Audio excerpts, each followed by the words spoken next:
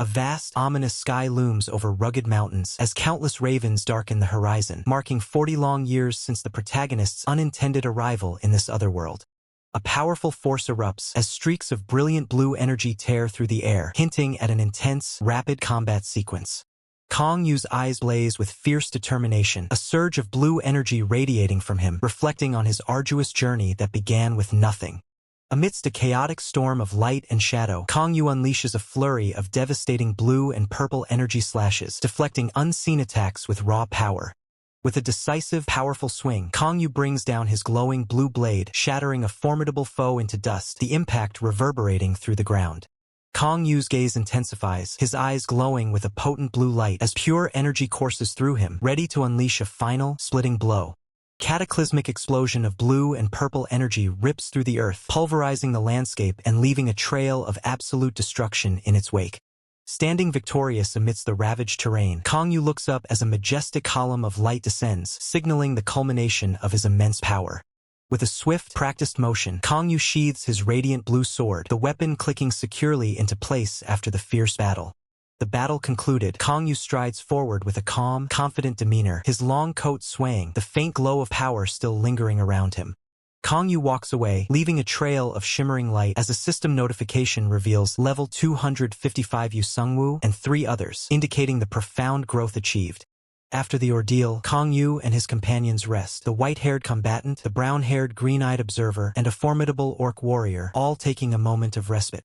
Victorious group looks up in awe as a radiant, golden-haired goddess descends, her divine presence illuminating the cavernous space. The goddess, identified as Gaia, beams down at them, declaring her unwavering belief in her heroes and their triumph over the ultimate demon king. Kong Yu's expression darkens with intense frustration, his eyes narrowed as he questions the goddess's cheerful smile. The goddess, caught off guard by Kong Yu's anger, responds with a confused pardon, her chibi form emphasizing her bewilderment. Kong Yu confronts Gaia, his voice laced with fury as he demands to know why she is seriously smiling right now, leaving her visibly shocked.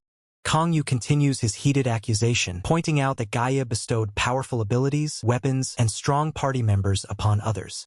His face shadowed by resentment, Kong Yu holds up a seemingly insignificant object, bitterly stating that he received nothing from her. Gaia, flustered and apologetic, explains that she lacked sufficient divine power to grant him anything, having summoned too many otherworlders. Enraged, Kong Yu lunges at Gaia, sword drawn, threatening to cut her up, while the orc warrior desperately struggles to hold him back, pleading for him to calm down. Gaia recoils in terror, floating rapidly away from the furious Kong Yu, her fear evident in her frantic retreat. Gaia's internal thoughts betray her shock and fear as she wonders how a mere human like Kong Yu could have become so impossibly strong. Regaining her composure, Gaia offers rewards to the heroes, asking them what they desire for their valiant efforts. The orc warrior steps forward, declaring his desire to join the next battlefield, but only if the cause is truly just and great. White-haired combatant, radiating pure joy, declares that he desires nothing, content with the great adventure shared with his comrades. A chibified Kong Yu playfully pinches the white-haired combatant's cheek, questioning his lack of embarrassment, to which the white-haired combatant sincerely replies that his comrades are the best. The brown-haired, green-eyed observer, with a serious expression, requests the power to travel through any dimension and the ability to use weapons. Gaia considers his request, acknowledging the dimensional travel but expressing slight hesitation regarding the weapons, asking for his reasons. The Red Elf, with an impassioned gesture, declares that his demand for weapons is obviously for revolution. He passionately elaborates, calling for a revolution for the races that have been excluded and bullied, urging the spark of rebellion to spread through the dimensions and to point your weapons towards the privileged. Kong Yu playfully agrees, stating, "Yeah, that's just like you, Red Elf," to which the Red Elf responds with a cheerful, "Hoo-hoo, thanks for knowing me." Gaia, however, cuts them off, exclaiming, "Stop encouraging each other." Gaia, looking utterly flustered and covering her face with her hand, then turns her attention to Kong Yu, asking, "What about you, Sungwoo?" Kong Yu stands in a thoughtful pose, his hand resting on his chin, contemplating his own desires and reasons. He muses on the idea of money and items, dismissing them with a wave of his hand as he's already got tons of that, revealing a vast treasure hoard of gold and powerful artifacts. From a high vantage point, Kong Yu surveys an army of his loyal, armored subordinates, declaring that things like power and fame can be gotten anytime, so I wouldn't even bother with it, especially for him, who's level 255 now. He stands confidently beside a swirling dimensional portal, asserting his current capabilities. I'm already able to travel dimensions and conquer worlds. The scene shifts, showing a vibrant, bustling medieval town from above, its streets filled with people and classic European architecture. Feet tap lightly along the cobblestone street, passing by market stalls and distant buildings. A young man, revealed as Yu Sung-woo, sighs wearily as a system notification confirms his status, YOOSEUNGWO Level 1. His stomach growls loudly, and Yu Sung-woo clutches it, thinking to himself, I need to eat something first. His expression is one of desperate hunger. His eyes widen slightly, a look of surprise crossing his face as he notices something off-panel. Sung-woo gazes intently at a building, a thought bubble indicating his realization. He spots a sign with a crossed spoon and fork. The restaurant sign, glowing faintly, with its simple yet inviting spoon and fork emblem, draws his hungry gaze. Inside the bustling eatery, Yu Sung-woo hesitantly calls out, hey, as he leans forward at a wooden table, looking around cautiously. Sung-woo watches, surprised, as another male patron loudly calls out, Boss, give me the usual. Inspired, Yu Sung-woo raises his hand, eagerly requesting, Boss, I'd like the same thing too. A magnificent dish is served, featuring glistening meat rolls covered in a vibrant, light blue sauce, perfectly garnished with fresh vegetables. Bathed in a warm, ethereal glow, Yu Sung-woo's eyes sparkle with pure joy as he exclaims, I can finally eat proper food. Tears of happiness stream down his face as Yu Sung-woo, overwhelmed with gratitude, cries out, Thank you for the food, and vigorously digs into his meal. Fork plunges into the tender meat, causing the iridescent blue sauce to splash, a testament to the meal's enticing texture. Two chibi versions of Gaia playfully stretch Kong Yu's cheeks, asking, Sung-woo, are you thinking about the past? A hand clenches tightly into a fist, the force of the action highlighted by sharp impact lines.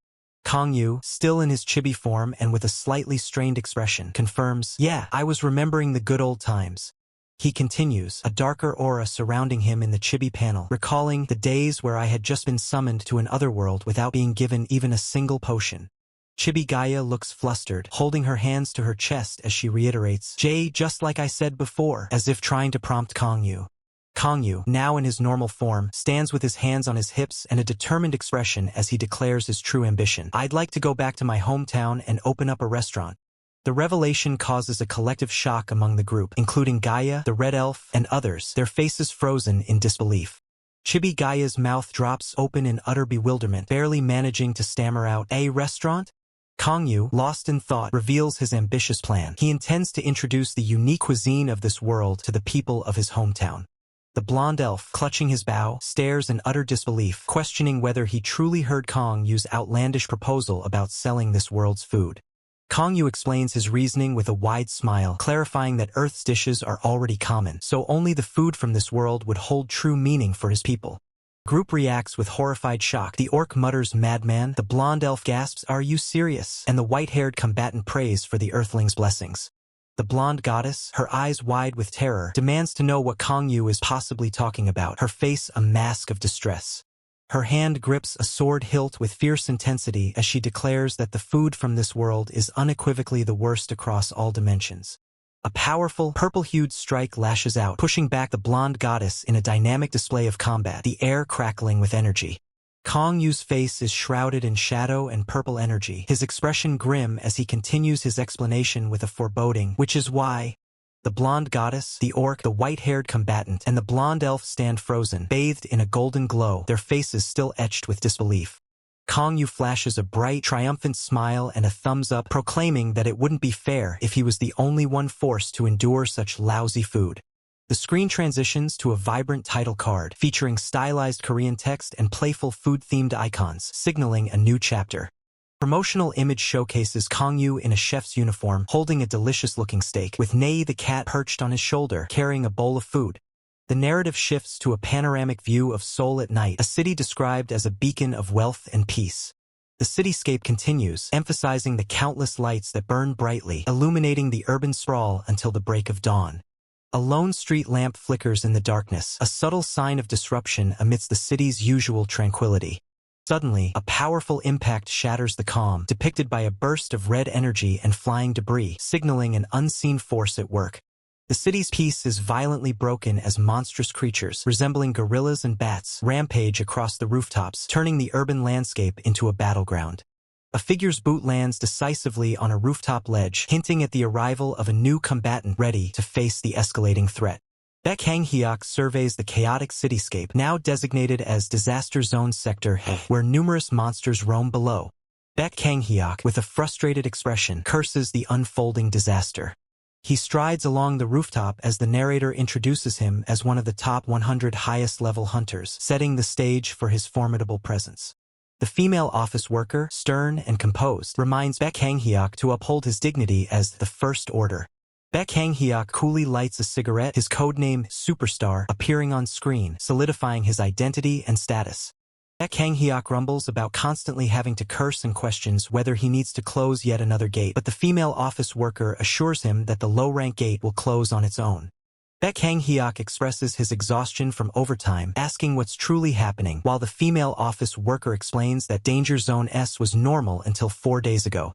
The female office worker reveals her concern, stating that the number of monsters appearing has drastically increased in the last 4 days. Baek Hang-hyuk, cigarette in hand, acknowledges her point and directs her attention to something specific in the distance, urging her to look at that. A 3-headed wolf-like monster charges across the cityscape, its frantic movements suggesting it's being pursued by an even more savage beast. The female office worker confirms that Second Order SSI had the same thought, anticipating the imminent appearance of a boss monster, before sharply telling Baek Hang-hyuk to refrain from smoking. Despite being told to stop, Baek Hang-hyuk's gloved hand still holds a lit cigarette, the smoke curling upwards with a soft sizzle. Rain continues to fall steadily, soaking the ground as Baek Hang-hyuk and the female office worker remain standing, droplets splashing around their feet. Baek Hang-hyuk, with a cigarette still between his fingers, glares up at the sky, declaring his profound annoyance with the situation. He turns away from the female office worker, dropping his cigarette as he states that a boss raid should start soon, then casually announces he's taking a 2-day break. The female office worker looks on with a questioning gaze, wondering about his sudden vacation and where he intends to go so late at night. Baek Hang-hyuk, with a stern expression, simply retorts that he is not in the mood for anything today, leaving the female office worker to observe from behind. His true motive emerges as a chibi. Baek Hang-hyuk declares his intent to stuff his face, while the chibi female office worker sighs, realizing he's up to his old habits again. A vibrant title card for the gourmet restaurant flashes across the screen, signaling a shift in focus to the establishment Baek Hang-hyuk seeks. The heavy rain continues to pour over a quiet city street at night, illuminating the signs of various cafes and shops.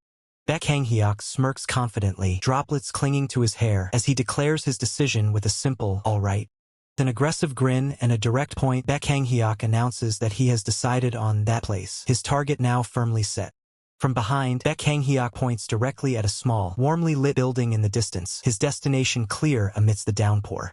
Chibi Baek Hang-hyuk clutches his stomach in anguish, lamenting the combined fatigue from overtime work, the pressure of battles, and the gnawing emptiness of his stomach. His eyes narrow with intense determination as Baek Hang-hyuk declares that his stress has reached its absolute limit. Baek Hang-hyuk muses on the potential outcomes. If the food is bad, they should prepare to close, but what if it's delicious? Chibi Baek Hang-hyuk grins maniacally, his tongue out, surrounded by delicious food, vowing to scold them for making him eat day and night if it's good. Baek Hang-hyuk reaches out, his gloved hand extending towards the door of the restaurant, a moment of anticipation before he enters. His hopes are dashed by the sight of a simple, wooden closed sign hanging prominently on the door. Baek Hang-hyuk's face contorts in shock and disappointment as he questions if the restaurant is already closed. He sighs deeply, covering his eyes with a gloved hand, lamenting the unfortunate turn of events. Baek Hang-hyuk's hand hovers menacingly over the closed sign, expressing his disbelief that this mere sign could impede his visit. The furious punch, Baek Hang-hyuk shatters the closed sign, his frustration erupting as he declares it cannot stop the visit of the First Order superstar Baek Hang-hyuk. Baek Hang-hyuk stands with a wide, almost deranged grin, having just unleashed a powerful strike, leaving a trail of destruction. Inside the quiet restaurant, Kang-yu reflects on the unfinished business, noting that he still hasn't signed a contract with an ingredient supplier. The kitchen counter is tidy, stocked with an array of spices and cooking essentials, yet still awaiting full preparation. Kang-yu's hand meticulously writes on a crumpled paper, adding the remaining utensils to his list of necessary purchases for the restaurant. Kong Yu takes a contemplative sip from his cup, standing behind the counter of his restaurant, a cardboard box nearby, as he surveys his new venture. Kong Yu, holding his cup, reflects on his journey, noting that it has been approximately 4 days since he arrived on Earth. He savored the quiet moment, a faint smile gracing his lips as he held his cup. The 4 days since his arrival on Earth had brought a peculiar calm. His thoughts drifted to the simple pleasures of this new life, like rediscovering old movies. A hand reached into a box, pulling out a classic. This is the life, Kong Yu mused contentedly, a movie and a fresh cup of coffee in hand, embracing the peaceful domesticity. But the tranquility was abruptly shattered as the white-haired combatant burst through the entrance, his arrival a violent disruption. White-haired combatant surveyed the empty restaurant with a mocking smirk, commenting on the lack of customers. How empty, he declared. Looks like there are no customers today. Huh? Kong Yu stood with his back to the intruder, still clutching his movie, a silent pause hanging in the air. Turning slightly, Kong Yu's expression darkened, a subtle purple aura emanating around him as he explained, because we're not officially open yet. Unfazed, the white-haired combatant casually settled onto the counter, dismissing Kong Yu's words with a defiant "I don't care." With an arrogant demand, the white-haired combatant ordered Kong Yu to serve me something good. Kong Yu's smile remained, but it was now laced with a dangerous edge, his thoughts seething. He ruined my movie time, and he's talking informally on our first meeting? Does this punk have a death wish? Spark of realization ignited in Kong Yu's eye, the purple glow intensifying as he thought, wait, looking closer, this customer... Meanwhile, the white-haired combatant impatiently tapped his fingers on the counter, clearly bored by the delay. His impatience grew, a furrow forming in his brow as he continued to wait. The white-haired combatant finally broke the silence, demanding, "Huh? What are you looking at?" Kong Yu, still smiling, casually replied, "It's nothing." Kong Yu's eyes, however, betrayed his innocent words, scanning the white-haired combatant with a sharp, assessing gaze. Kong Yu's internal critique began, observing the white-haired combatant's arm. Such frail and feeble arms, he thought, unimpressed. His assessment continued, moving to the legs. Legs that would break from just a low kick, Kong Yu mentally scoffed. And then, the ultimate insult, eyes and intellect that didn't recognize the closed sign, Kong Yu concluded, finding him utterly lacking. Kong Yu shook his head, feigning pity while his thoughts were scathing. What a poor and pitiful kid. How long has he lived without getting enough food? He doesn't have manners or a conscience either. Even his brain must have shrunk. The white-haired combatant's face contorted in a furious scowl, sensing the thinly veiled contempt. Slamming his hand down, the white-haired combatant exploded. Can't you see my coat? I'm the first order. Ignoring the outburst, Kong Yu calmly began to recite the menu. Let's see. The food today is... The white-haired combatant, enraged, screamed, "Hey, are you mocking me?" Seriously, how rude, the white-haired combatant muttered, crossing his arms. He then issued a warning, just try giving me something inedible. Kong Yu pondered his ingredients, a thoughtful expression on his face. These ingredients might be too strong, he mused. He selected a glistening, prime cut of meat, radiating an almost magical aura. Kong Yu looked down with a subtle, knowing smile. Kid, I'll do you a favor, he declared. He walked towards the kitchen, carrying the heart-shaped cut of meat, promising, I'll serve you something precious. The precious ingredient was then meticulously kneaded and prepared, shimmering with raw power. The ingredient was none other than the shoulder meat found between the long neck and wings of a red dragon, described as the equivalent of pork scotch. Kong Yu, with sharp precision, begins to slice into the formidable red dragon meat. The blade glides effortlessly through the dense, glistening flesh, revealing its inherent fiery aura. This rare red dragon meat is imbued with the very spirit of flame itself. Its powerful, fiery essence demands a delicate touch, requiring it to be basted with fruit juice to unlock a truly luxurious flavor. For this exquisite dish, the perfect choice is a rich, vibrant grape juice. The deep purple juice cascades over the raw dragon meat, preparing it for the searing heat. While the meat's natural flavor is exceptional, Kong Yu knows it can be elevated further. Golden oil drizzles over the meat, promising an even richer, more complex taste. Kong Yu smiles confidently, convinced this expertly prepared dish will leave a lasting impression on his very first customer. He muses to himself that, as always, the art of cooking truly brings him joy. Suddenly, a chilling, guttural scream erupts from the pan, sending waves of dark energy into the air and startling the nearby customer. The blonde customer, wide-eyed and bewildered, questions if he truly heard a scream. He tentatively asks Kong Yu if he just heard the meat itself scream. Still bewildered, the blonde customer repeats his incredulous question about the screaming meat. The blonde customer, growing increasingly uneasy, insists on knowing if the meat had indeed just let out a shriek. Kang Yu dismisses the blonde customer's concern with a casual smile, suggesting it was likely nothing. The perfectly seared steak, now sizzling on a plate, is expertly seasoned with a final touch of pepper. Kang Yu carefully plates the finished dish, anticipating the next step. With a flourish, Kang Yu declares the meal complete and presents it to the blonde customer. Magnificent steak, perfectly cooked and glistening, radiates an irresistible allure. The blonde customer leans in, examining the steak with a discerning hum. Internally, the blonde customer grudgingly admits to himself that Kang Yu is quite something. Blonde customer's thoughts culminate in a single, emphatic word: incredible. The blonde customer praises Kang Yu's decent flambe skills and impressive fire show, to which Kang Yu, surprised, asks if he's being acknowledged. With a satisfied grin, the blonde customer eagerly picks up his knife and fork, ready to savor the meal. Cooked steak emits a subtle, fruity aroma, and its perfect sear is a testament to Kang Yu's culinary mastery.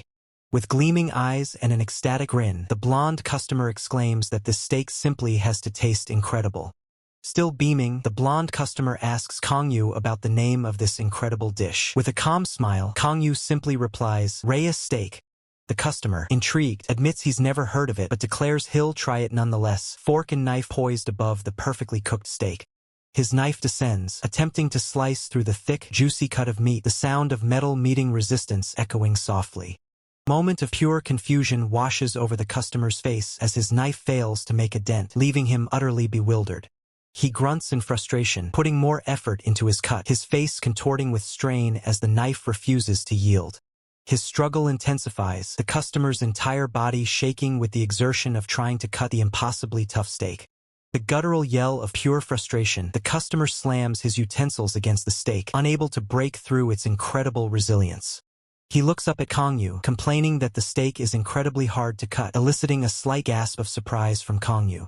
Kang Yu, with a knowing smile, takes the plate and offers to cut the steak himself, moving with a confident grace. As Kang Yu takes the plate, his eyes narrow in thought, a mental prompt appearing, "Kiel Reyes is a," hinting at the true nature of the dish. The scene shifts, revealing a dark, ominous cavern, its jagged ice formations hinting at a dangerous, ancient dwelling. Within this fiery, treacherous landscape, Kang Yu stands ready, gripping his sword with fierce resolve, prepared for a formidable battle. His gaze is intense, reflecting his internal thought. This is indeed a very strong opponent he faces. A terrifying red dragon with glowing yellow eyes emerges from the fiery depths, identified by a system prompt as Elder Red Dragon Kiel Reyes. The system reveals Kiel Reyes's ancient lineage, an Elder Red Dragon for 1,800 years and the Demon King's right hand, as Kang Yu faces the colossal beast. The Elder Red Dragon roars, its powerful jaws wide open, radiating an aura of immense power and fury. Kang Yu unleashes a devastating purple energy slash, reflecting on the immense difficulty he faced in defeating such a formidable foe. Back in the restaurant, Kang Yu effortlessly slices through the Reyes steak with a simple knife, the tender meat yielding easily and releasing its juices. Customer watches in disbelief, asking Kang Yu how he's able to cut the meat that was impossible for him moments ago. Kang Yu continues to slice, remarking that the customer must be very tired, a subtle jab at his lack of strength, leaving the customer stunned. Accepting Kang Yu's playful insult, the customer finally takes a piece of the perfectly cut steak, preparing to taste the legendary dish.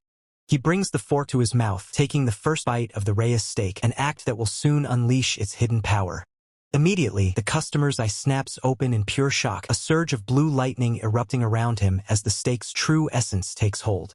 The customer convulses, overwhelmed by the experience, while Kang Yu observes with a curious "oh" as the powerful reaction unfolds.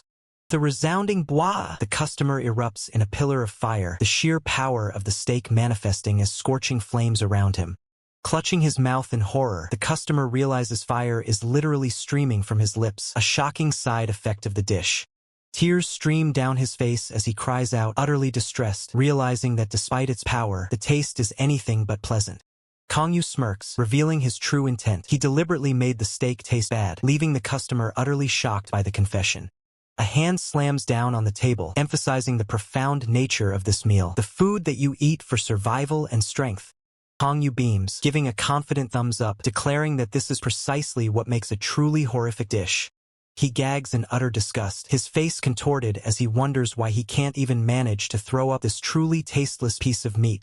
Sweat pours down his face as he battles the dish, questioning if he's truly meant to keep eating it, protesting that it's far too hot, and agonizing over whether swallowing is his only option. With a visible gulp, he forces the challenging meal down, beads of sweat tracing paths down his neck. Internally, a searing energy erupts within him, manifesting as a violent orange glow from his core, racking his body with intense pain. His eye widens, a complex, swirling pattern appearing within the iris, signaling a profound and unexpected internal transformation. He collapses to the floor, dazed and defeated, chairs scattered around him from the violent reaction, while Kang Yu observes him calmly from behind the counter. Lying sprawled on the floor, he groans, his only coherent thought being a lament about the dish's terrible taste, as Kang Yu watches with a slight, knowing smile. An hour later, he suddenly jerks upright, letting out a sharp cry as the lingering effects of the meal continue to plague him. From his vantage point on the floor, he stares up at Kang Yu, who casually lounges on a nearby sofa, a relaxed yawn escaping his lips. Leaning against the wall, utterly spent, he bitterly reflects on the ordeal, convinced that the crazy chef had truly attempted to kill someone with that dish. Enraged by Kang Yu's continued nonchalance, he lets out a furious cry, questioning how he could still be yawning, as he launches a swift kick towards the unsuspecting chef. With effortless grace, Kang Yu intercepts the attack, a surge of blue energy flaring around his forearm as he powerfully blocks the incoming kick. His eyes widen in utter disbelief, sweat beading on his forehead as electrical energy crackles around him, shocked by the sheer power of Kang Yu's defense. Kang Yu reclines casually on the sofa, holding up a torn piece of fabric, and dismissively asks if this meager display is all he has after consuming his special dish, labeling him a true weakling. Kang Yu reveals the true nature of the meal, a glittering keel rhea steak, explaining that this is 3-star meat capable of granting vitality ++, fire resistance +++, strength +++, and even a dragon's ability, before reiterating his opponent's weakness. He points to himself, utterly bewildered, demanding to know if Kang Yu truly considers him a weakling. With a mischievous grin, Kang Yu points directly back at him, confirming his assessment with a simple, definitive, "Yeah, you." His face contorts with explosive rage, the sheer force of his suppressed fury manifesting as cracks spiderwebbing across the wall behind him. He rises to his feet, his posture radiating menace, and confronts Kang Yu, beginning to challenge his perception. "You think I'm—" His eyes glow with a dark, furious intensity as he finishes his defiant question. "Weak." With a roar of defiance, Baek Hang-hyuk unleashes a devastating punch, his body enveloped in a crimson aura as he declares his true identity. "I'm the First Order, Baek Hang-hyuk." Before Baek Hang-hyuk's punch can land, Kang Yu's hand moves with blinding speed, a flash of blue energy accompanying a precise flick to Baek Hang-hyuk's forehead, leaving him stunned. The sheer force of the flick sends Baek Hang-hyuk hurtling backward through the air, landing with an undignified thud as Kang Yu calmly looks down from his seated position. Kang Yu, still seated on the sofa, looks down with an exasperated expression, chiding Baek Hang-hyuk for attempting to punch him again, despite his obvious anger. With a dismissive sigh, Kang Yu turns away and settles back into the sofa, announcing his intention to simply go back to sleep. Kang Yu holds his phone, a thoughtful expression on his face, pondering what exactly the First Order could be for Baek Hang-hyuk to make such a fuss about it. The phone screen displays search results for First Order, revealing it to be a formidable group comprising the 100 strongest hunters in the world. Baek Hang-hyuk lies defeated on the floor, a prominent bump forming on his forehead, as Kang Yu's mind reels with the shocking realization that weakling is one of the 100 strongest hunters in the world. Kang Yu sits on the sofa, a worried expression clouding his face as he muses that if the world's strongest hunters are this weak, Earth seems utterly screwed, yet he still doesn't feel like stepping in. Kang Yu ponders the situation, a sudden realization dawning on him. The gladiator trainer lies utterly defeated on the ground, a single word escaping his lips in despair.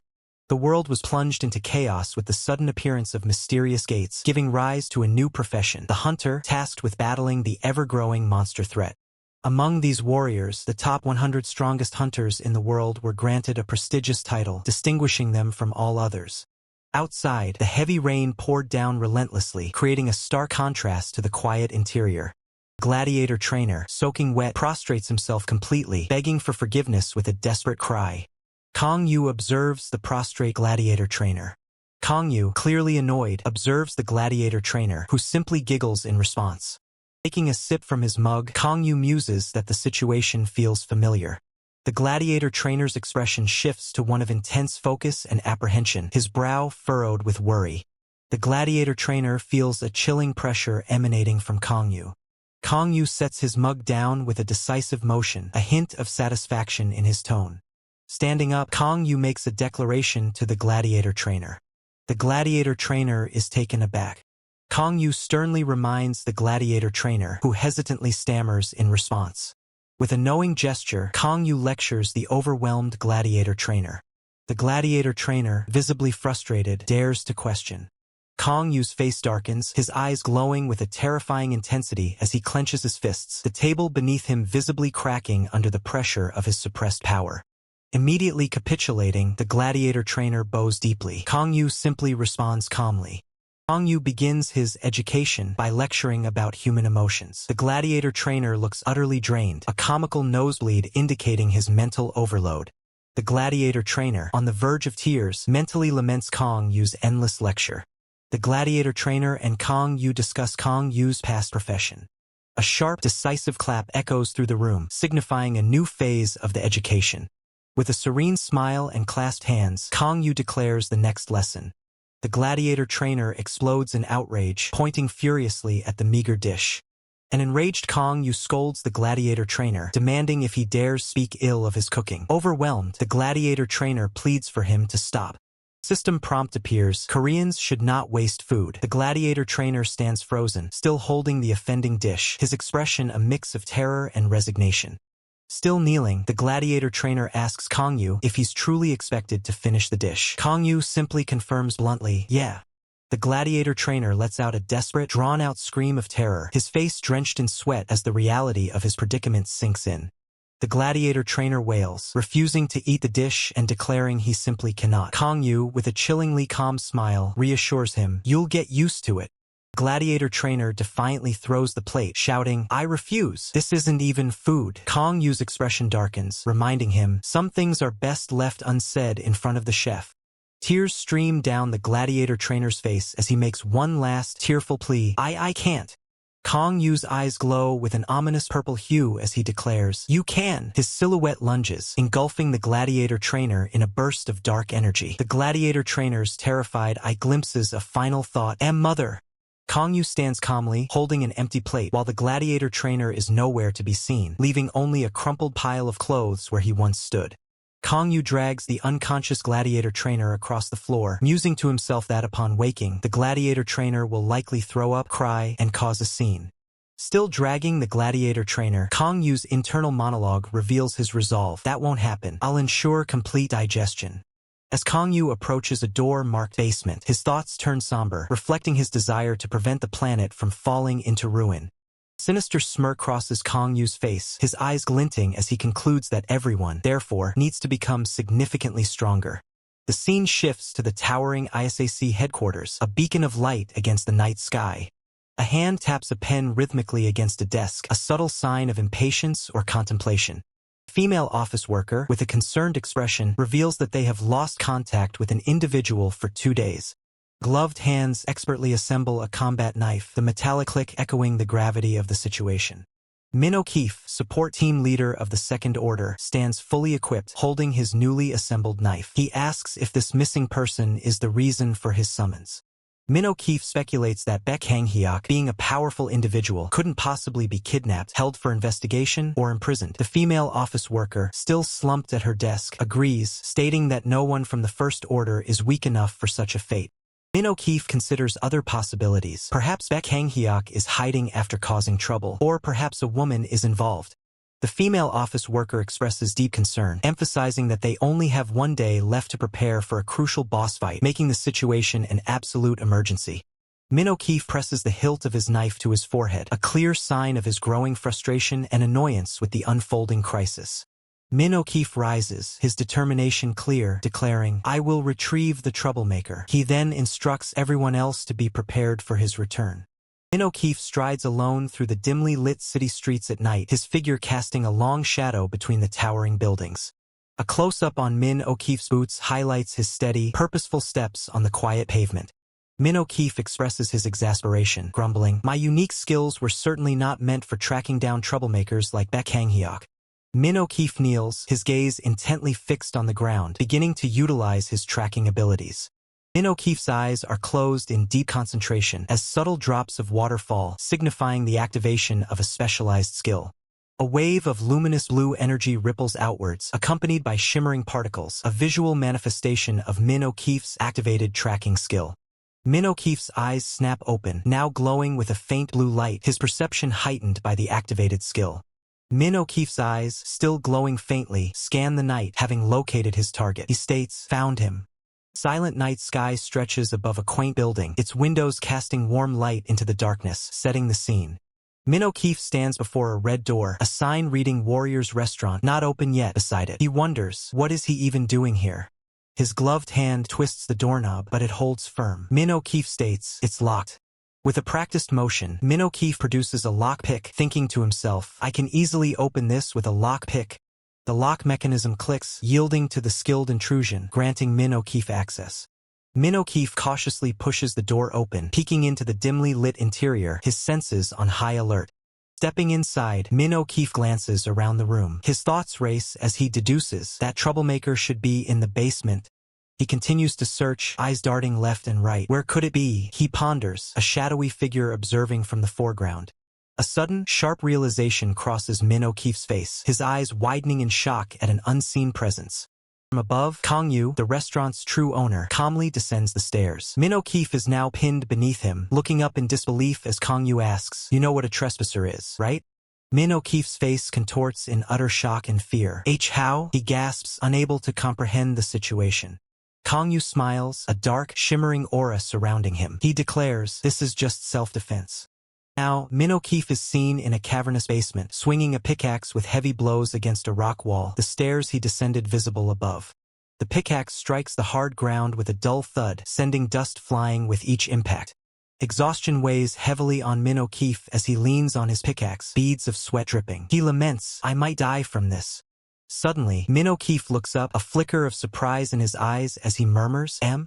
A massive, dark silhouette looms over Min O'Keefe. He recognizes the figure with a jolt, thinking, could it be? Kang Yu stands impassively as, in a chibi thought bubble, he gleefully exclaims to himself, "As expected of Min. I knew you would come. I believed in you this whole time." Min O'Keefe frantically grabs Kang Yu's arm, urging him, "So where's the exit?" Kang Yu turns to Min O'Keefe, who avoids his gaze. Kang Yu simply asks, "Am I in?" Min O'Keefe, holding his pickaxe, looks exasperated. He admits, "I was caught too." Chibi Min O'Keefe collapses in despair, tears streaming down his face. His silent ellipsis speaks volumes of his misery. This promotional artwork showcases Kang Yu, the restaurant owner, proudly presenting a dish while his feline companion, Nei, assists, capturing the essence of his daily life. Both Kang Yu and Min O'Keefe are now working side by side, pickaxes striking the rock walls in unison, expanding the underground space. The pickaxe lands another heavy blow, chipping away at the stubborn rock, the sound echoing through the cavern. Min O'Keefe, hunched in exhaustion, questions his fate. "What am I doing?" Kang Yu, standing tall, replies matter-of-factly, "Isn't it obvious? We're expanding the basement." A furious Chibi Min O'Keefe yells, "Can't you tell I was being sarcastic?" He then adds, "Why did you need to piss off a monster like him?" Min O'Keefe collapses onto the ground, groaning. Kang Yu, leaning on his pickaxe, muses, "I didn't think he'd be that powerful either. He didn't seem to be from what I saw." Both men are now seated, weary from their labor. Min O'Keefe asks Kang Yu, "When you used your ability, could you tell how strong he was?" Kang Yu responds with a question of his own. "You've seen Haken before, right?" Kang Yu, looking weary but resolute, confirms he has encountered Haken, identifying him as the First Order Rank 6 returning warrior. Kang Yu admits that his own strength pales in comparison to Haken's level 85 might. Min O'Keefe, looking surprised, exclaims at Haken's power, then questions if Kang Yu intends to resume their strenuous labor without further rest. With a grimace of determination, Kang Yu, gripping his pickaxe, declares that resting is not an option. Kang Yu unleashes his frustration with a furious, downward swing of the pickaxe, roaring his intent to murder the person who dared to provoke a monster like Haken. Min O'Keefe flinches, a bead of sweat running down his temple, as Kang Yu's powerful swing narrowly misses him. Kang Yu groans in exhaustion as Min O'Keefe takes over the pickaxe, explaining that he's doing most of the work as an apology. Kang Yu retorts with a muffled, "Shut up." Min O'Keefe, still wielding the pickaxe, expresses deep concern, realizing their situation is dire as the boss is expected to appear soon, and they risk severe consequences if they don't escape. Kang Yu, sweating with worry, agrees with the assessment, acknowledging the severity of their plight despite being the best hunters in Sector A. An exhausted Kang Yu stands by as Min O'Keefe attempts to lighten the mood with a nervous laugh, still clutching the pickaxe. A nervous Min O'Keefe tries to explain to a stoic Kang Yu that they've already worked extensively and there's nothing more they can do, forcing a strained laugh while Kang Yu remains silent. Despite their efforts, Kang Yu resolves to leave, declaring his intention to apologize to the owner for their unfinished work. Min O'Keefe questions if the owner will release them so easily, but Kang Yu, already moving, believes explaining their dire situation might persuade him, adding an intriguing and also a sparkling, almost ethereal thought bubble reveals Min O'Keefe's internal reflection. Despite everything, laborer Kang Yu possesses a peculiar charm due to his upright nature. The scene transitions to a vibrant title card, marking the start of a new segment or chapter. The owner, now in his restaurant uniform, stands with his arms crossed, granting permission for them to leave. Min O'Keefe reacts with astonished joy, while laborer Kang Yu bows his head in sincere gratitude, thanking the owner for his understanding. As the owner dons his apron, he addresses Min O'Keefe by name, declaring an end to formalities, which prompts a surprised Min O'Keefe to question how the owner knew his name. The owner casually reveals he simply Googled Min O'Keefe's name, leaving both Min O'Keefe and laborer Kang Yu stunned, with Min O'Keefe marveling at the convenience of civilization. The owner ties his apron, realizing his lapse in manners, and instructs them to wait, signaling a new intention. With a warm smile, the owner declares it would be impolite to let them leave hungry, even though the restaurant is closed, and offers to prepare them a meal. Min O'Keefe recoils in disgust, exclaiming that the food tastes awful, to which the owner calmly replies he anticipated this, then offers a choice, something tasty or something horrific. Min O'Keefe stares in bewildered confusion, questioning who would ever choose horrific food, then quickly asserts his desire for something tasty. The owner smiles, announcing he'll fry salmon in foil, mentioning he still has some from his own snack, leaving both Min O'Keefe and laborer Kang Yu in shock at the realization that they never truly had a choice. Laborer Kang Yu, deep in thought, begins to make a request, his expression hinting at a specific desire. A sudden realization flashes in laborer Kang Yu's eyes, as he internally questions whether the owner would genuinely offer them a choice in their meal. Laborer Kang Yu's expression hardens with suspicion, convinced that the offer is too good to be true and inherently suspicious. Laborer Kang Yu, with a determined glint in his eye, boldly declares he wants something horrific, surprising Min O'Keefe, while Kang Yu, the owner, beams, excited by the challenge. Kang Yu, the owner, reaches into the refrigerator, preparing to retrieve the ingredients for the requested meal. With a confident smile, Kang Yu, the owner, pulls out a package of ingredients, ready to begin his culinary creation. Expertly, Kang Yu, the owner, slices a large piece of fresh salmon on a cutting board, preparing it for the meal.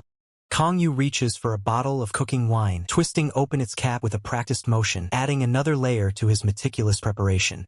He then meticulously drizzles a special sauce over the fresh salmon, its surface shimmering with an otherworldly glow, promising an extraordinary flavor.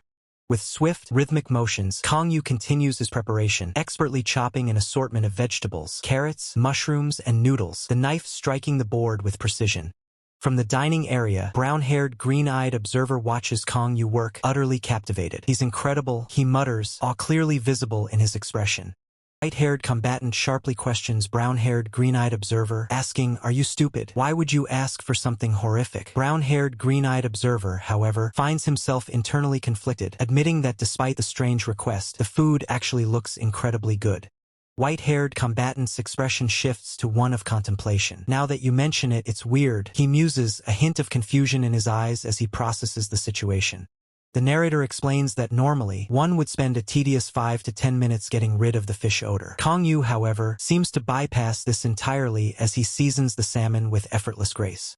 Brown-haired, green-eyed observer clarifies, revealing Kang Yu's secret technique. You probably can't see it, but he's using both salt and cooking wine at the same time. Kang Yu finishes his seasoning, a slight smile on his face, as the narrator reveals the astonishing result. By using that technique, the fish odor disappears in an instant. It's almost a magic trick. Kang Yu swiftly cleans a pan, preparing it for the next stage of cooking with practiced ease, his movements fluid and efficient. With a gentle yet firm motion, Kang Yu places a lid over the pan, sealing in the flavors and allowing the salmon to cook perfectly. The pan sizzles on the stove, steam escaping from beneath the lid as the meal begins to cook, filling the air with tantalizing aromas.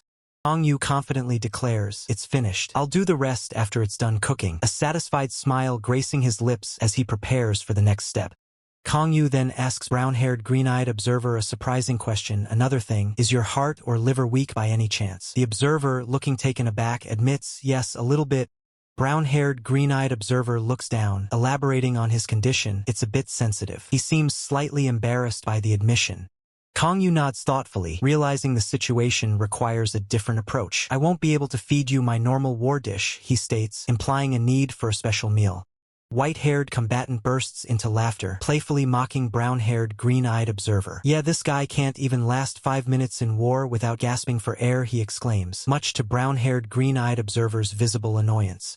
Kong Yu strokes his chin in thought, considering the challenge. I'll need to make some medicinal food then, he decides, already planning a custom dish to suit his guest's needs. With a determined expression, Kong Yu reaches up, grabbing a different pan from the overhead rack, ready to begin his new culinary creation.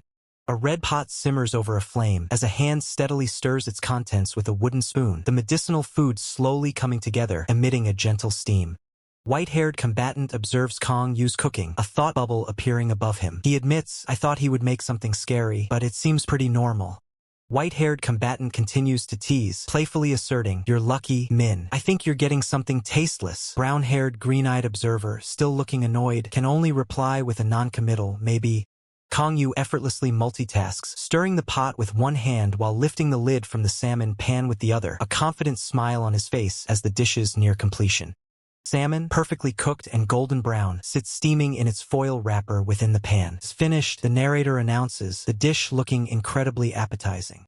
Kong Yu places the finished salmon dish on the table. White-haired combatant's eyes widen in surprise, sparkling with anticipation. This actually looks good, he exclaims, his previous skepticism vanishing.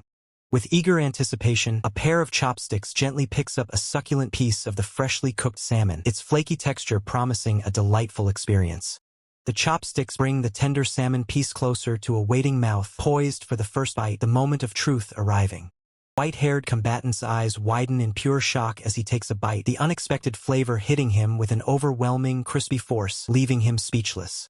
The taste is so profound, so ethereal, that white-haired combatant is transported to a cosmic realm of pure culinary bliss, his senses overwhelmed by the exquisite, melting flavors.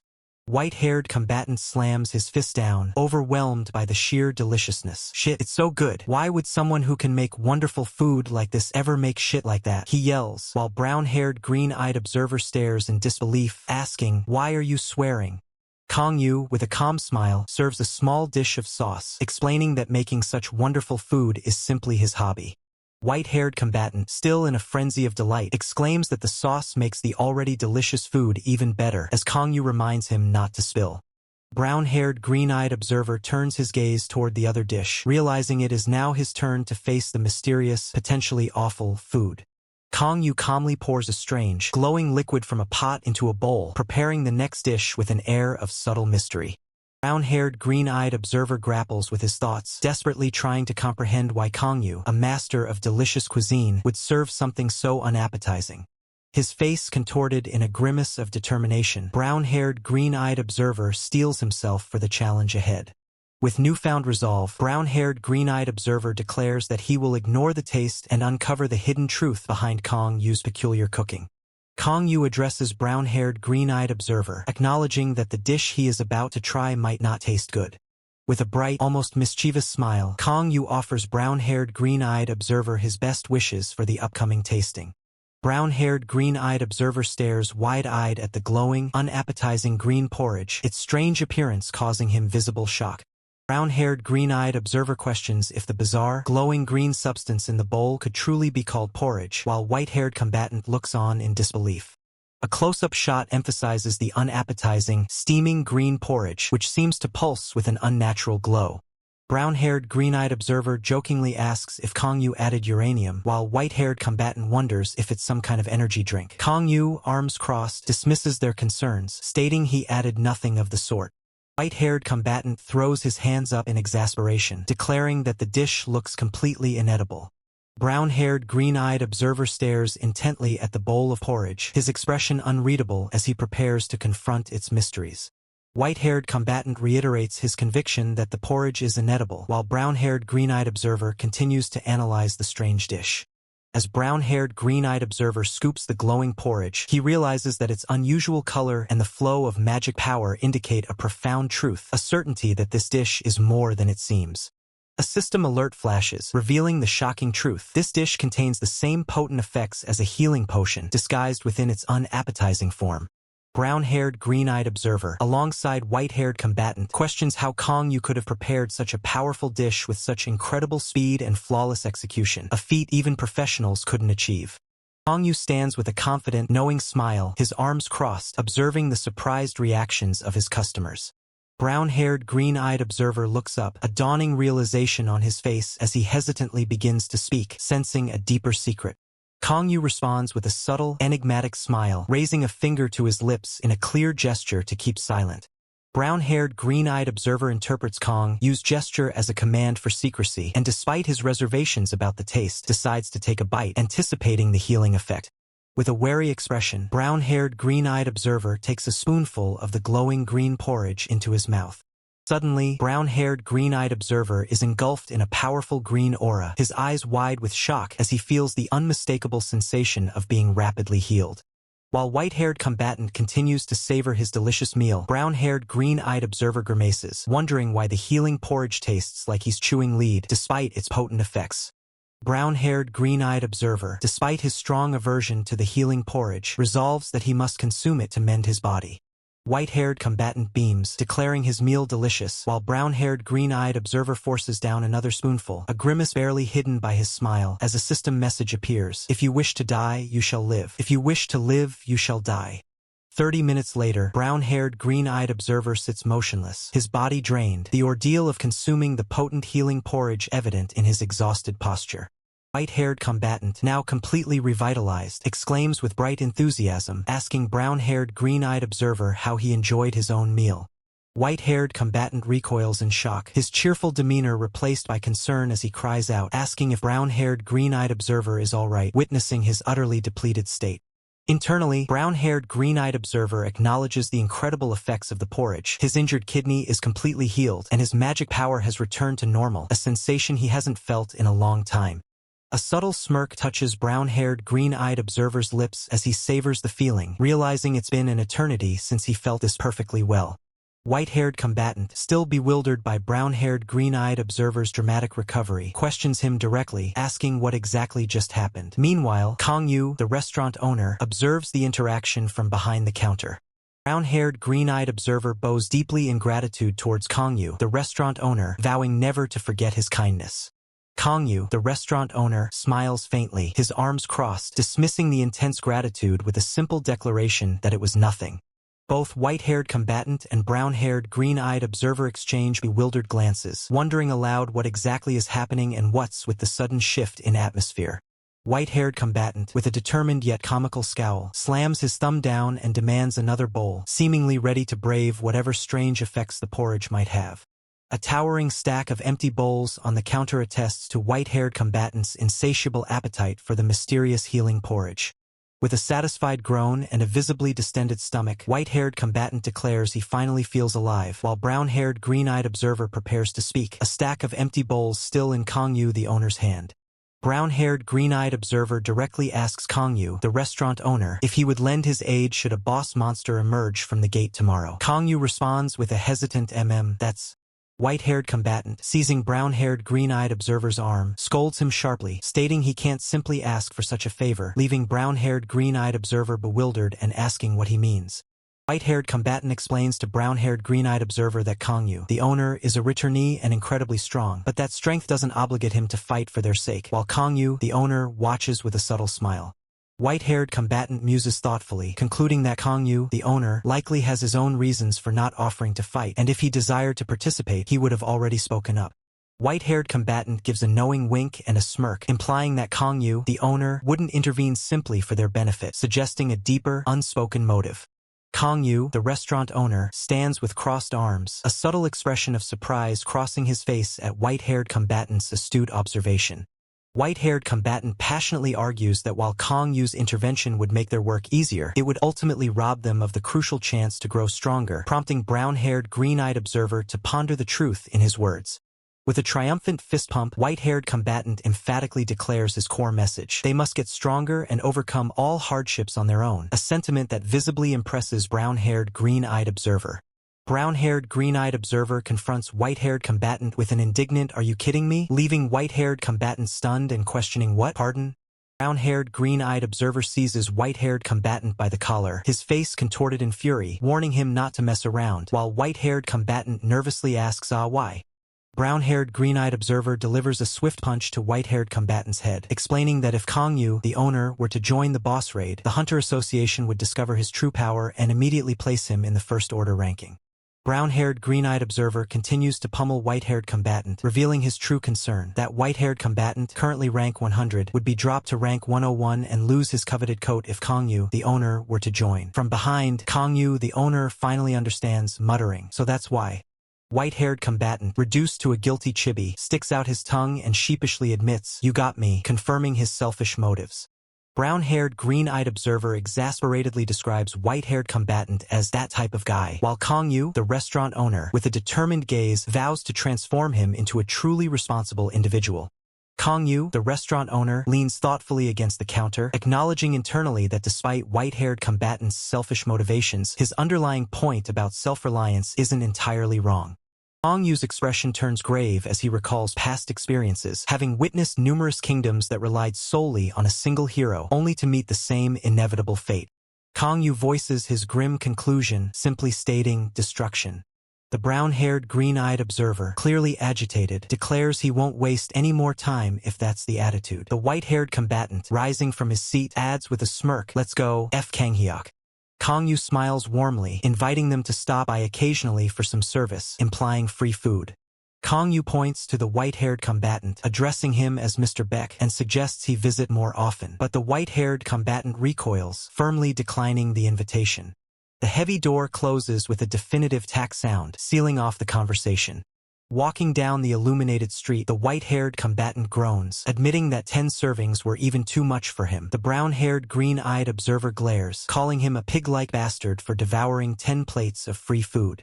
The white-haired combatant, in a fit of chibi rage, yells back, questioning the brown-haired, green-eyed observer's palate for eating stinky porridge. A sly, knowing smirk spreads across the brown-haired, green-eyed observer's face as he internally muses, "Stinky porridge?"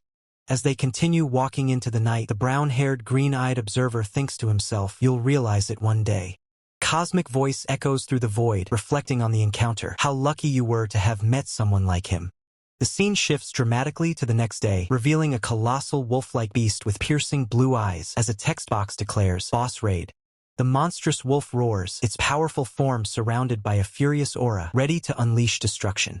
From a high vantage point, the white-haired combatant and brown-haired, green-eyed observer observe the chaos unfolding below.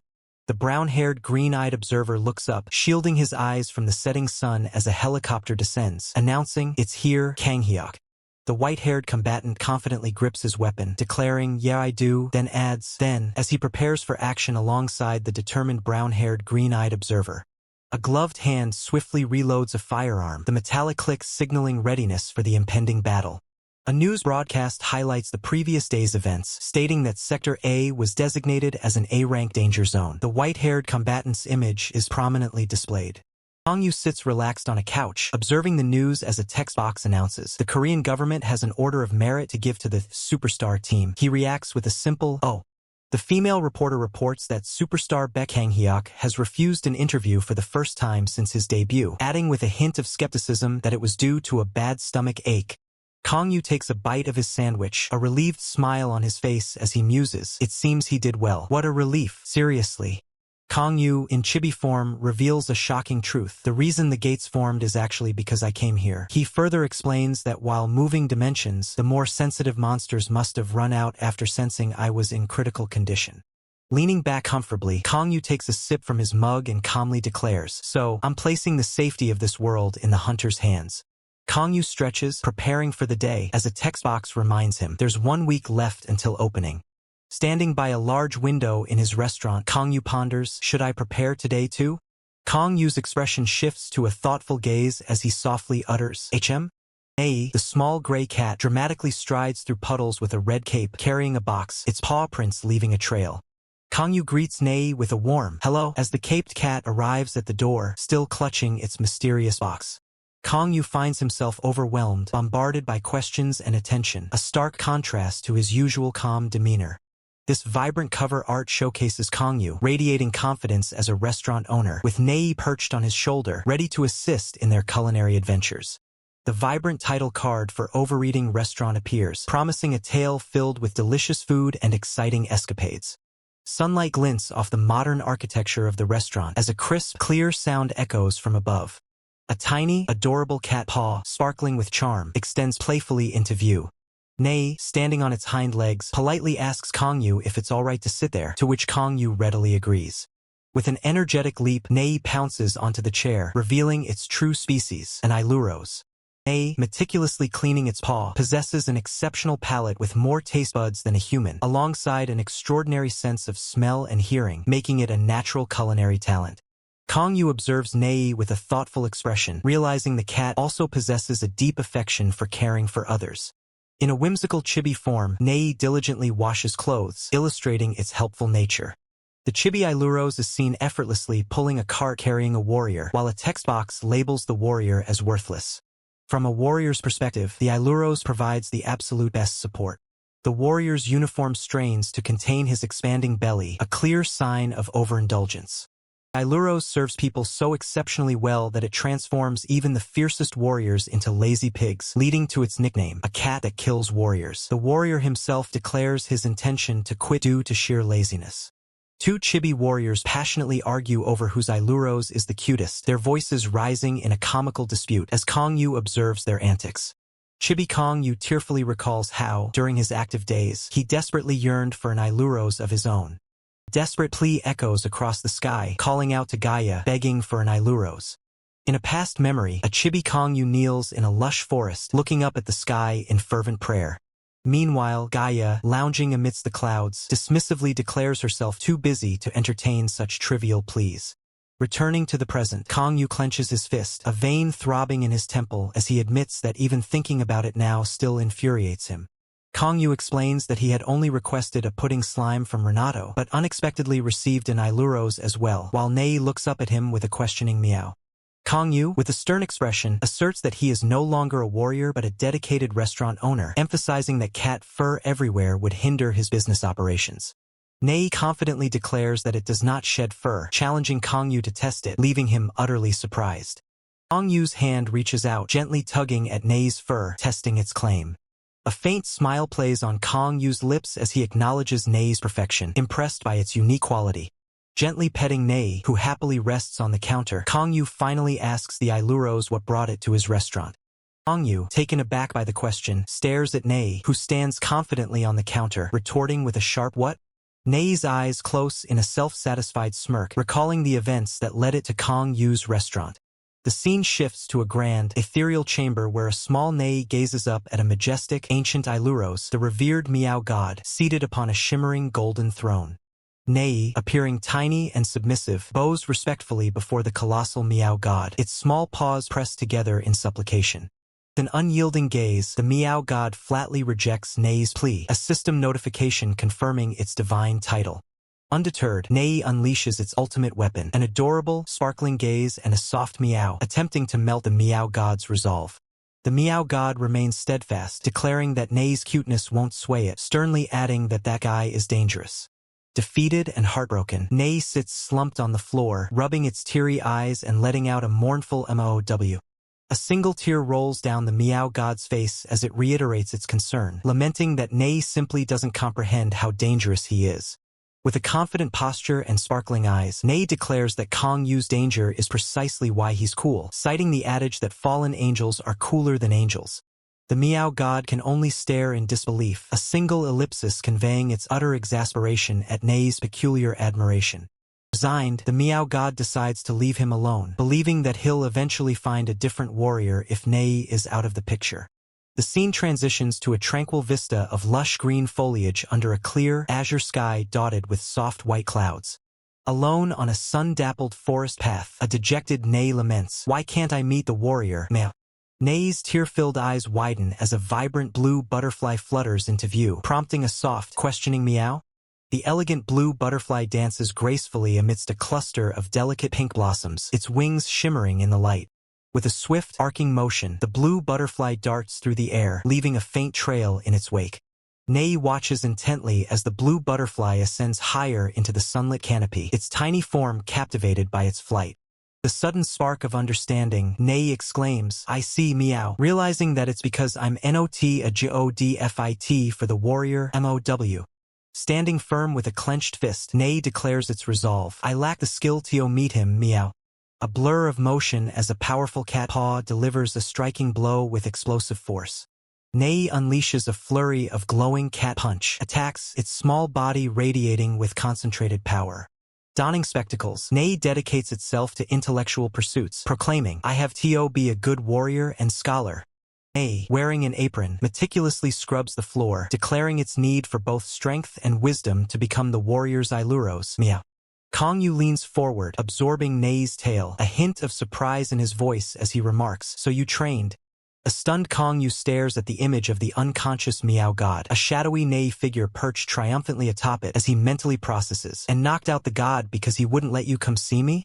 Nei puffs out its chest, beaming with pride, and emphatically confirms, "That's right, Meow." Kongyu muses internally, "I get why Renato sent this guy to me," as Nei affectionately rubs against the counter beside him.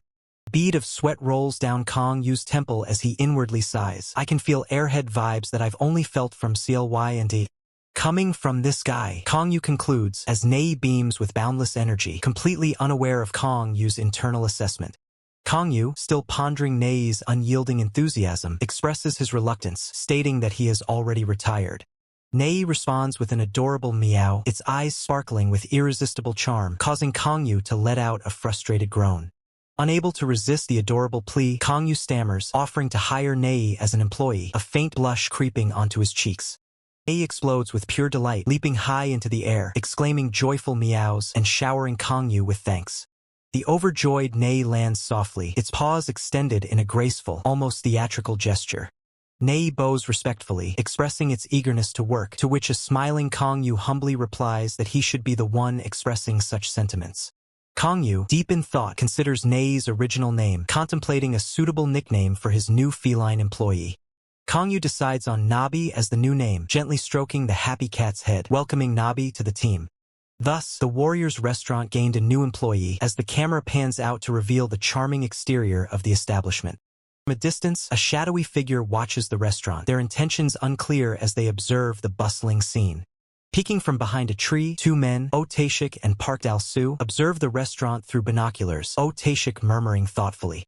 Otashik observes the restaurant, noting its sudden and mysterious appearance, a detail that clearly piques his suspicion. Otashik's face contorts into a suspicious grimace, his eyes narrowing as he processes his observations.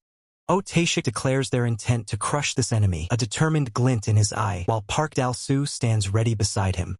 A vibrant promotional image showcases Kongyu, confidently presenting a dish, with Nabi perched happily on his shoulder, symbolizing their new partnership. Repeating his aggressive declaration, Otashik asserts their resolve to crush the enemy, his expression hardened with resolve. Park Dal-Su, his face contorted in anger, points out the coffee maker by the window, his voice laced with indignation. Otashik, with a sly smirk, confirms the coffee maker's high cost, implying a deeper scheme behind the new establishment. Park Dal-Su venomously declares the new establishment's dual nature as a restaurant and cafe to be an act of arrogance, directly questioning Otashik if it's an attack on his business. Park Dal-Su proposes a malicious plan to drive Kongyu's business into the ground after its first order, just as they did with the previous cafe. Otashik grins, agreeing that it's a good idea. Otashik suddenly gasps, turning his head in surprise at an unexpected sight off-panel. Two grand, ornate floral wreaths stand proudly outside the restaurant, their ribbons bearing names of powerful patrons, Baek Hang-hyuk and Min O'Keefe, extending their congratulations and well wishes. Otashik and Park Dal-Su stand frozen, speechless, their faces a mask of utter shock as they gaze at the unexpected display. Otashik stammers in disbelief, realizing that Kongyu's first two orders are from none other than Baek Hang-hyuk and Min O'Keefe, two formidable figures he refers to as monsters, utterly stunned by Kongyu's powerful connections. Park Dal-Su's face twists in furious frustration as he reveals the extreme measures competitors are taking, even attempting to bribe gate troops to become Kongyu's customers. Both Taeshik and Park Dal-soo seethe with impotent rage, the realization of Kang Yu's overwhelming connections dawning upon them. Taeshik, refusing to concede defeat, declares the rival shop too annoying to ignore, while Park Dal-soo suggests they retreat and prepare for a more formidable assault. With a shared resolve, Taeshik and Park Dal-soo make a tactical retreat, running from the formidable challenge posed by Kang Yu's restaurant. Just as Taeshik and Park Dal-soo began their retreat, their escape is suddenly halted. Taeshik turns back, a questioning look on his face, only to find Park Dal-soo's arm caught by the paw of a small, gray cat. The formidable challenge was not yet behind them. The small cat, Nay, wearing a tiny apron, looks up at them with wide, innocent eyes and asks, "Are you customers, NYA?" Both Taeshik and Park Dal-soo recoil in shock. Taeshik exclaims, "A cat?" While Park Dal-soo adds, "The cat can speak." The absurdity of the situation begins to set in. Nei, undeterred by their surprise, spreads her paws wide in a welcoming gesture, declaring, "So you're customers. Welcome, nya." The cat's enthusiasm is almost blinding. Completely overwhelmed, Taeshik and Park Dal-soo slide helplessly across the ground, dragged by an unseen force or perhaps their own astonishment, as Nei leads the way into the restaurant. Moments later, the two men are seated at the restaurant counter, looking utterly bewildered by their unexpected turn of events. As Nei walks away with a tablet, Taeshik leans towards Park Dal-soo, whispering, "Owner Park, that cat is a monster, right?" Nei turns back, smiling, as Park Dal-soo responds, "It doesn't seem like one. It seems like a well-educated, furry cat." Nei holds a tray with 2 glasses, ready to serve. Gaining their composure, Taeshik and Park Dal-soo share a devious grin. Park Dal-soo points, declaring, "That's great. Let's show them exactly what a complaint is." With a determined expression, Park Dal-soo drags his finger across the counter, initiating their first inspection for potential flaws. Park Dal-soo looks utterly flabbergasted, picking his nose in disbelief. Taeshik, equally confused, wonders, "How could this be? Is there more fur than expected?" The finger, once dragged across the counter, now sparkles, completely devoid of any dust. The truth dawns on them, there isn't even a speck of dust. Taeshik and Park Dal-soo are left wide-eyed and dumbfounded, their heads spinning as they try to comprehend the immaculate cleanliness. The entire restaurant gleams with an impossible shine. The sparkling interior confirms their suspicion. It's way too clean. Both men are now slumped over the counter in despair. Taeshik laments, "Even I, who has violated food sanitation guidelines 3 times, can't find anything wrong with this place." Park Dal-soo adds, "Why isn't there any fur?" Taeshik stares blankly at a glass of water, utterly defeated by the restaurant's impeccable standards. Nei, holding a tablet, proudly reveals the secret to her cleanliness. "It's because I don't shed, NYA." Taeshik and Park Dal-soo frantically inspect Nei, grabbing at her fur. Taeshik questions, "Is it the breed that doesn't shed?" While Park Dal-soo adds, "But the fur is so thick?" Taeshik, still pondering the mystery, asks, "Besides that, it's just so clean. Do you use a cleaning service?" Nei, peeking from behind him, happily replies, "I do the cleaning." Taeshik buries his face in his hands, utterly defeated and envious. "I'm so jealous. I need this kind of cat too." Nei holds up the tablet, seemingly taking notes. Nei slides the menu across the counter to the 2 men, urging them, "Please order, NYA."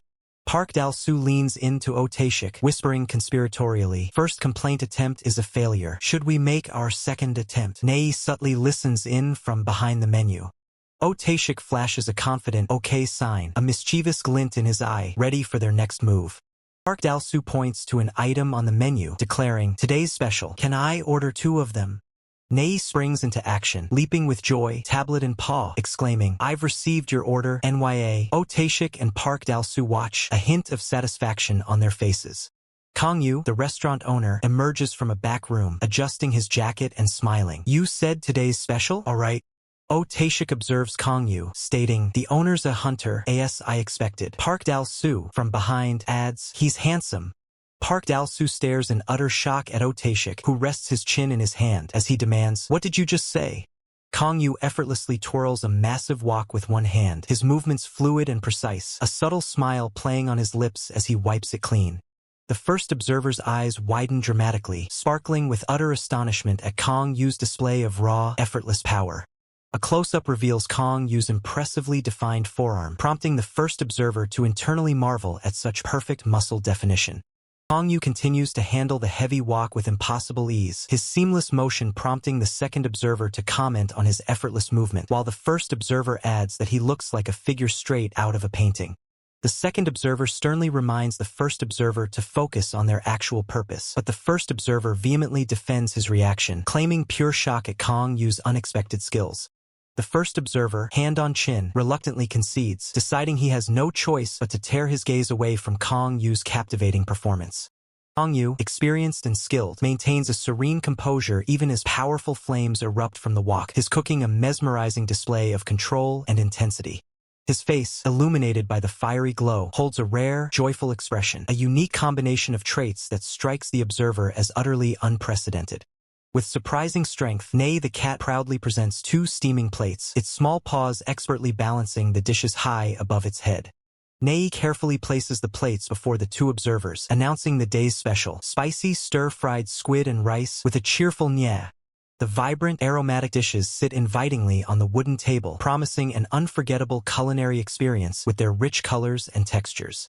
The second observer expresses surprise at the unexpected dish, a sentiment echoed by the first observer, who recalls the restaurant's unique daily menu system. The first observer, spoon in hand, muses that with such clear ingredients, the only true test remaining is the taste itself. As both observers take their first bite, a powerful, simultaneous realization hits them. The incredible taste is undeniable. The first observer chews slowly, his expression shifting from initial surprise to deep, appreciative enjoyment as the flavors unfold. The second observer eagerly inquires about the taste, and the first observer, with a contented sigh, confirms it is indeed quite delicious. Convinced by his companion's reaction, the second observer immediately dives in, while the first observer continues to devour his meal with gusto. Both men are now fully engrossed in their meals, eating with a speed and enthusiasm that speaks volumes about the food's exceptional quality. The plate is scraped clean, not a single grain of rice or shred of squid remaining, a testament to the meal's irresistible flavor and their thorough enjoyment. To empty plates before them, both observers lean back, utterly satisfied, the second observer sighing contentedly that the meal was truly delicious. Wiping his mouth, the first observer praises Kang Yu's dedication to fundamental flavors, a taste he believes no one could possibly deny. The second observer, beaming, notes the stark contrast between Kang Yu's hearty cooking style and their own business of coffee and light meals. The second observer pats his companion's shoulder, agreeing that this restaurant's unique foundation sets it apart from typical takeout establishments.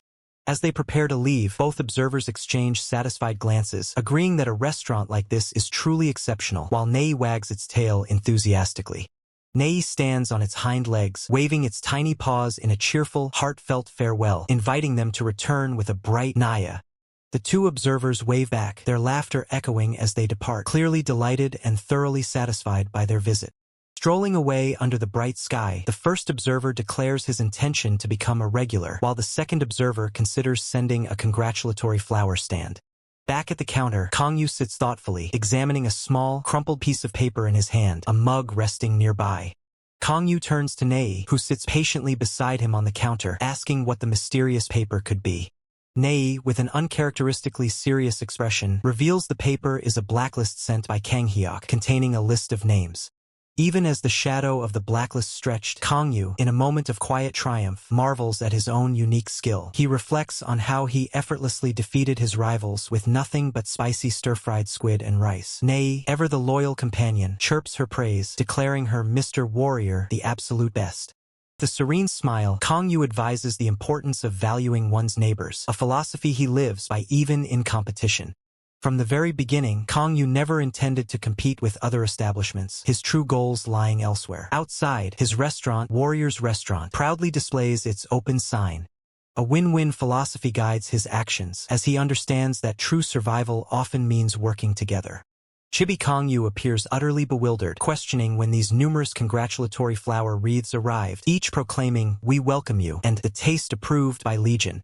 A vibrant promotional poster showcases Kang Yu, radiating confidence, alongside Nei, who proudly presents a bowl of delicious food, symbolizing their culinary prowess and charming partnership. The scene dramatically shifts to a colossal coliseum, its ancient stone architecture bathed in sunlight, hinting at grand spectacles and intense battles within its walls. Inside the arena, a weary but resolute Kang Yu stands amidst the roaring crowd, his face smudged with dirt and a determined glint in his eyes. Kang Yu grips his blood-stained sword, observing its weight with a deep sigh, the exhaustion of battle evident in his posture and expression. He glances over his shoulder, his gaze sharp and wary, scanning the arena as if anticipating another unseen threat. The arena stands are filled with an eager crowd, their faces animated with excitement and anticipation as they watch the ongoing spectacle. From a high vantage point, Kangyu stands alone amidst numerous fallen opponents, the sheer scale of his victory underscored by the fervent cheers of the distant crowd. Back to the audience, Kangyu's shoulders slump slightly, his exhaustion palpable after the intense combat, small bubbles indicating his weariness. A formidable, muscular opponent, his face etched with sweat and grim determination, shouts a defiant, "Just do it," challenging Kangyu to finish the fight. With a fierce resolve, Kangyu raises his bloodied sword high, a faint purple aura beginning to emanate from his blade as he prepares a decisive strike. A blinding flash of purple energy streaks across the panel, accompanied by a powerful impact sound, signifying a rapid and devastating attack. Impact of Kangyu's strike lands with brutal force, sending a shockwave across the opponent's face, his expression contorted in pain. Kangyu swiftly pins the muscular opponent to the ground, his hand firmly grasping the man's head, bringing the intense confrontation to a close. Kangyu looks down at his defeated foe, a weary, almost regretful smile gracing his lips as he declares his refusal to continue this endless cycle, expressing his weariness of being treated like a gladiator slave. The crowd, displeased by the outcome or Kangyu's defiance, begins to hurl various objects down into the arena, showering him with disdain. Kangyu clutches his stomach, a wave of pain or discomfort washing over him, hinting at deeper injuries or lingering fatigue from the brutal fight. Overwhelmed, Kangyu collapses to his knees in the sandy arena, his body giving out beside his defeated opponent, the fight taking its toll. A close-up reveals Kangyu's pained expression, his eyes distant and weary, reflecting the profound exhaustion and perhaps a touch of despair. Alone in the vast arena, Kangyu sits on the sand, gazing up at the sky, a simple, heartfelt desire escaping his lips. "I want to eat kimchi stew." A vibrant title card appears, showcasing the series title in stylized Korean characters, adorned with playful food-related icons. A pair of hands gently places a now-empty bowl on a wooden table, with only remnants of a delicious meal clinging to its sides, a spoon resting nearby. Satisfied customer, wiping his mouth with a napkin, praises the meal, declaring that the food was amazing once again. Kangyu stands behind the counter, arms crossed, observing the satisfied customer with a calm, almost thoughtful expression, his culinary expertise once again proven. The customer's sudden action startles Kangyu, who looks down at the gloved hands resting on his chest. "A surprise, sir?" escaping his lips. The brown-haired, green-eyed observer quickly reassures Kangyu, explaining he was merely reminiscing about something. Brown-haired, green-eyed observer then declares that the kimchi stew was absolutely delicious, as Nei gazes longingly at the now empty bowl. Kangyu, still behind the counter, asks if it was the brown-haired, green-eyed observer's first time trying kimchi stew, while Nei playfully dashes across the floor, balancing a bowl on its head. Accepting a cup of tea, the brown-haired, green-eyed observer explains he's originally from the US, where they're not accustomed to dishes like kimchi stew. Outside, a gentle rain begins to fall, creating a serene atmosphere around the restaurant. Inside, the soft pitter-patter of rain complements the quiet ambience as the brown-haired, green-eyed observer sips his drink, and Nei cleans itself nearby. The brown-haired, green-eyed observer smiles contentedly, remarking on how peaceful and pleasant the restaurant is. With a satisfied expression, the brown-haired, green-eyed observer thanks Kangyu, stating that he ate well. Then, a sudden thought strikes the brown-haired, green-eyed observer as he recalls something important he needed to tell Kangyu. Kangyu looks surprised, repeating the words "inspect my restaurant" as he processes the brown-haired, green-eyed observer's unexpected revelation. Crouching down to Nei's level, the brown-haired, green-eyed observer explains the inspection is to determine if an Iluros is suitable for the food service industry and if it poses any threat to residents.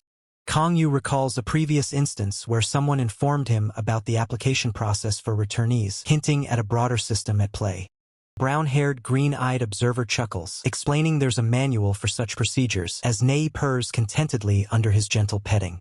The brown-haired, green-eyed observer elaborates that authorities are developing protocols for the gate incident, especially since returnees are affected, and many individuals are aimlessly entering this world. Nei, seemingly understanding, praises the initiative. The brown-haired, green-eyed observer casts a subtle, knowing glance back, a hint of something more lingering in his expression. Brown-haired, green-eyed observer reminds Kangyu that today's taste evaluator is also a returnee, prompting Kangyu to internally hope for no mishaps during the evaluation. As the day draws to a close, the restaurant stands bathed in the warm hues of the setting sun, its inviting exterior promising comfort. Nae joyfully sweeps the outdoor area, humming a cheerful tune, embodying the spirit of a diligent, if adorable, helper. Suddenly, the white-haired combatant appears, looking slightly flustered, and hesitantly calls out, "Excuse me." Nae, startled by the sudden voice, drops its broom and leaps into the air in shock as the white-haired combatant exclaims in surprise, "Oh my god!" Nae, still on edge, reflexively swings its tail, demanding the white-haired combatant announce himself properly. The white-haired combatant quickly apologizes, explaining it's a force of habit from his job, and asks if Nae was truly scared. The white-haired combatant scratches his head, admitting his excitement at seeing an Iluros caused him to act impulsively, and offers another apology. Nae, intrigued, asks if the white-haired combatant is familiar with Iluros. He confirms, revealing his past as an aspiring warrior. Nae excitedly exclaims, realizing the white-haired combatant was a warrior, while he, smiling, asks if the restaurant is currently open for business. Nae's expression clouds with a hint of sadness as it glances towards the distant wall, contemplating. Nae thinks to itself that it shouldn't disturb Kangyu when he's engrossed in his movie appreciation mode. With a regretful expression, Nae informs the white-haired combatant that it's closing time, apologizing for the inconvenience. White-haired combatant lets out a disappointed ah as Nae looks up with wide, apologetic eyes, clearly feeling bad. Then, with a sudden burst of determination, Nae declares that if the white-haired combatant is truly hungry, it will personally cook for him. Overjoyed by Nae's offer, the white-haired combatant beams, exclaiming that he would be ecstatic to taste Nae's cooking. Nae, however, is gripped by a sudden panic, beads of sweat forming as it contemplates the daunting task of making kimchi stew. Unaware of Nae's internal struggle, the white-haired combatant simply reiterates his desire for kimchi stew, a hopeful smile on his face. Nae, surrounded by its panicked clones, resolves to tackle the challenge head-on, despite its complete unfamiliarity with kimchi, having only mastered Terra's cuisine. With surprising agility, Nae leaps into action, clutching a large bowl as it dashes through the kitchen, beginning its culinary quest. The small cat then nimbly scales a stool, positioning itself to reach the countertop, ready to embark on the cooking process. With focused determination, Nae begins slicing a piece of pork shoulder on a cutting board, demonstrating unexpected culinary precision for its size. The basic ingredients for kimchi stew are presented: a cup of vibrant kimchi and another brimming with freshly cut pork shoulder. Nae carefully pours the raw pork shoulder into a pot, preparing to begin the initial cooking stage. Pork begins to simmer in the pot over a flame, as the first step is to cook it down and render the fat. Nae watches the pot intently, a small sigh of relief escaping as it acknowledges that the cooking process has been easy so far. However, Nae's confidence wavers as it realizes the crucial next step: proper seasoning, with various ingredients like shrimp, salt, and sugar laid out before it. With a flurry of motion, Nae frantically tosses ingredients into the pot, a chaotic attempt at seasoning, hoping for the best. Nae peers over the pot, a look of uncertainty on its face, contemplating if the dish is truly done and what other ingredients might have been added. A sudden burst of realization strikes Nae, its eyes widening as an idea sparks, indicating a breakthrough in its cooking dilemma. With a triumphant cry, Nae brandishes a monstrous onion, convinced it has found the definitive ingredient, though green onions are typically used in kimchi stew. After its arduous culinary efforts, Nae collapses onto the floor, utterly exhausted from the intense cooking session. The white-haired combatant leans over the counter, observing the completed dish and the prostrate Nae, a sense of unease creeping over him. A close-up reveals the finished dish, a rich orange stew next to a bowl of white rice, but the white-haired combatant still senses something is amiss. The white-haired combatant finally articulates his concern, noting that the dish looks more like kimchi porridge than a proper stew. Despite his reservations about the dish, the white-haired combatant acknowledges Nae's immense effort, looking down at the utterly spent cat. Suddenly, a door slides open, signaling an unexpected arrival at the restaurant. Kangyu, standing at the entrance, looks on with a questioning expression, surprised by the new presence. Kangyu surveys the scene, asking if the newcomer is a customer or a friend, while Nae, still on the floor, clarifies that it's a customer from Terra. The white-haired combatant, now identified as Park Sung-han, introduces himself to Kangyu as a returnee, a somber expression on his face. Kangyu observes Park Sung-han's haggard appearance, deducing that he must have endured significant hardship during his time in Terra. Understanding the situation, Kangyu ties on his apron, ready to cook, and directly asks Park Sung-han if he desires kimchi stew. Park Sung-han expresses concern about keeping the restaurant open past hours, but Kangyu reassures him, stating the establishment is merely a hobby and always welcoming. Kang Yu then smiles, offering to eat Nei's rendition of the dish himself, to which Park Sung-han simply agrees. As Kang Yu walks away, the narrator emphasizes the significance of this moment, Park Sung-han's first meal since his return. As Kang Yu walks away, the narrator emphasizes the significance of this moment, Park Sung-han's first meal since his return. With a confident smile, Kang Yu internally declares his intention to craft a meal that will be utterly unforgettable. A vibrant cover image showcases Kang Yu, apron-clad and beaming, surrounded by an array of delectable dishes, with Nei perched on his shoulder, highlighting the culinary journey that lies ahead. Back in the kitchen, Kang Yu meticulously ties his apron, his posture signaling the start of a focused culinary endeavor. The air is still charged with anticipation. His hands move with practiced precision as Kang Yu expertly slices a slab of pork. The narrator clarifies that this particular cut from the front leg is known as pork shoulder. Kang Yu continues to chop the meat with rhythmic taps, his movements efficient and deliberate as he prepares the ingredients for the upcoming dish. Holding the cutting board, Kang Yu explains that while pork shoulder might be a cheaper cut, its potential for flavor should never be underestimated. He adds that its inherent toughness actually contributes to a deeper, richer taste. The finely chopped pork shoulder is swiftly transferred from the cutting board, cascading into the waiting wok, ready to be cooked. A hand reaches for the stove knob, turning it with a decisive click, igniting the flame beneath the wok. Kang Yu, with a thoughtful smile, begins to stir-fry the pork in the wok, noting that this particular cut truly shines when prepared in this manner. From behind the counter, Nei, the small cat, peeks out with wide, curious eyes, observing Kang Yu's cooking process with intense interest. Nei's eyes sparkle with fascination as the cat intently watches Kang Yu, eager to learn the secrets of the culinary arts.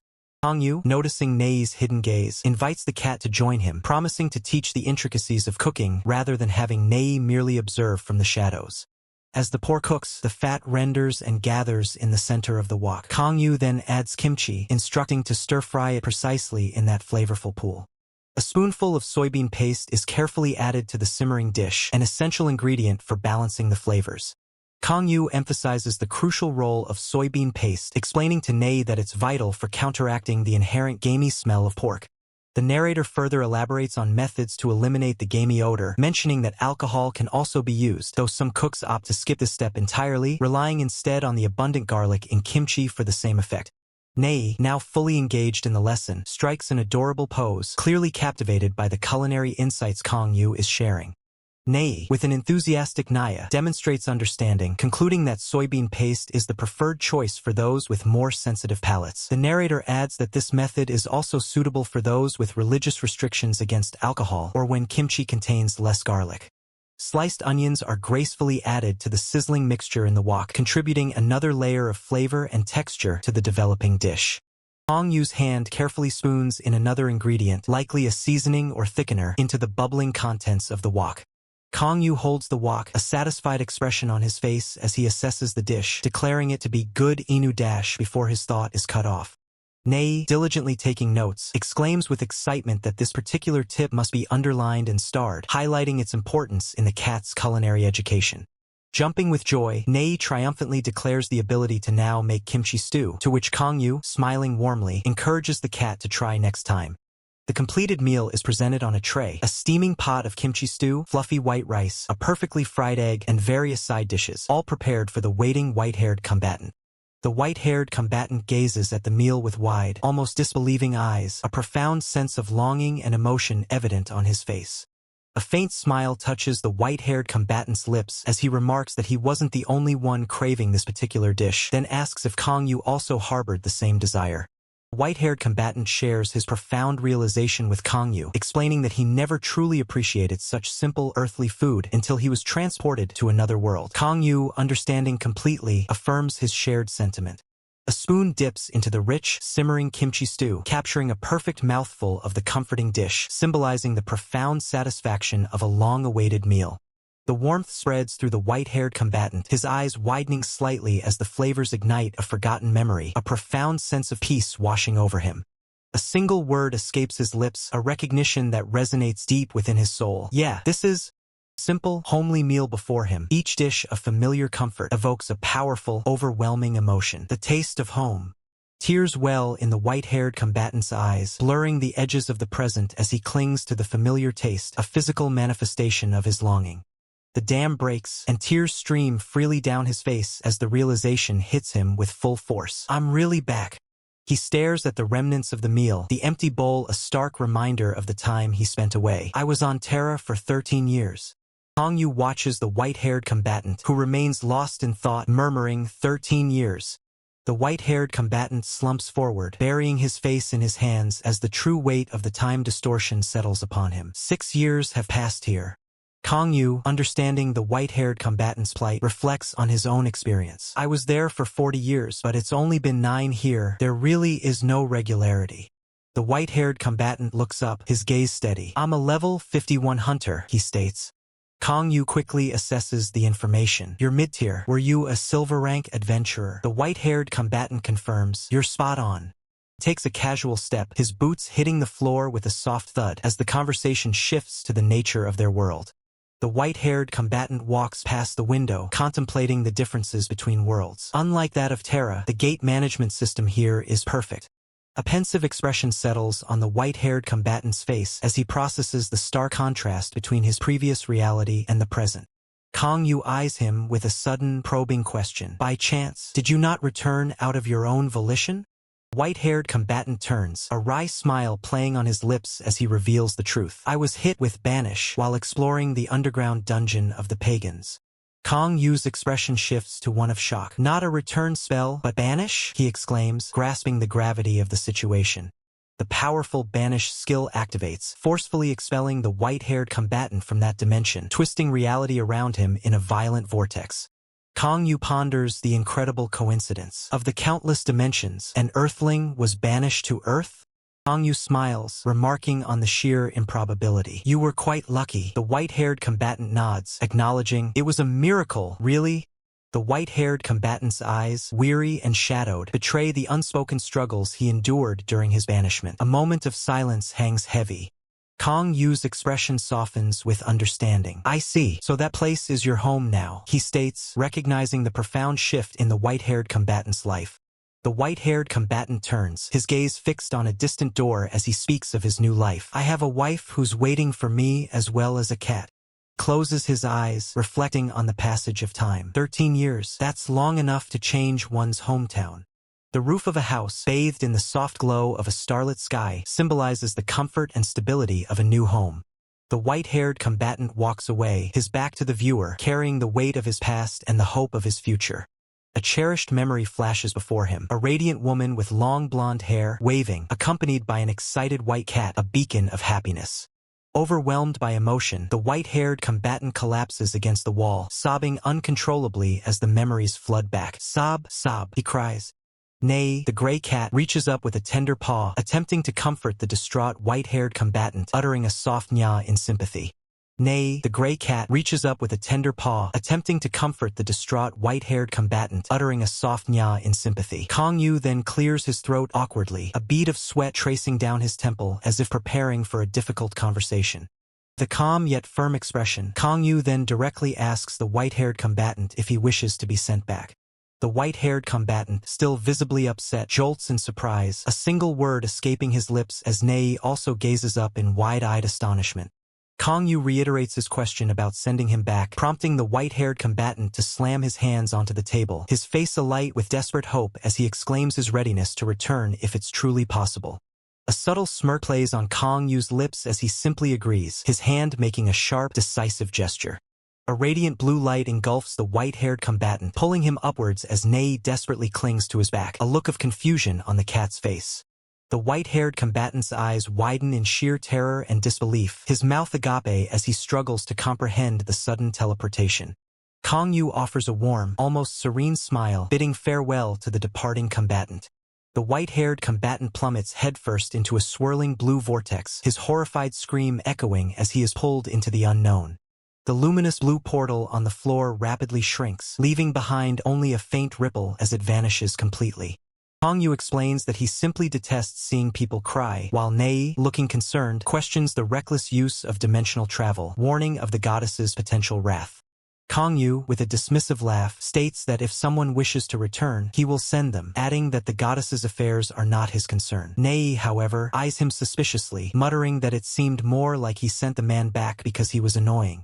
Kangyu praises Nei for the hard work and suggests it's time to close the store, to which Nei, stretching contentedly, readily agrees with a soft Naya. Nei, carrying a tray of food, declares his intention to give the failure to Young Sik in the basement, while Kangyu watches him with a thoughtful expression. Kangyu quickly asserts that he will eat the food himself, leading Nei to protest, attempting to block his master with a concerned Naya. Kangyu flashes a bright, reassuring smile, playfully dismissing Nei's worries. From a high vantage point, Kangyu is seen sitting alone within the confines of a grated cell, part of a vast, ancient Colosseum structure. A closer view reveals Kangyu sitting with his knees drawn up, his gaze distant as he occupies the solitary cell. A hand firmly raps against the thick, metallic bars of the cell, the sound echoing sharply through the quiet space. The gladiator trainer, with a friendly smile, leans against the cell bars, informing Kangyu that today marks his 200th day since entering the Colosseum. Kangyu, looking weary and disheveled, responds to the gladiator trainer with a sigh, stating there's no way he would have kept track of such a detail.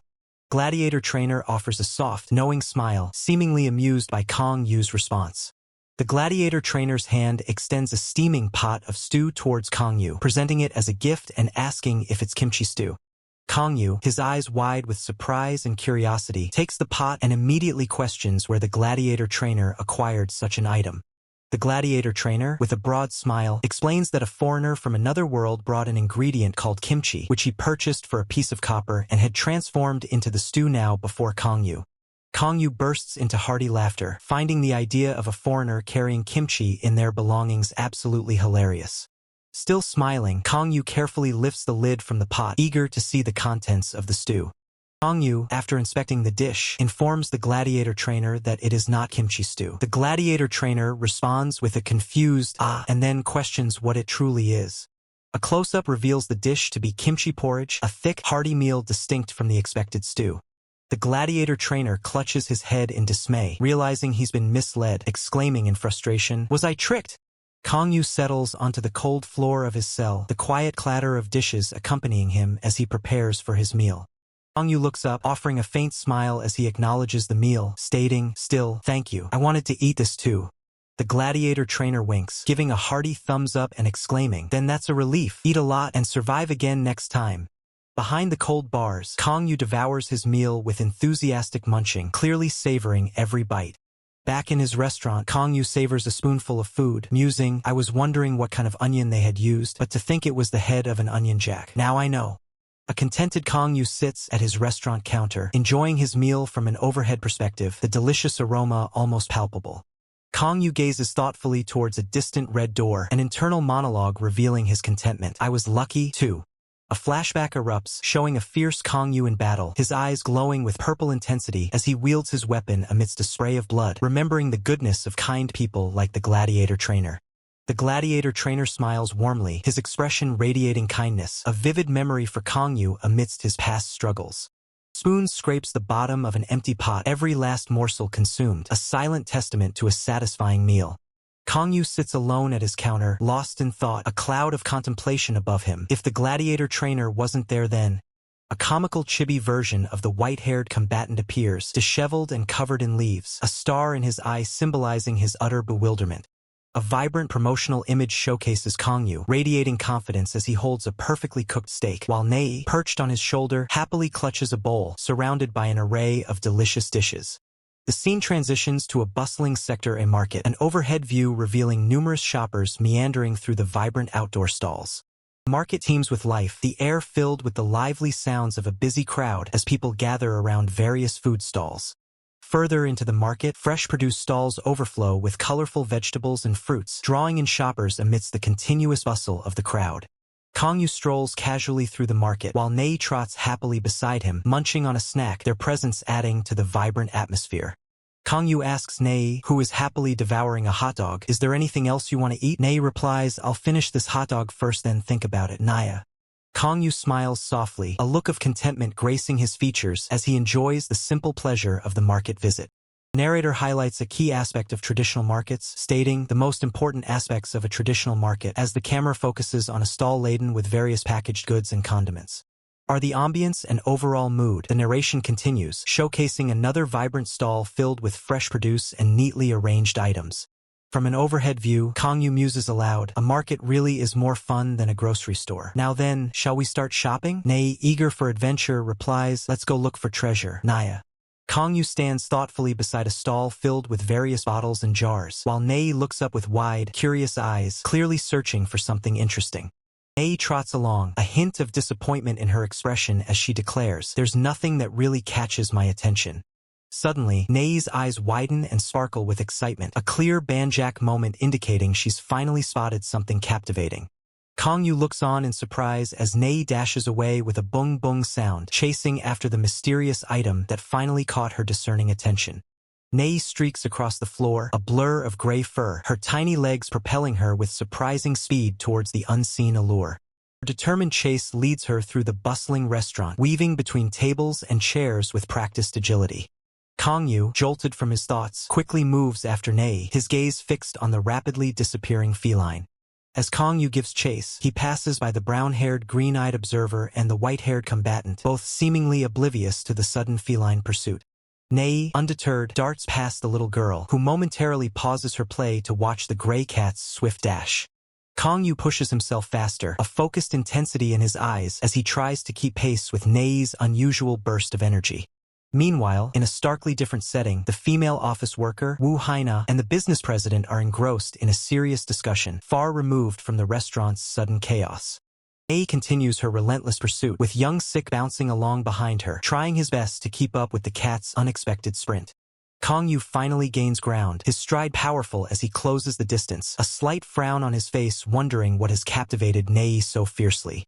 Nei's eyes gleam with anticipation as she nears her target, a small, indistinct object now just within reach.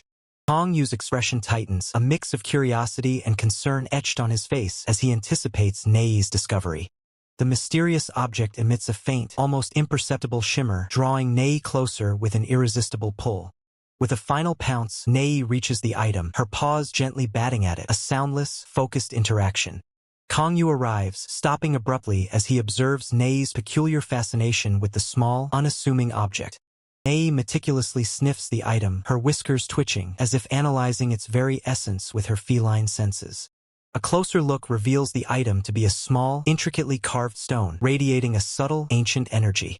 Kangyu's gaze sharpens, recognizing that this is no ordinary trinket, his instincts telling him something significant is at play.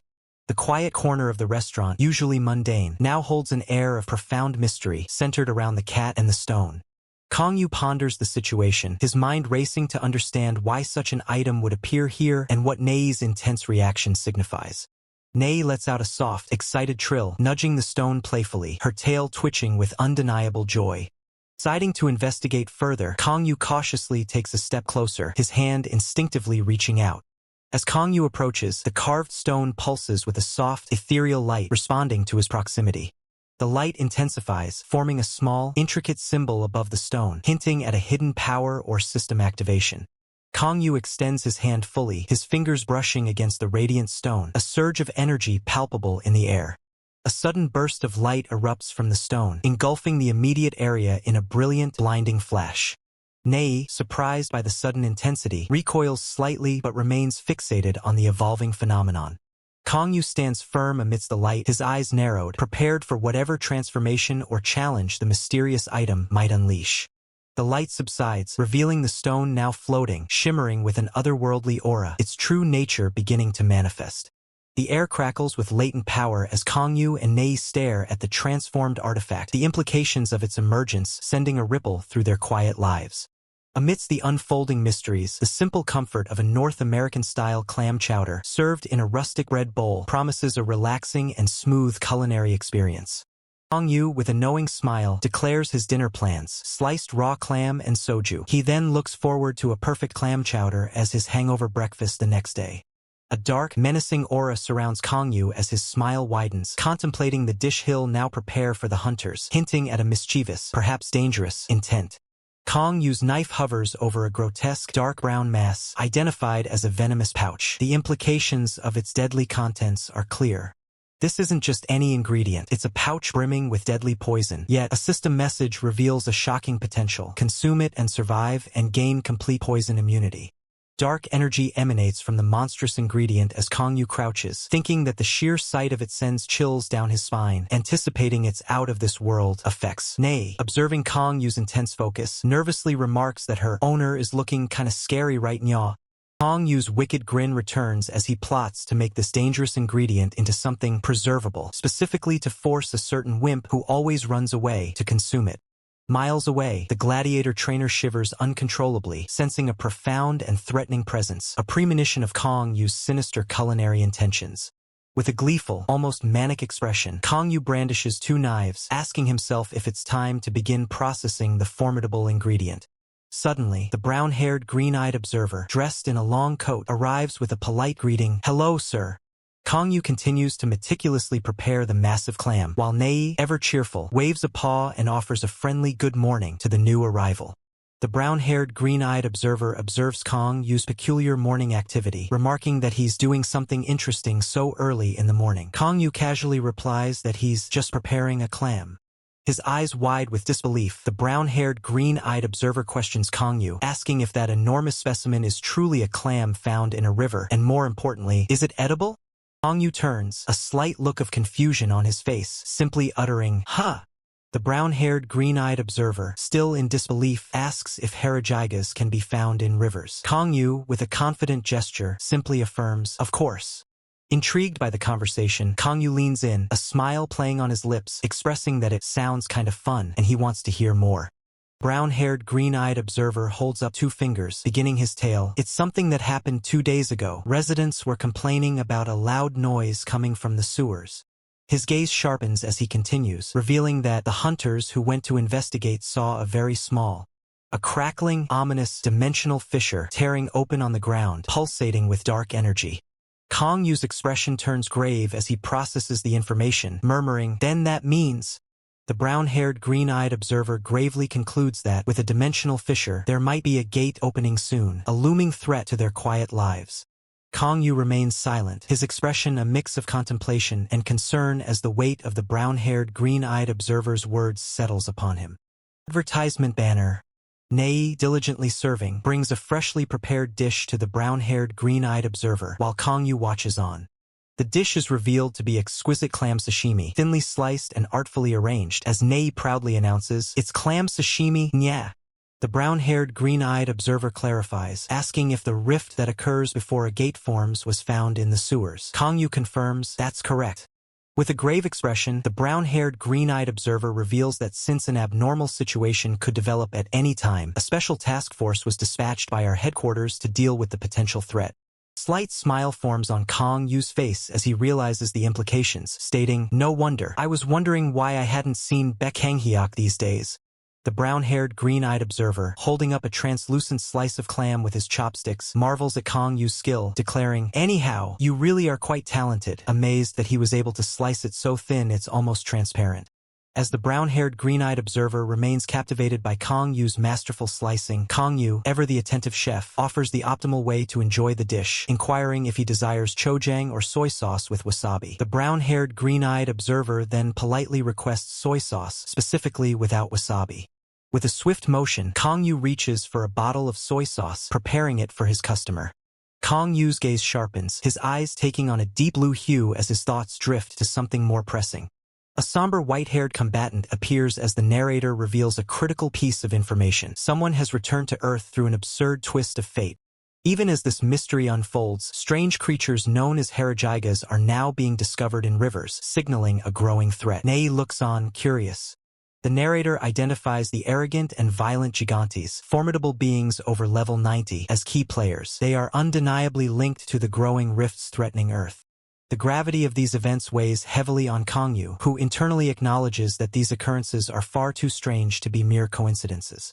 Distressed Kang Yu, in a moment of self-reflection, wonders if he might be the cause of these strange phenomena. The narrative transitions with a vibrant title card, hinting at the next chapter of the story. The scene shifts to a dark, desolate underground passage, where water drips steadily, illuminated by an eerie, glowing orb. Deep within the dark tunnels, a bundled-up character expresses utter frustration, declaring that he can no longer endure the situation. The female office worker, observing the bundled-up character's distress, bluntly asks why he doesn't simply quit. He retorts, exasperated, asking if she truly believes he has that option.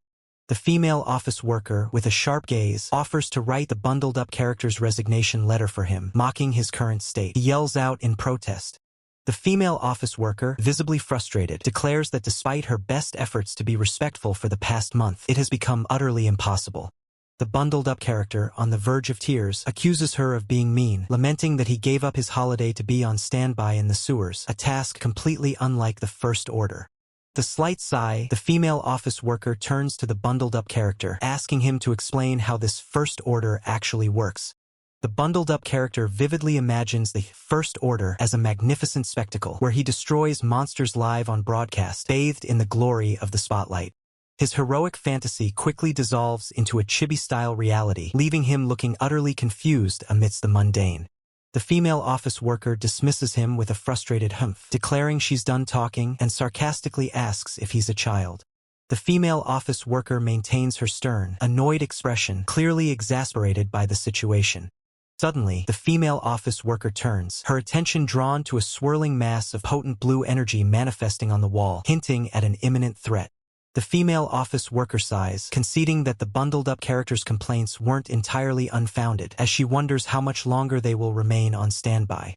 The female office worker glances at the bundled-up character, internally calculating that for a rank 100 to match the output of a rank 10, he would have to sacrifice all his sleep and leisure time. The female office worker reaches out, politely announcing her intention to submit a request for the next relief member. Suddenly, a powerful impact shakes the area, causing the female office worker to brace herself, her face etched with shock. Her eyes widen in pure terror as she gasps, realizing the gravity of the unfolding situation. The female office worker shouts in alarm, confirming her fears as the blue energy mass intensifies. There's an outbreak. In response to the alarm, a squad of armed tactical agents rushes into the scene, their boots pounding against the ground, ready to confront the emerging threat. The tactical agent, Kangyu, grips his pistol, his face contorted in a furious snarl as he curses the dire situation. Nearby, the female office worker stares in wide-eyed terror, her voice trembling as she attempts to articulate the gate's true, horrifying rank. The gate's energy gauge shatters, its needle violently pushed past the maximum limit, signifying an unprecedented and catastrophic power level. The female office worker's face pales further, her voice a hushed whisper as she confirms the terrifying reality. The ranking device has completely broken. Kneeling in utter despair, the female office worker gazes upwards, the blue energy of the rift casting an ominous glow as she grasps that the gate's power far exceeds even S-rank. Her hands fly to her mouth, stifling a scream as the female office worker realizes the gate's true power is simply impossible to gauge, pushing past all known limits.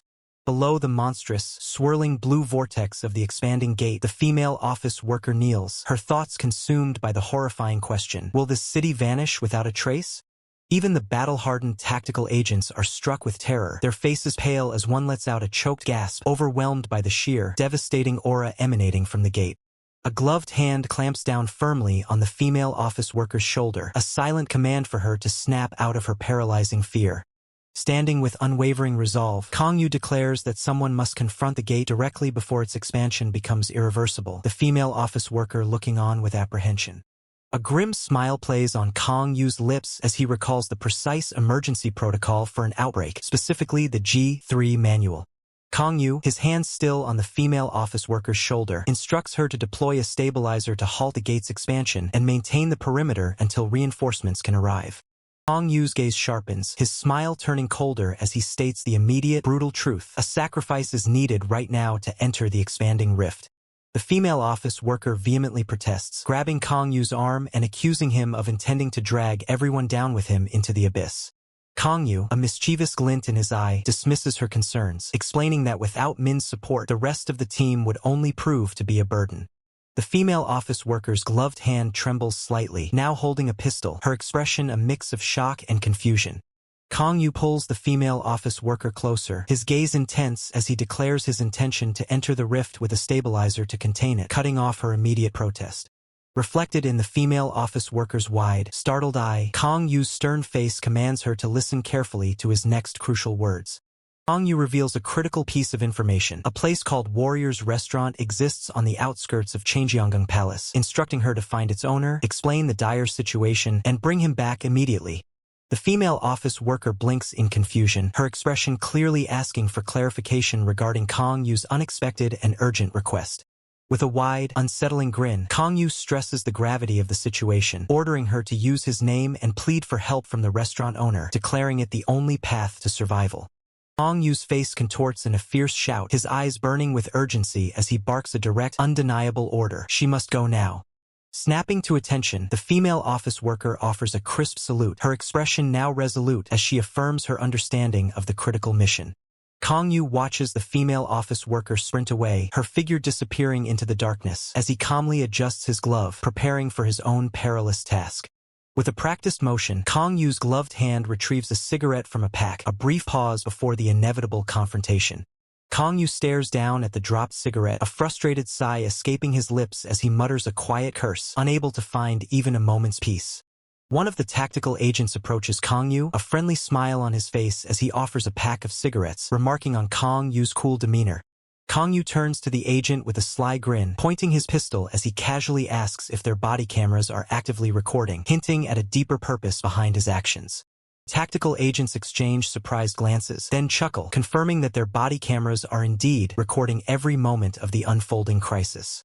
With a lit cigarette dangling from his lips, Kang Yu fixes his gaze forward, issuing his final command. The agents are to eliminate any threats that emerge from the expanding gate. Kang Yu, cigarette still in his mouth, declares he's off, already in motion, weapon in hand, ready to confront the emerging threats. Blinding flash of pure blue energy erupts, tearing through the air with immense force. Spent bullet casings rain down, evidence of rapid fire, as the air fills with the acrid scent of gunpowder. Agents unleash a furious barrage of gunfire, their leader barking orders to shoot. Build a fire net. It's over if we're pushed back. From the gate, a hulking red monstrosity with burning red eyes charges forward, flanked by a screeching swarm of demonic bats. One agent, frantic, struggles to reload his weapon, yelling in desperation, "There's an O and to them. Reload, reload." Another agent drops to a knee, his rifle empty, a spent magazine lying uselessly beside him. The agent looks up, a bewildered "Achuch" escaping his lips as he senses a new, unseen threat. The monstrous red beast looms over the helpless agent, its glowing red eyes fixed on its prey. With terrifying speed, the creature lunges, a crimson blur of destructive force. The agent's face contorts in pure terror, a final, desperate cry of mother torn from his throat. But then, a flash of steel, a sword is swiftly drawn, its blade glinting with lethal intent. Just as the monster attacks, Kang Yu, his eyes blazing with blue energy, moves with impossible speed, his drawn sword a beacon of defiance. His foot slams down, generating a shockwave as he propels himself forward with incredible force. The air still teems with the demonic bat swarm, their glowing red eyes fixated on the blue energy portal from which they emerged. Kang Yu stands poised, his sword held ready, a calm yet determined expression gracing his features as he surveys the chaos. The scene is a bloodbath. Crimson streaks paint the walls and floor, yet Kang Yu stands untouched, his sword a testament to his lethal efficiency. The agents, wide-eyed with shock and fear, cower amidst the gore, their weapons discarded as they witness the impossible. Kang Yu looks up, his gaze sharp, as drops of blood slide down the gleaming blade of his sword. A vibrant promotional image showcases Kang Yu, radiating a warm smile, presenting a delectable dish alongside his adorable cat companion, Nei. Kang Yu holds his bloodied blade aloft, his expression unwavering as more crimson drips from the tip. The colossal red monster lies lifeless, its immense form sprawled across the ground, surrounded by a carpet of fallen bats and fresh blood.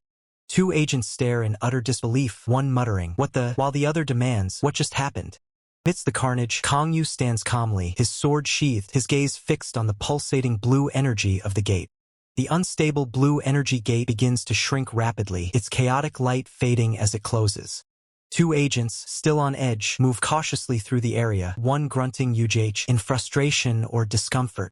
As agents confirm the monsters are dead, one wonders, wasn't there someone here just now? While another orders a full scan of the area for any stragglers, calling out medic. The tension is palpable as a blonde-haired man, visibly sweating, clenches his jaw in fear, trapped and desperate. He clutches his head, realizing he barely managed to deploy an energy screen. Towering blue-skinned monsters loom on either side of the pillar, their menacing presence dwarfing the trapped man who wonders if this is his end.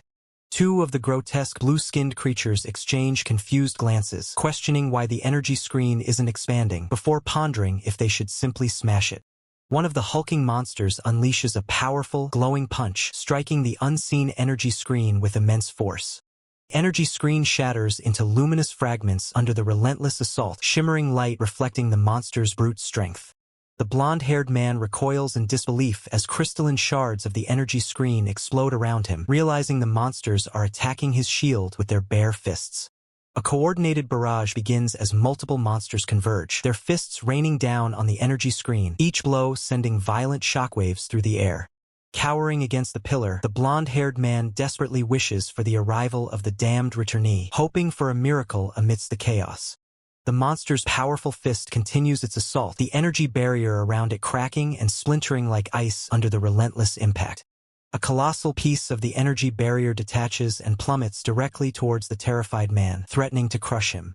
With a gasp of "ha!" the man stares upwards, his eyes wide with pure shock at the impending doom.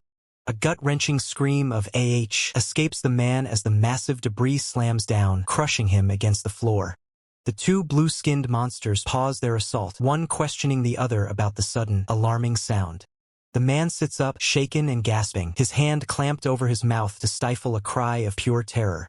His eyes dart around, wide with primal fear, as he struggles to comprehend his predicament. The towering blue monster looms over the tiny, cowering man, its red eyes glowing menacingly in the dim light. A strained, almost hysterical ha ha ha ha escapes the man, a desperate laugh of someone pushed to their absolute limit. Three monstrous figures identify the blonde-haired man as the source of the energy screen, debating whether to simply step on him or squash him instead. His jaw tightens, sweat beading on his brow as he curses, "F***, steeling himself for the inevitable." Defiance flares in his eyes as the man raises two glowing firearms, unleashing a volley of shots upwards, declaring, "You think I'm just gonna die like this?" The monster's chest ripples slightly as the tiny projectiles harmlessly deflect off its hardened skin, completely unfazed by the attack. A colossal foot descends, poised to crush everything in its path, signaling the monster's intent to end the struggle. From above, the man appears minuscule, trapped as multiple gigantic monster feet rapidly descend, boxing him in for the final blow.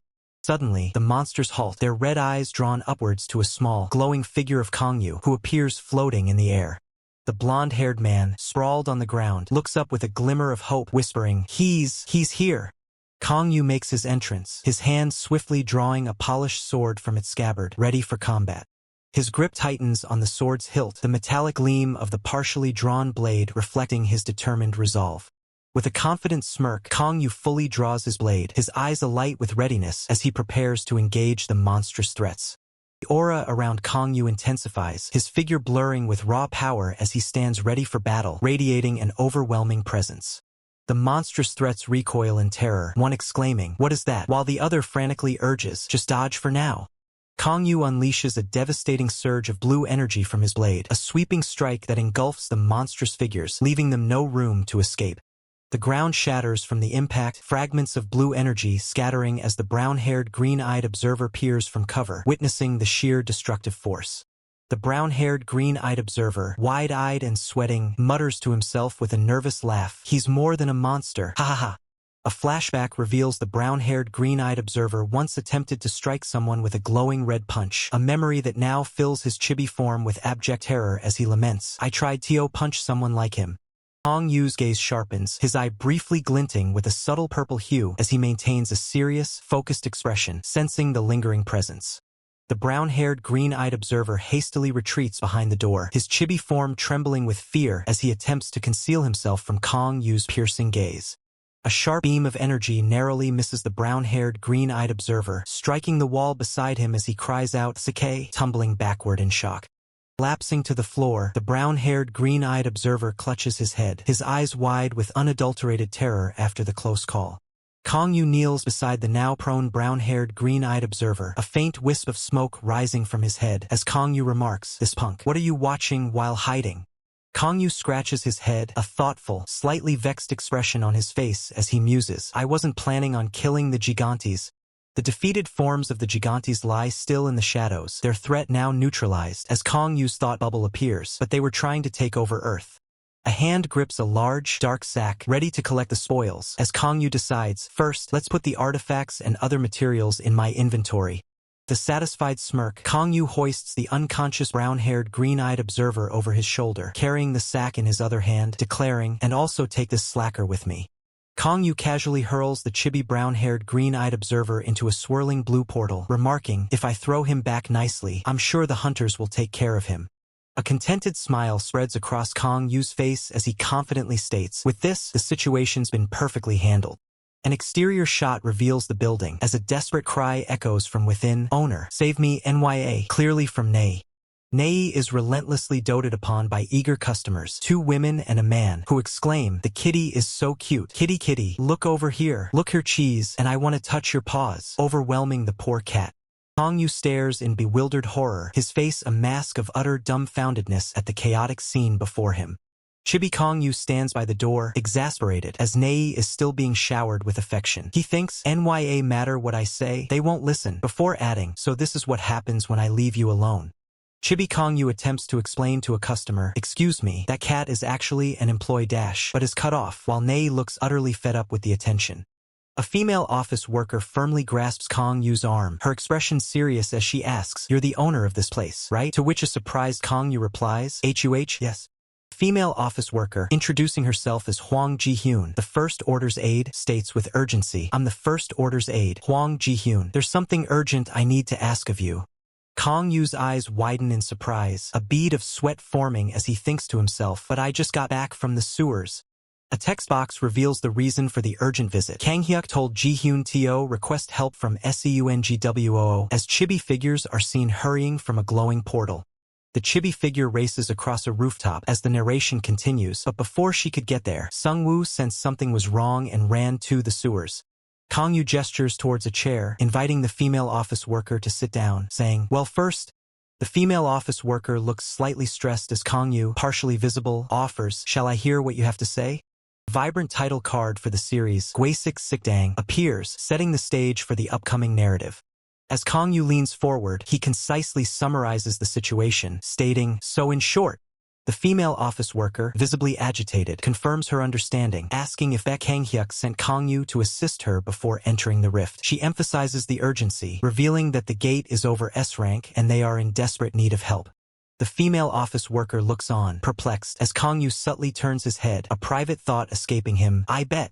A sly smile plays on Kong Yu's lips as he sips his coffee, a private thought forming, pretty good, Kang Hyuk, I'm seeing you in a new light. The female office worker, still confused, questions Kong Yu with a pardon. He flashes a reassuring smile, dismissing her concern by saying, it's nothing, you'll be getting some good news soon, so relax and catch your breath. Kong Yu's expression turns thoughtful, his internal monologue revealing his deduction. Seems she hasn't been contacted by the branch yet. Anyhow. From the background, the female office worker's voice cuts through the cheerful chaos, insisting, if you're talking about an emergency, it's a bit more urgent here. Meanwhile, customers in the foreground happily dote on Nei, oblivious to the serious conversation. Nei cries out, Nyack, don't touch my tail, Naya, as a customer coos, so cute, such a chubby tail, while trying to pet the cat's tail, much to Nei's distress.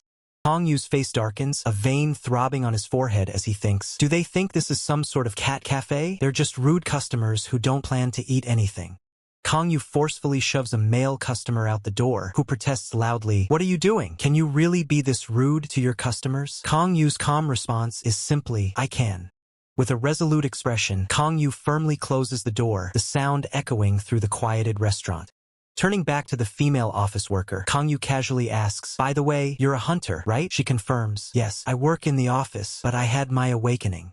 Chilling, almost predatory smile spreads across Kong Yu's face as he declares, you're a hunter, perfect. The female office worker starts to question him, what do you may a dash? But Kong Yu interrupts, gently petting Nei, who purrs, yes, Naya. He then states, if you've come to a restaurant, you have to eat. The female office worker frantically protests, no, wait, now's not the time for this, as Kong Yu calmly dons an apron, retorting, what do you mean no? Didn't I tell her to just relax? Kong Yu clenches his fist, a determined frown on his face, as a system notification appears. The amount of hunters visiting hasn't increased the past few days. He questions aloud, why? A succulent steak is presented, but system prompts explain the underlying issue because, although they're able to improve one's abilities, not only do they taste awful, they also aren't entirely effective. Pacing through his kitchen, Kang Yu ponders. However, the dishes that had an effect immediately after being eaten weren't too bad. They're perfect for capturing the attention of the exhausted and tired hunters of today.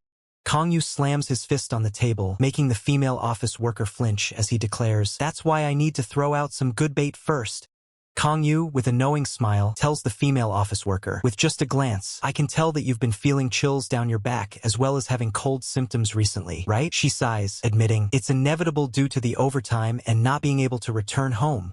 As 3 chibi versions of Kang Yu massage her neck and shoulders, Kang Yu explains, "You're experiencing this due to the cold seeping into your body. You primarily use your head, so your neck and shoulders are extremely cold." The female office worker, bewildered, asks, "Excuse me, this is a restaurant, right? Feels like I'm at a pharmacy." Kang Yu grins confidently, giving a thumbs up as he declares, "I have the perfect dish for people with cold bodies. Give me a second." The female office worker watches him leave, a skeptical thought crossing her mind. "He's selling medicine. Great." Kang Yu pats a large, rough object with a satisfied smile, revealing, "I took a bunch of these from those gigantes bastards earlier." The female office worker observes Kang Yu, her thoughts racing. Why is he acting so nonchalantly after hearing my explanation? He must be someone incredibly strong if order went so far as to request his help. Female office worker checks her phone, a realization dawning on her as she thinks, "The branch hasn't contacted me saying the gate opened yet. That means someone resolved it." A determined glint enters the female office worker's eyes as she processes the implications of the uncontacted branch.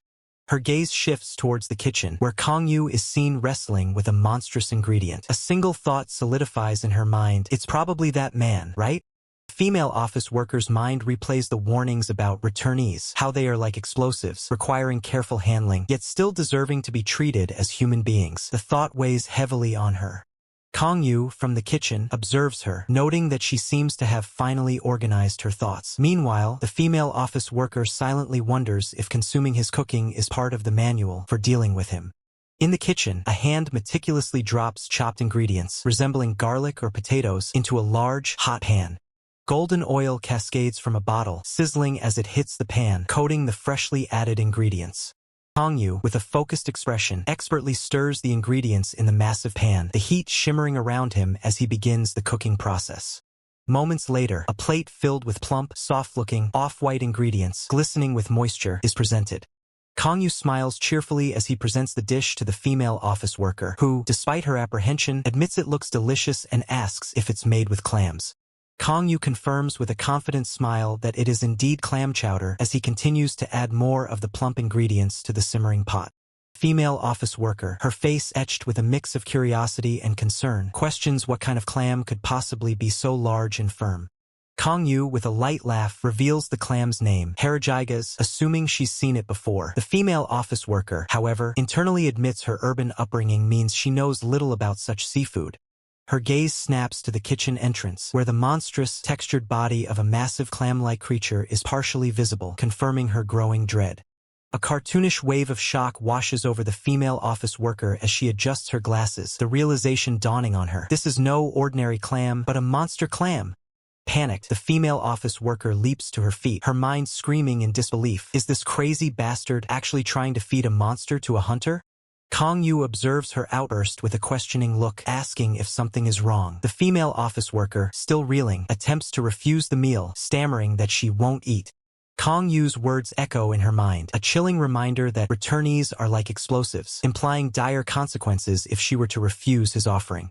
The weight of his words manifests as a cartoonish explosion, shattering buildings in a symbolic representation of the potential chaos should she defy him.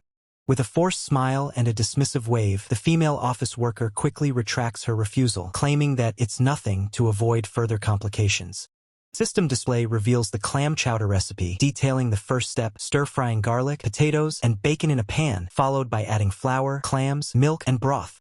Kang Yu pours milk into the sizzling pan, while a system prompt highlights that Minotaur's milk offers less lactose but higher vitamin and fat content than regular cow's milk. He expertly stirs the ingredients, mixing the milk into the clam and potato mixture, creating a rich, creamy base for the chowder. With a confident smile, Kang Yu infuses the dish with mana, coating the ingredients in a thin, shimmering blue layer as he continues to stir, ensuring it doesn't burn. Kang Yu takes a small spoonful of the concoction, bringing it to his lips for a taste test, his expression thoughtful. A subtle smile spreads across Kang Yu's face as he approves of the flavor, a silent acknowledgement that the dish is not bad. The finished, hot soup, clam chowder, is presented, steaming gently, with a system box confirming its properties: heat plus, recovery power plus.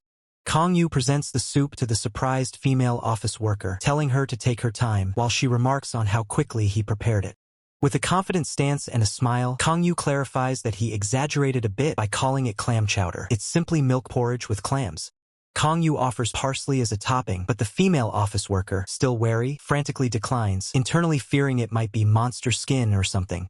Hesitantly, the female office worker stirs the soup in her bowl, her expression still a mix of apprehension and curiosity. She takes her first bite, her eyes widening in surprise as an unexpected flavor hits her palate, a hint of genuine enjoyment replacing her fear. Lost in thought, the female office worker looks towards the kitchen, the memory of the monstrous ingredient lingering, yet the taste of the soup now commanding her attention. Observing the female office worker's intense reaction, Kang Yu stands behind the counter, a question mark hovering over his head, pondering the depth of her experience. The female office worker, eyes wide with surprise, savors another spoonful, a single thought echoing in her mind: "It's warm!"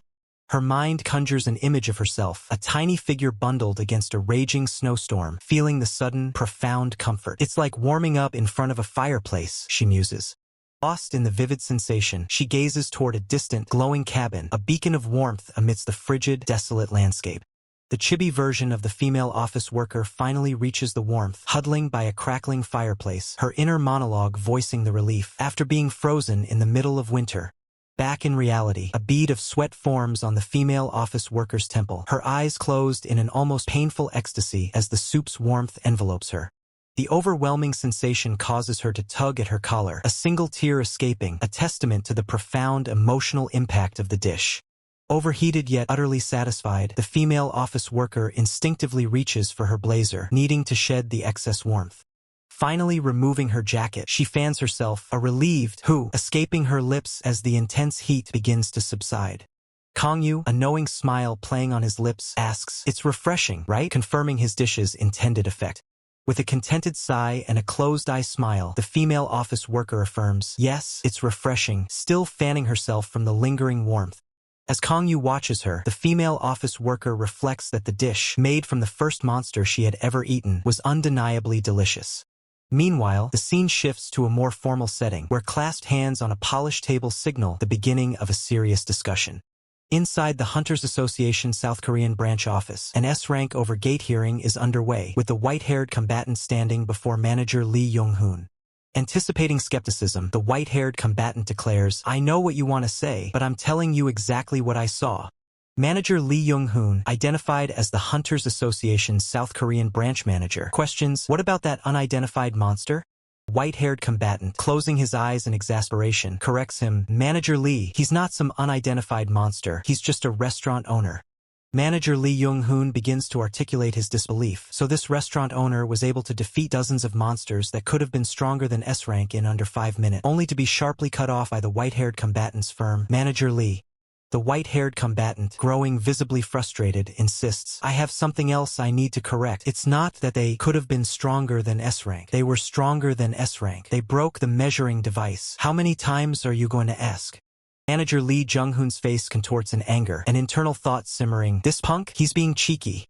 Composing himself, manager Lee Young-hoon adjusts his tie and reiterates, "Then I'll ask again, returnee number 21. Did the owner of Warrior's Restaurant really defeat that many monsters stronger than S-rank?" The white-haired combatant throws his hands up in exasperation, retorting, "I told you that's what I saw. If you don't believe me, should we just say I did it?" As manager Lee Young-hoon slumps, holding his head and stating, "You know this is no laughing matter, right?" The white-haired combatant defiantly responds, "No, I don't know." Manager Lee Young-hoon slams his fist on the table, his voice rising in anger. "A person with immeasurable strength appeared in the middle of the city, and you think this isn't a big deal?" With a cunning smile, the white-haired combatant challenges, "But manager, think about it carefully. Wasn't that person with immeasurable strength hiding this whole time?" The white-haired combatant presses his point, and as soon as he returned to Earth, he confidently registered as a returnee. Manager Lee Young-hoon hesitantly agrees. Why yeah, and if the association doesn't want anything to do with returnees, the white-haired combatant concludes, isn't it better to just leave him alone? Manager Lee Young-hoon, defeated, concedes, you're right. The white-haired combatant grins, pressing his argument. He's just a normal, law-abiding restaurant owner, right? Manager Lee Jung-hoon's gloved hand slams onto the table, the impact echoing his frustration. The white-haired combatant leans in with a wide, almost unsettling grin, repeating, so this returnee is exactly that. He continues, a smug smirk playing on his lips, a person who isn't scared of anything, a dignified person who doesn't think of hiding. Leaning back casually, the white-haired combatant asserts, I don't think a person like that would become our enemy. The world isn't divided into just enemies and allies. Manager Lee Young-hoon, however, maintains his stern demeanor, countering, considering all the possibilities is our job. Just because he appears to be good doesn't mean we can give him trust and freedom. This is a matter of our citizens' safety and lives, after all. The white-haired combatant simply shrugs, a smirk returning. Who said it wasn't? The people above you decide things anyway. He casually perches on the desk, addressing the female office worker. Anyway, all I'm saying is that the agent who was at the site judged the situation like this. Since what I said is important, underline it, please, secretary. Manager Lee Jung-hoon's face contorts in frustration, his thoughts seething. This damn first-order guy. He's planning on just moving past an important situation like this. His eyes narrow, sweat beading on his brow as he grapples with the dilemma. What should I do about this? Images of a city in ruins flash through his mind, reinforcing his resolve. We can't let half of our sector be destroyed by provoking a returnee like other countries have. Time ticks by on the wall clock, indicating the ongoing deliberation. The white-haired combatant turns, a slight smirk on his face. I guess we have no other choice. We'll leave this to the higher-ups. Stretches, feigning nonchalance. Yes, leave it to them or whatever. Can I go now? I have something urgent I need to do. Manager Lee Young-hoon starts to protest. Something urgent? That's right. You have to investigate and patrol, not to mention taking care of public opinion, only to be cut off by the white-haired combatant. Manager, you have no sense. I have to buy land. Manager Lee Jung-hoon's eyes widen in utter disbelief. What? The white-haired combatant leans in conspiratorially, whispering, the strongest returnee in history is a restaurant owner. Wouldn't the land around the restaurant always be safe, even if Earth was destroyed? Am I the only one seeing this potential? A sudden realization dawns on Manager Lee Young-hoon, his face lighting up with excitement. You're right. Why didn't I think of this before? But his excitement quickly turns to fury as he delivers a sharp blow to the white-haired combatant's head. Did you think I would react like that? This is a matter of the citizens' safety, and you're talking about buying land. White-haired combatant, dazed, thinks, taking care of the citizens' safety is good and all, but what about taking care of my housing safety? Manager Lee Young-hoon yells, shut your mouth. You're so frustrating. A lingering question hangs in the air. Was the order really no match? A team of agents marches down the street as the narrator explains, the person who saved us was the returnee. That should answer your question. He's on another level. An agent addresses his superior, so, team leader, this is the restaurant the returnee runs? It's very normal. The team leader sternly warns, I've warned you guys many times, but I'm saying it again, don't be rude. The agents, some with surprised and others with annoyed expressions, question amongst themselves, hey, do you think we're gonna go around like the order? Inside the seemingly ordinary restaurant, Kang-yu stands behind the counter, ready for service. Kang-yu greets them with a warm, inviting smile. Welcome. The team leader reports, I've brought them, sir. Kang-yu replies with a confident smirk, you've done well. The team leader bows slightly, expressing gratitude. Thanks to you, we were unharmed, sir. Thank you. Kang-yu smiles brightly, feigning humility. Thank you? I didn't do enough to deserve your thanks. Team leader and his agents settle into the restaurant, explaining their purpose. There's not much we can do for you, so we thought we might as well help your business. The agents, initially skeptical, simply sit across the table, their expressions betraying a clear lack of enthusiasm for the supposed help they were offered. Internally, the agents voice their disappointment. They had expected a formidable warrior capable of taking on hundreds, a cold killer with a rugged appearance. Instead, they see only a regular restaurant owner. But then, a subtle shift in perception occurs. One agent's thought surfaces. Kang-yu is actually quite good-looking. The realization hits them collectively, their thoughts bursting forth. Kang-yu isn't just good-looking, he's strikingly handsome, almost like an idol. Aware of their internal turmoil, Kang-yu calmly ties his apron, preparing to serve, while Nei, his feline helper, diligently carries a tray laden with steaming bowls. Soon, 2 steaming bowls of food are placed before the agents, their warmth rising visibly into the air. With eager anticipation, the agents express their gratitude, ready to finally taste Kang Yu's cooking. The first spoonful hits their palates, and the agents' eyes widen in an instant, a wave of profound shock washing over their faces. Overwhelmed by the unexpected flavor, one agent exclaims that the food is incredibly delicious, while his comrade simply savors the exquisite taste. One agent turns to Wu Haina, declaring he's never tasted anything so good, so explosively delicious. Wu Haina responds with a terse, "So?" The agent, now openly weeping tears of joy, proclaims, "Such beautiful taste leaves me no choice but to react with unbridled ecstasy." Seeing his agents completely lost in their culinary rapture, Wu Haina sighs, managing only a reluctant, "All right."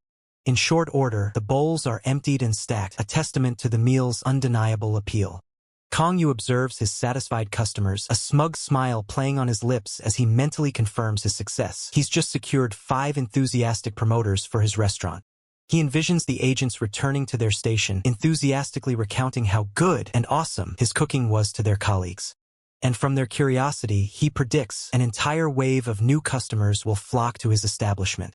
Darker thought crosses Kang Yu's mind. Perhaps it's time to slowly introduce them to foods prepared with monster ingredients. His grin widens, a sinister glint in his eyes as he solidifies his plan to subtly manipulate their palates until only his unique, monster-infused dishes can satisfy them. A triumphant, chilling laugh fills his mind, a silent declaration of his wicked success. The scene shifts to an exterior view of Kang Yu's unassuming restaurant, its striped awning a stark contrast to the dark machinations within. Meanwhile, a hapless individual stares into a mirror, a sad, bald reflection staring back, while maniacal laughter echoes around them, perhaps a grim premonition of Kang Yu's future victims. Stepping out into the bustling city, Kang Yu walks confidently down the street, gazing up at the bright sky above the towering buildings. Wiping a bead of sweat from his brow, Kang Yu remarks on the sudden change in weather, noting how quickly the cold of yesterday has given way to today's heat. He pulls up his sleeve, a wry smile on his face, realizing he's probably overdressed for the unexpected warmth as 2 curious children watch. Holding up his phone, Kang Yu sighs in mock exasperation, realizing he should have heeded the advice to check the weather app. His gaze drifts to the side, a flicker of surprise crossing his features as something catches his attention. He stands before Kotbun's Market, a local grocery store, seemingly ready to enter. His hand reaches into a freezer, rummaging through a colorful assortment of snacks and frozen treats. With a swift motion, a colorful ice pop is retrieved from the frosty depths of the freezer.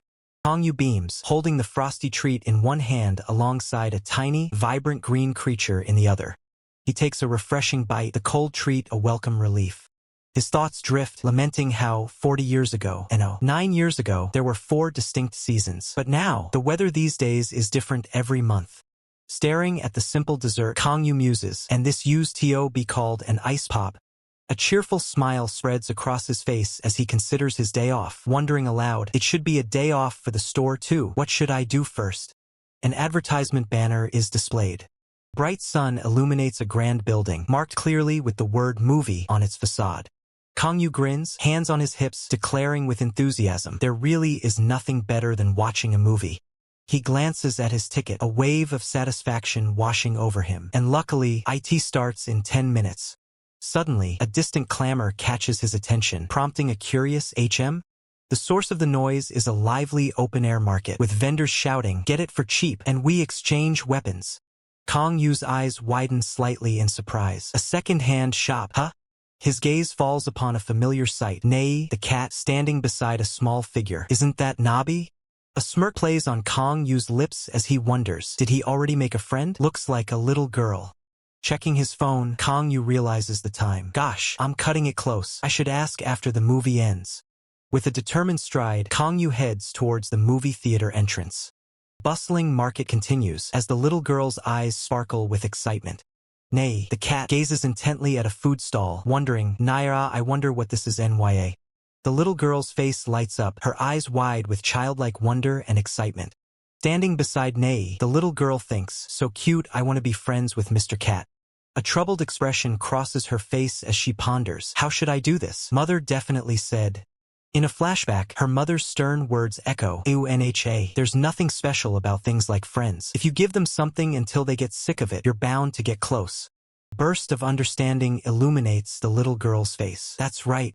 With renewed purpose, the little girl and Nei approach the inviting food stall.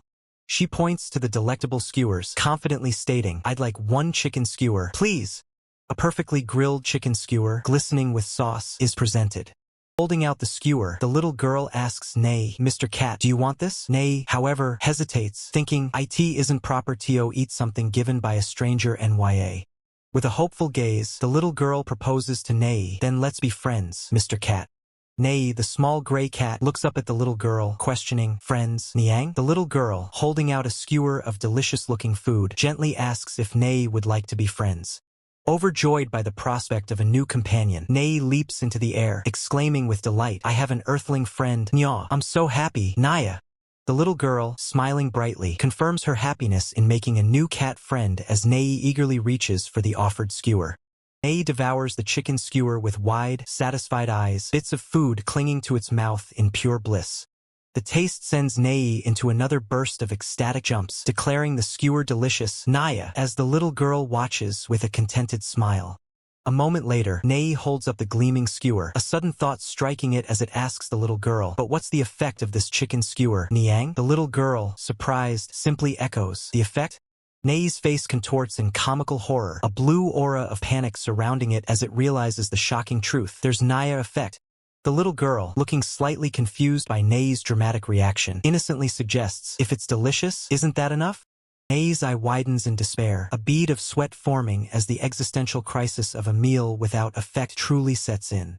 With a dramatic flourish, Nei declares the chicken skewer disqualified as a dish, fearing that eating such food would turn it into a piggy cat. Naya, the little girl, looks on, bewildered. A chubby, contented cat floats above, representing Nei's worst fear, as the real Nei trembles in horror at the thought of becoming a piggy cat. The little girl tries to reassure Nei, suggesting it can eat just enough not to gain any weight, but Nei, still terrified of its fate, firmly refuses. "Oh, Naya, can you?" The little girl's expression shifts to concern, wondering aloud, "What do we do?" A sudden realization dawns on the little girl as she points a finger, recalling her mother's wisdom. "My mother always said that self-restraint and concentration are the most important." Nei looks up, curious. With a gentle touch, the little girl places her hand over Nei's paw, reinforcing her message of moderation. The little girl continues, explaining that all foods are bad for you if you eat too much, but it's okay if you eat them in moderation. Nei listens intently, its gaze fixed on her. Her mother also stressed the importance of experiencing new things and eating many delicious foods to study well.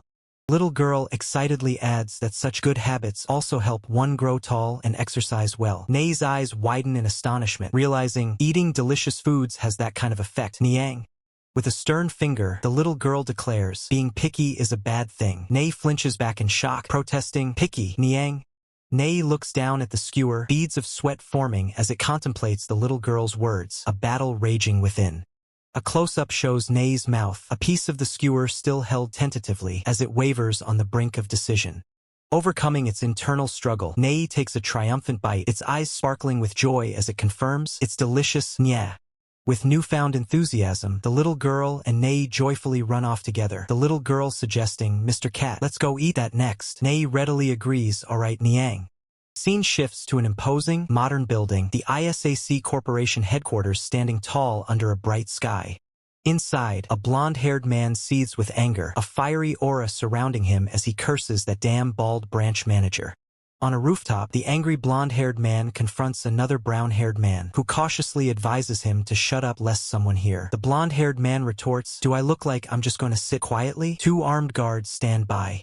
The blonde-haired man throws his head back, screaming his frustration to the sky about being assigned to Disaster Recovery Area Sector A and having to check on the situation in the sewers where the rift occurred. The brown-haired man, calmly smoking, remarks on the tediousness of high-ranking official visits, even in the military. The brown-haired man emphasizes the gravity of the situation, stating, "It's the president of the World Hunter Association. Why else would he have come?" The blonde-haired man, still fuming, thinks they should have just handled it immediately. Blonde-haired man stands, arms crossed, his pants ripped from previous struggles, as he rages against those damn gangsters who are committing crimes because they're stuck in the sewers. The gladiator trainer, still furious, assigns Kangyu the task of search and destruction, believing him better suited for it. Kangyu accepts, stating his detection abilities make him ideal for the mission, and instructs the gladiator trainer to focus on ground patrol to prevent any unforeseen incidents. Internally, the gladiator trainer laments his fate, frustrated that while others enjoy their day off with movies or dates, he's stuck on patrol. The gladiator trainer activates his invisibility skill, a shimmering aura enveloping him as he prepares to execute his mission. Kangyu leads a squad of heavily armed soldiers, moving with grim determination as they begin their search through the unknown territory. Path ahead is dimly lit by a series of bare bulbs, casting long shadows across the rough concrete walls of the abandoned corridor. Heavy boots clank against the gritty floor, each step kicking up fine dust in the oppressive silence. Down the dark, endless corridor, a squad of armed men in suits takes aim, their pistols leveled at a solitary figure standing defiantly in the distance. Kangyu's gaze hardens, his eyes burning with a cold resolve as he faces the armed opposition. With swift precision, Kangyu reaches for the weapon at his hip, preparing to engage the 4 armed men who have him in their sights. Corridor lights blur into streaks as an incredible burst of speed cuts through the air, signaling the start of the engagement. In a flash, weapons clatter to the ground, disarmed with impossible speed as the combat begins. A chilling cry of ACK echoes through the passage as the armed men recoil in agony, their hands and arms gushing blood from precise, brutal strikes. Kangyu stands ready, his fist clenched and his gaze unwavering as the initial chaos of the fight subsides. As Kangyu stands surrounded by his armed escort, he observes the trembling hooded figures, thinking to himself that these pests seem endless, no matter how many he apprehends. The captured individuals are swiftly cuffed, their wrists bound as Kangyu's gloved hand oversees the process.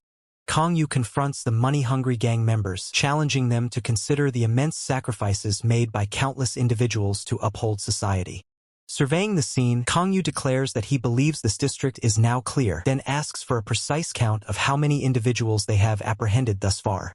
A soldier reports the count of captured members, 13. Kangyu, rubbing his temples, sighs in exasperation. Gosh, my head. Kangyu, now armed with a rifle, issues a clear command to his squad. We're going to maintain our formation and advance.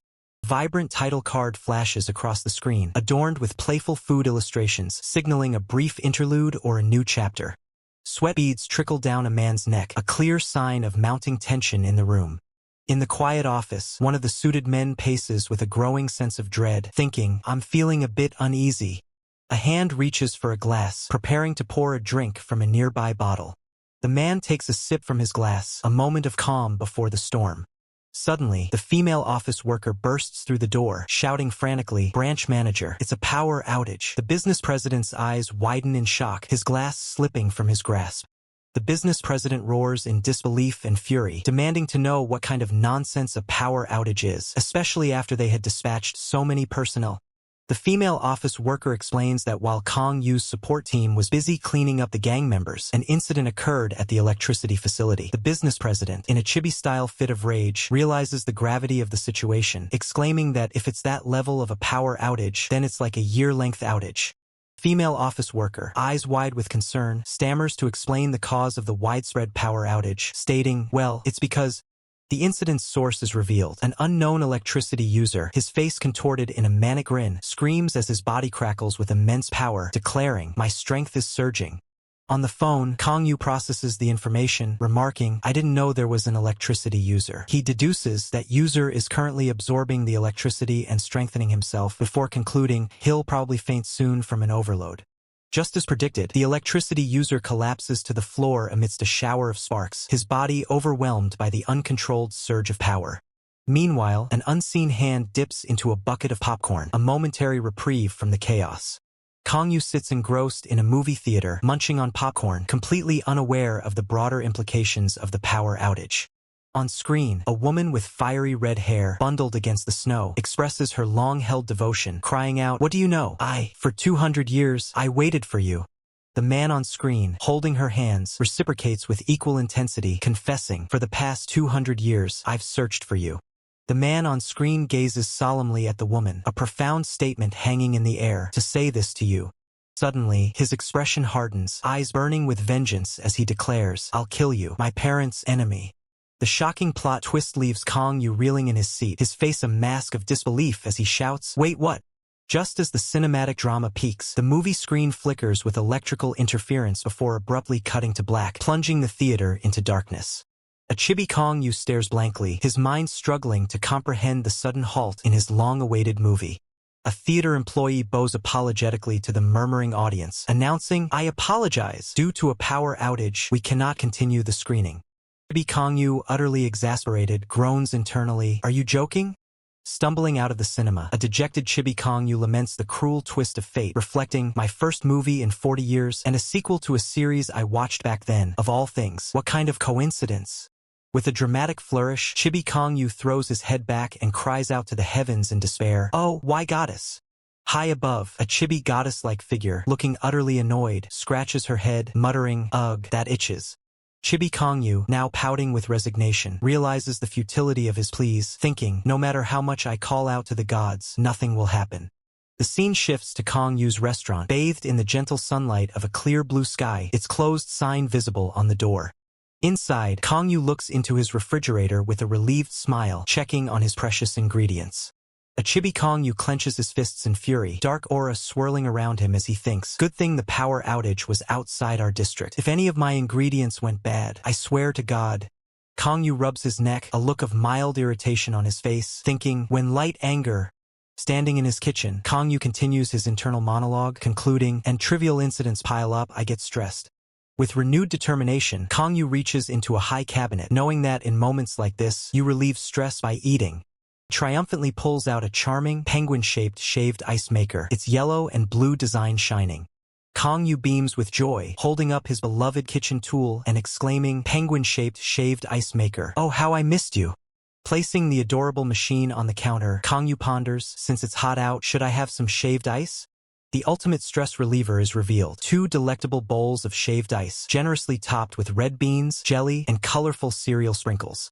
But Kong-yu's mind drifts to a different kind of treat, one steeped in memory. He recalls an alcohol-based shaved ice, a cherished memory of his late father. A subtle smile plays on his lips as he muses, "I'm considered an adult now, right?" With a sudden burst of energy, Kong-yu declares, "Then let's get started," and begins to vigorously crank the penguin shaved ice machine. Using his magic, Kong-yu freezes sugar and milk into a solid block, then feeds it directly into the whimsical penguin shaved ice machine. Next, a generous drizzle of sweetened condensed milk cascades over the fluffy mound of shaved ice, adding a layer of rich sweetness. Expert hands swiftly slice fresh, vibrant strawberries, preparing the next topping. Kong-yu glances at the ripe melon, recalling that these premium fruits were a thoughtful gift from Min. He finds himself amused by Min's persistent habit of following him around and calling him teacher. The vibrant, freshly cut strawberries and diced melon are meticulously arranged over the shaved ice, creating a colorful and inviting base. Now, for the crucial element, the alcohol. Chibi Kong-yu, in a moment of adorable contemplation, remembers the special alcoholic beverages he received from the king, reaching into a shimmering portal to retrieve them. From the portal, a magnificent red bottle emerges, bearing an ancient inscription, "First Warrior, win against the ruler of the devils." This 500-year-old alcohol promises an exquisite taste, perfect for the shaved ice. The ancient crimson alcohol is carefully poured, its rich liquid splashing onto the pristine white ice, promising an intoxicating fusion of flavors. Kong-yu takes his first spoonful, a look of anticipation on his face as he tastes the unique creation. Satisfied smile spreads across Kong-yu's face. He savors the experience, noting how the sharp, explosive taste of the wine perfectly complements the icy coolness of the shaved ice. It's a sensation of being simultaneously frozen and melted. He exhales softly, a knowing smile confirming his understanding. "So this is what it tastes like," he muses, appreciating the nostalgic flavor.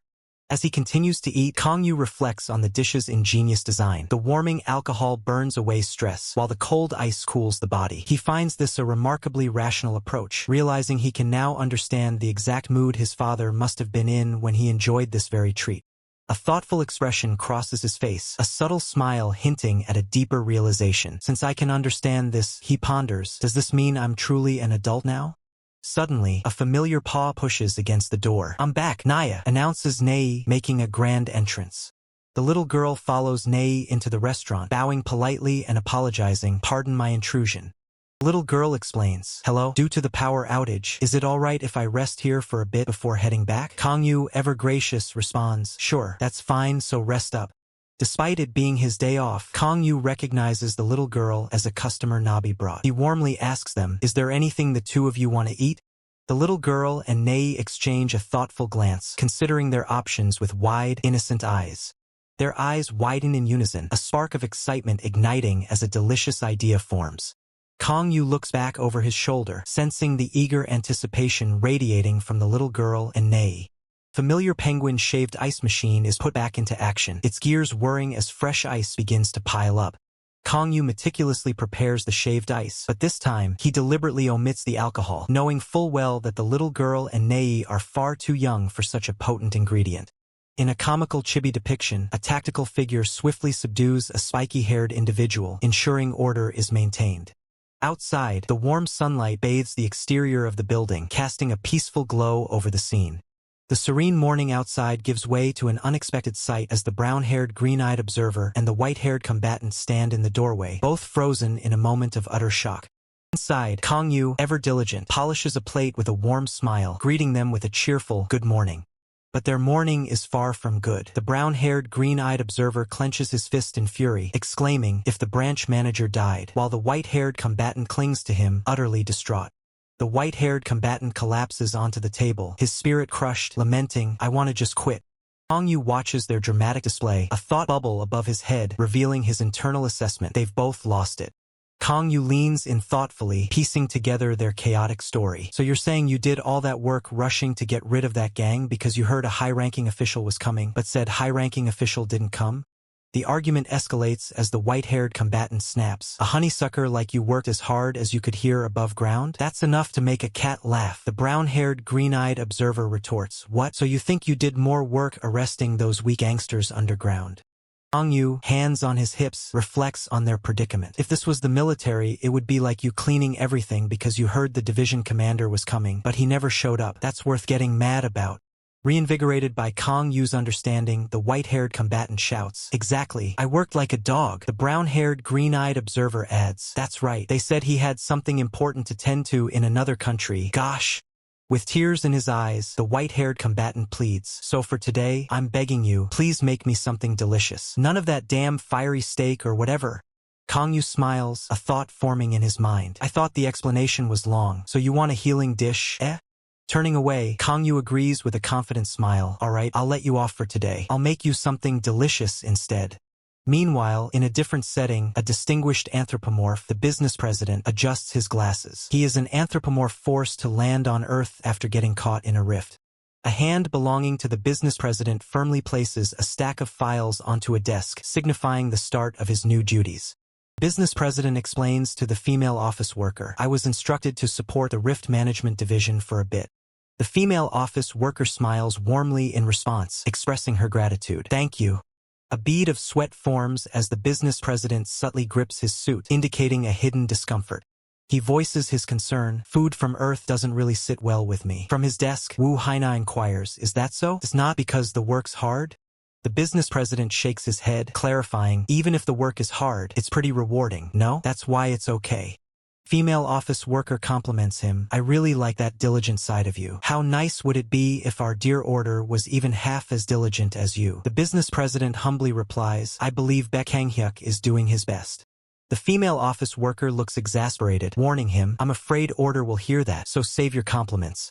The business president fiddles with a pen, reiterating, "In any case, it isn't because I'm tired of work." The female office worker ponders his dilemma. "It seems the food really doesn't sit well with you. Is it cooked food that's hard on you? Would raw foods be better?" Business president confirms, "I've also tried raw foods, but those don't sit well with me either." The female office worker concludes, "As expected, you probably need food from your homeland?" A wave of sadness washes over the business president as he confesses, "I don't even know its name." The female office worker gently pats his back, observing, "Looks like you really are homesick." He agrees, "I think so as well." She continues to offer comfort, "You're also a veteran after 3 years of service. It's understandable." Suddenly, a realization dawns on the female office worker, her eyes widening behind her glasses as she exclaims, "No, wait." Still reeling from her sudden realization, the female office worker voices her thought, "If it's that person, he might know something." The large, bear-like figure in a suit Harrow looks at her, questioning, "That person?" The camera pulls back, revealing a wide shot of a bustling city block with various buildings under a bright sky, setting the stage for the next location. Pero walks with a gentle smile, 3 small children playfully clinging to him. He kindly cautions them, "I don't mind you hanging on to me, but you'll get hurt if you fall. Please be careful." The children respond with an excited, "Whoa!" From behind, Pero stands tall, one of the children securely held in his arm, both gazing towards the distant buildings as the day slowly progresses. Pero carefully sets the children down, explaining, "I think we have to stop here for today. I have somewhere I need to go." One of the children pouts in response, calling him, "How stingy." With a reassuring smile, Pero promises the eager children, "Instead, I'll play with you tomorrow." Their faces light up with excitement as they collectively ask, "Really?" The children joyfully wave goodbye, shouting, "Bye-bye, Pero," as they run off. Pero waves back, reminding them to get home safely, everyone. Pero adjusts his small spectacles, a focused expression on his face, as he quietly states, "I think it's here." Pero stands before a quaint building, a thought bubble above his head indicating his destination, Warrior's Restaurant. A close-up shot focuses on Pero's large, clawed feet as he steps across the threshold, entering the restaurant. Kangyu, the restaurant owner, greets him with a friendly smile, asking, "Mr. Pero?" He then confirms, "I received the call." Kangyu raises his hands in a slightly apologetic gesture, preparing Pero for an uncomfortable truth. This might sound rude at first. Pero's eyes widen behind his glasses, a look of surprise and mild offense on his face as he asks, "Pardon?" Kangyu, a bead of sweat forming, delivers the difficult news. Mr. Pero is not permitted inside. Seeing Pero's crestfallen expression, Kangyu quickly tries to clarify, gesturing wildly, "It's not like that. It's because of your fur, your fur." Pero, regaining his composure, nods in understanding and apologizes for his initial reaction. I see. I apologize for misunderstanding." Kangyu breathes a sigh of relief. The scene transitions to a serene view of the sky, filled with soft, puffy clouds, offering a moment of calm. Pero is now seated outside the restaurant, looking around cautiously, while a smaller, dog-like head emerges from behind him, also scanning the surroundings. From inside the restaurant, 2 observers peer out, a female exclaiming, "So cute." The male wonders aloud, Do you think he'd like cola?" The conversation continues, one voice retorting, "You idiot, he probably eats salmon or something. You think he'd drink cola?" The other insists, "But he's a polar bear. He'll like cola." Pero's ears twitch subtly, indicating he might be overhearing the discussion about his dietary preferences. Pero shakes his head, stating clearly, "No, I don't like cola." He then reveals his inner thoughts, "I don't like carbonated drinks or sweets. I'm tired of them because people keep giving them to me." With a slight smile, he adds, "However, I like salmon." Back inside, the 2 observers are practically swooning, exclaiming, "So cute," and cute, at Pero's revelation. Kangyu approaches Pero, who is sitting on the ground, and informs him, "I heard the situation from Ji-hyun." He then asks, "Your homesickness is the problem?" Pero, startled, confirms, "Why yes, that's correct." Pero looks down sadly, admitting, "I occasionally cry and feel weak these days," his expression conveying a deep sense of longing. Kangyu reflects internally, recognizing Pero's plight. "Seems like typical symptoms of homesickness. It's not unfamiliar to me." Kangyu observes Pero with a thoughtful expression, understanding the depth of his homesickness and the challenge ahead. Kangyu's expression shifts to annoyance as he thinks, "Anyhow, telling me to cure homesickness." He then vents his frustration internally. "Do you all think I'm a cure-all counseling center?" Kangyu, taking a more practical approach, declares, "Alright, first, the representative treatment option is food." He then ponders his own culinary limitations. "I've also cooked for myself in my own time, but there seems to be a limit to what the ingredients here on Earth can do." Pero remains dejected, while Kangyu observes him, a thoughtful expression on his face as he considers the challenge of alleviating homesickness through culinary means. "There were bear-like beings in the world I was in, but I don't think they were the same species as Mr. Pero. Warrior clan, summoned to Terra from this world. Being very cruel and violent. There's no way this kind, intellectual bear is in Uruk. For now, let's chat while eating." Nay the cat, with a determined look, pushes a cart laden with cooking pots and utensils. A feather from a fire-eating bird. Leaves from a tree that's been haunted by spirits for 1,000 years. The wings of a stone-eating dragon. Kangyu smiles, seemingly confident as he presents the ingredients. A close-up on Kangyu's face, his expression unreadable. Kangyu, Pero, and Nei sit dejected under the rain, with no real results from their efforts. Cosmic Scans presents Bizarre Restaurant. The title card for Bizarre Restaurant. An establishing shot of the restaurant's outdoor seating area at dusk, with Kangyu, Pero, and Nei sitting on the grass. Kangyu, arms crossed, looks downcast. I've shown you such a diverse array of dishes, yet there's still no response. Pero, looking apologetic, speaks to Kangyu. About that, I'm sorry. Kangyu, startled, reassures Pero. There's no need to apologize. I just find it strange. Kangyu, holding a stack of plates, remarks, usually you would find at least one dish you can enjoy. Pero, with a troubled expression, muses, the place I lived in must have really been on the outskirts. Silent moment under the full moon. Pero, seeing it's late, apologizes for inconveniencing Kangyu. Kangyu, however, insists it's not a problem and he's more sorry for not being able to help. Nei, the cat, excitedly declares, alright, Nio, it's exercise time. Nei lets out a mighty NYNG as it leaps into action, surrounded by a powerful aura. Nei transforms, radiating intense energy as it prepares for combat. Pero, adjusting his glasses, asks, what is that cat doing right now? Kangyu replies, he's expending his energy on purpose. Nei, in its warrior form, is questioned, warrior? But he's so small and cute. Kangyu agrees, hee, right? Kangyu turns away, while Pero watches Nei's energetic display. Nei, now a blur of motion, performs a series of acrobatic attacks. Pero looks up at the night sky, where a silhouette of Nei, resembling a dragon, flies past the moon. Kangyu hesitates, stating he's not sure about something as he only works and reads, not really.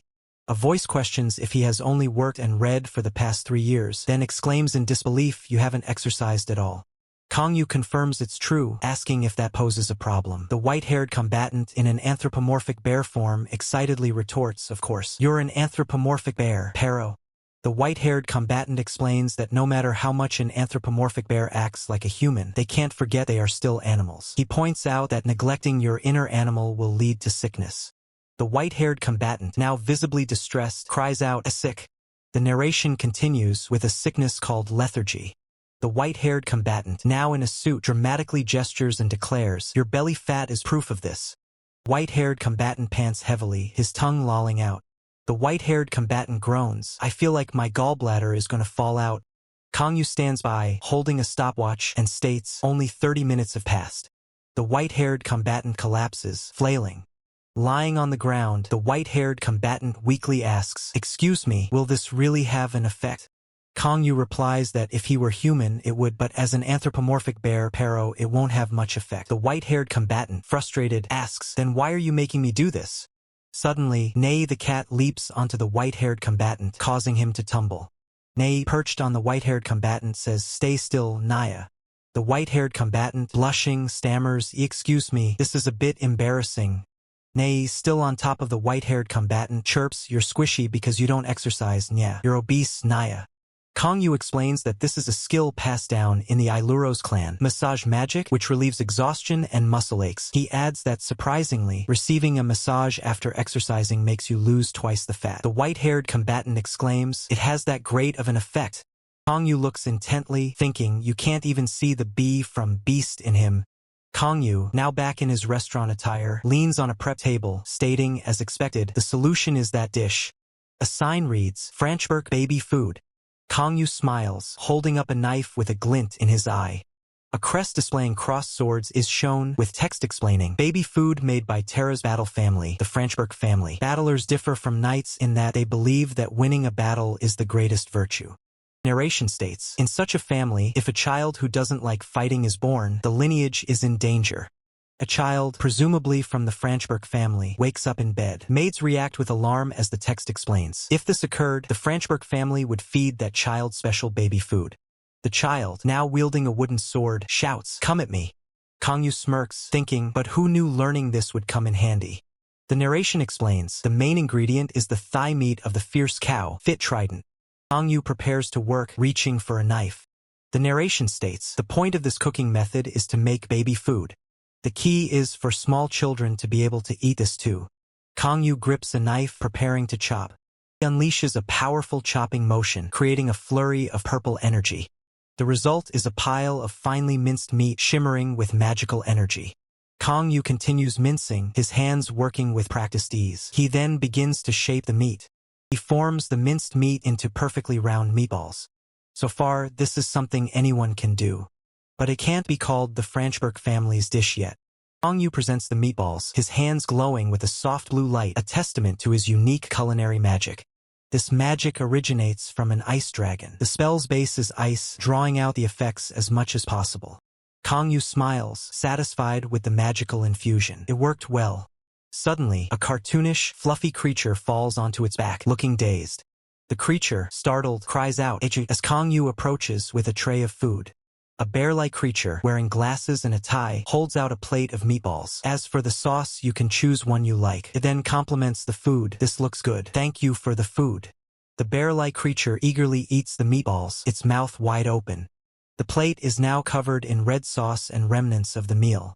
The bear-like creature's eyes widen in shock and horror as it clutches its mouth. Kangyu stands calmly beside Nei, the cat, and says, "Nabi, get ready. Something big is coming." Bear-like creature lets out a guttural roar. Its eyes glow red with rage as it transforms into a monstrous, hulking beast. The monstrous bear roars again, unleashing a powerful sonic wave. Kangyu, unfazed, confronts the beast. "That's what I'm talking about. Pero here." Monstrous bear charges, its claws extended, but Kangyu meets the attack head-on. The clash sends shockwaves through the area.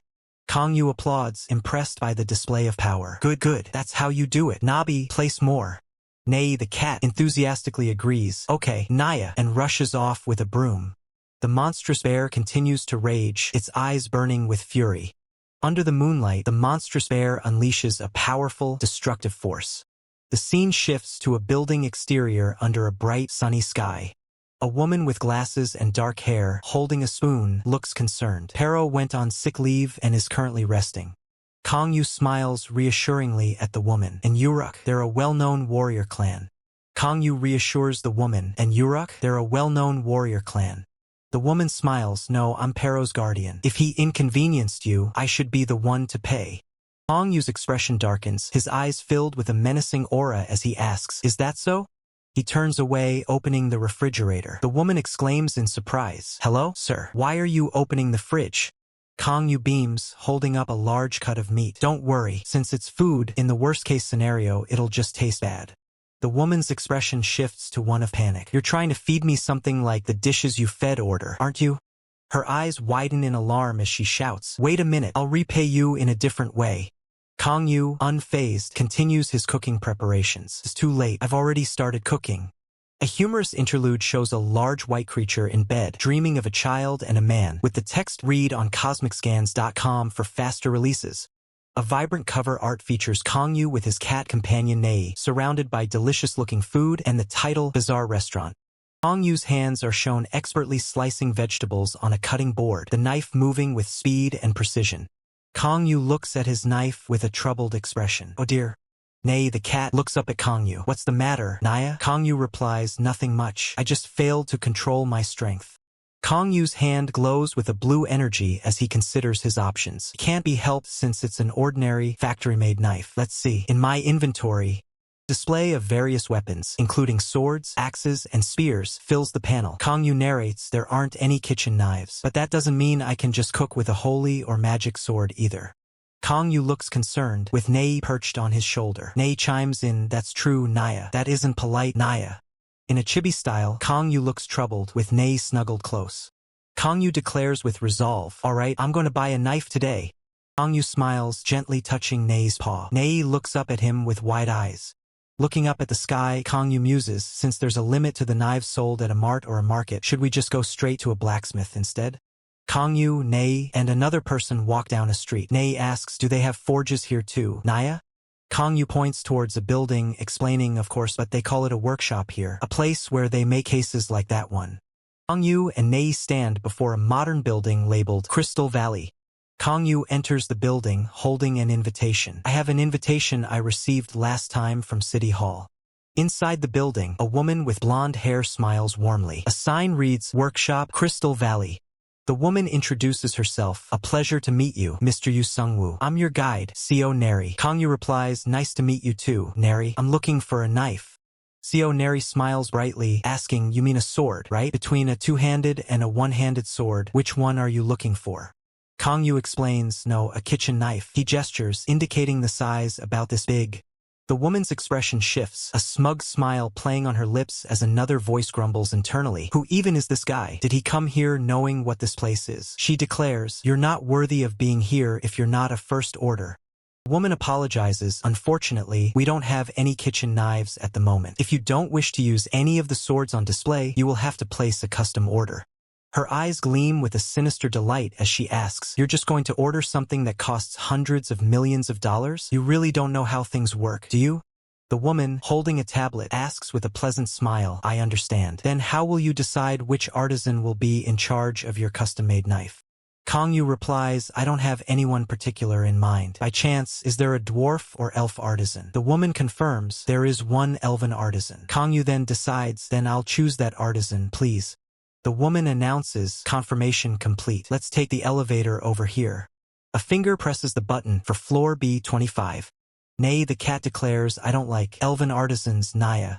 Nay looks distressed, lamenting, "Elven weapons don't like me, Niang."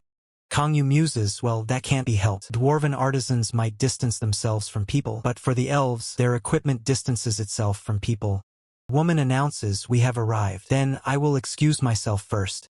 The environment shifts to a cold, ethereal space. A voice whispers, "It's cold, Niang." Another voice explains, "It's because elves handle metal using the cold rather than heat." Nay shivers, clearly uncomfortable in the cold environment. Inside a workshop, a white-haired individual is intensely focused on their work at an anvil, sparks flying. Kangyu wonders aloud, "A female elf?" The elven artisan, Alistair, is revealed. Kangyu observes, due to physical strength and power issues, most elven blacksmith families pass things down to their male descendants. Kangyu comments, "Seems like she surpassed everything through sheer talent." Alistair apologizes, "Pardon me, I was just focused on this for a second." Kangyu reassures her, "It's okay since I'm the one who didn't make a reservation in advance."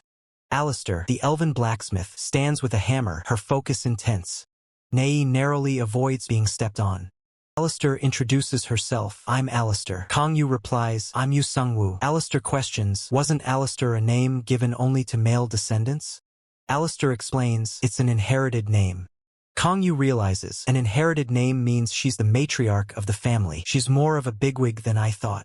Alistair addresses Kangyu, "Let me be clear about this before I accept your commission." Alistair states firmly, "First, I don't care about your qualifications at all. However, my child is different." Alistair continues, "Second, I don't return the money even if you don't get chosen by my child. And I don't hand over my child either." Alistair explains, "Third, it's been 2 years since I came to Korea, but there hasn't been a single person who was chosen by my child." Nei looks anxious, exclaiming, "It's meaningless if you don't get chosen." Alistair reiterates, "It's exactly as the cat says. It is meaningless, so think carefully before placing the commission." Kangyu responds, "I understand." Kangyu confirms, "It isn't a weapon? Got it. It'll take about an hour. Shall we make the price about this much?" Nay, the cat, chimes in with a surprised all right, and then a thought bubble reveals her shock at the sheer number of zeros. "There are so many zeros, Naya."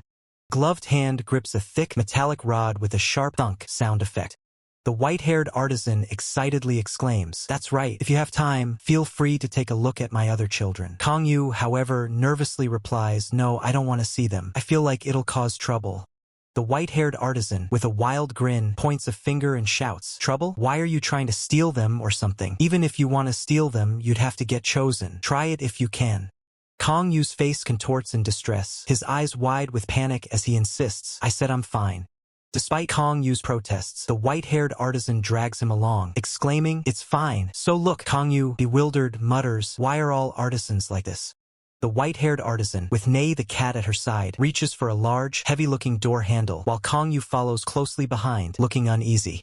Inside a workshop, a dazzling array of weapons hangs on the wall. The white-haired artisan gestures proudly, asking, "These are my children. Aren't they amazing?" Kangyu sighs, looking unimpressed as he states, "It's the same everywhere. Is this the 6th or 7th time now?" Nei the cat peeks out, looking equally unimpressed. The white-haired artisan places a hand on Kangyu's chest, her expression serious as she says, "I'm telling you this in advance, but I was the one to reject you first, and this isn't on purpose." Kangyu looks confused, asking, "What?" An anvil, a heavy tool of the smithy, is shown mounted on a wall, emitting a dull thud sound effect. Blurry, ornate shield or discus-like weapon spins rapidly, emitting a whir sound effect. 3 polearms, one a menacing red glaive, are displayed on a wall, each accompanied by a clang sound effect. A pair of ornate flintlock pistols are mounted on a decorative shield with a subtle click sound effect. A large, star-shaped object, possibly a shield or decorative piece, spins with increasing speed, creating a whiz sound. White-haired artisan recoils in shock, her eyes wide as she exclaims, "To children." Kangyu looks on, while Nei the cat observes with wide eyes. Kangyu, now smiling, looks at a spinning object on the wall and remarks, "It spins so well, even though it's not a fidget spinner." The white-haired artisan, outraged, shouts, "That's a pistol. Don't treat my magnum opus like a children's toy." Workshop is in disarray. The white-haired artisan is on the ground, crying, while Kangyu stands with a sword and shield. Nei the cat watches the scene unfold. A thought bubble from below states that it might cause trouble. This image is a cover page for Bizarre Restaurant, featuring Kangyu holding a steak and Nei the cat on his shoulder with a bowl of soup. The title is prominently displayed in Korean. A serene view of a multi-story building nestled in lush greenery, with the text 10 years ago, Terra, displayed. Inside a workshop, the brown-haired, green-eyed observer and the white-haired combatant are kneeling, presenting a shield and a sword to Kangyu, who sits observing them. The white-haired combatant proudly presents his creation, a sword, stating, "This is my masterpiece." He then asks Kangyu, "What do you think? Do you want to hold it?" A close-up shows a hand meticulously wiping down a sword blade with a cloth, a swish sound effect accompanying the action. Kangyu, now holding the sword, looks at the white-haired combatant, who seems taken aback. Kangyu states, "H." Brown-haired, green-eyed observer and the white-haired combatant are now crying dramatically, with the latter wailing, "My child," as Kangyu holds the sword and shield. Kangyu, holding the sword and shield, looks at the distressed artisans. The brown-haired, green-eyed observer points at the shield, exclaiming, "There's nothing special about your masterpiece. It's just you." Kangyu grins, holding both the sword and the shield, and declares, "Haha, it's a set." Two artisans are crying hysterically, their faces contorted in despair. Kangyu looks on with a pained expression as a text box states, "This situation repeated itself 6 times. The two artisans are crying hysterically, their faces contorted in despair." Kangyu looks on with a pained expression as a text box states, "This situation repeated itself 6 times. Surrounded by a vast arsenal of weapons, Kangyu stands with his arms crossed, a look of weary resignation on his face. Tiny, distressed elf-like creature, wielding a fearsome red sword, cries out, "Children, think about it again. This man isn't right for you." Kangyu recoils, his eyes wide with shock and disbelief, as a voice asks, "Do you really like this player?" Visibly flustered, Kangyu clutches his head, muttering, "This isn't my fault. I told you I didn't want to come here." The tiny elf-like creature, now with an enraged expression, shouts, "You didn't seduce just one but all 88. While Kangyu defensively protests, "Can you not say I seduced them? I didn't do anything." Her face contorted in fury, the little elf-like creature yells, "You don't understand US elves." A sinister grin spreads across Kangyu's face as he says, "That's the 7th time I've heard that." The little elf-like creature, in a state of panic, wails, "Do you know what it feels like for a mother to send 88 children off to marry one guy?" Kangyu weakly replies, "How would I know?"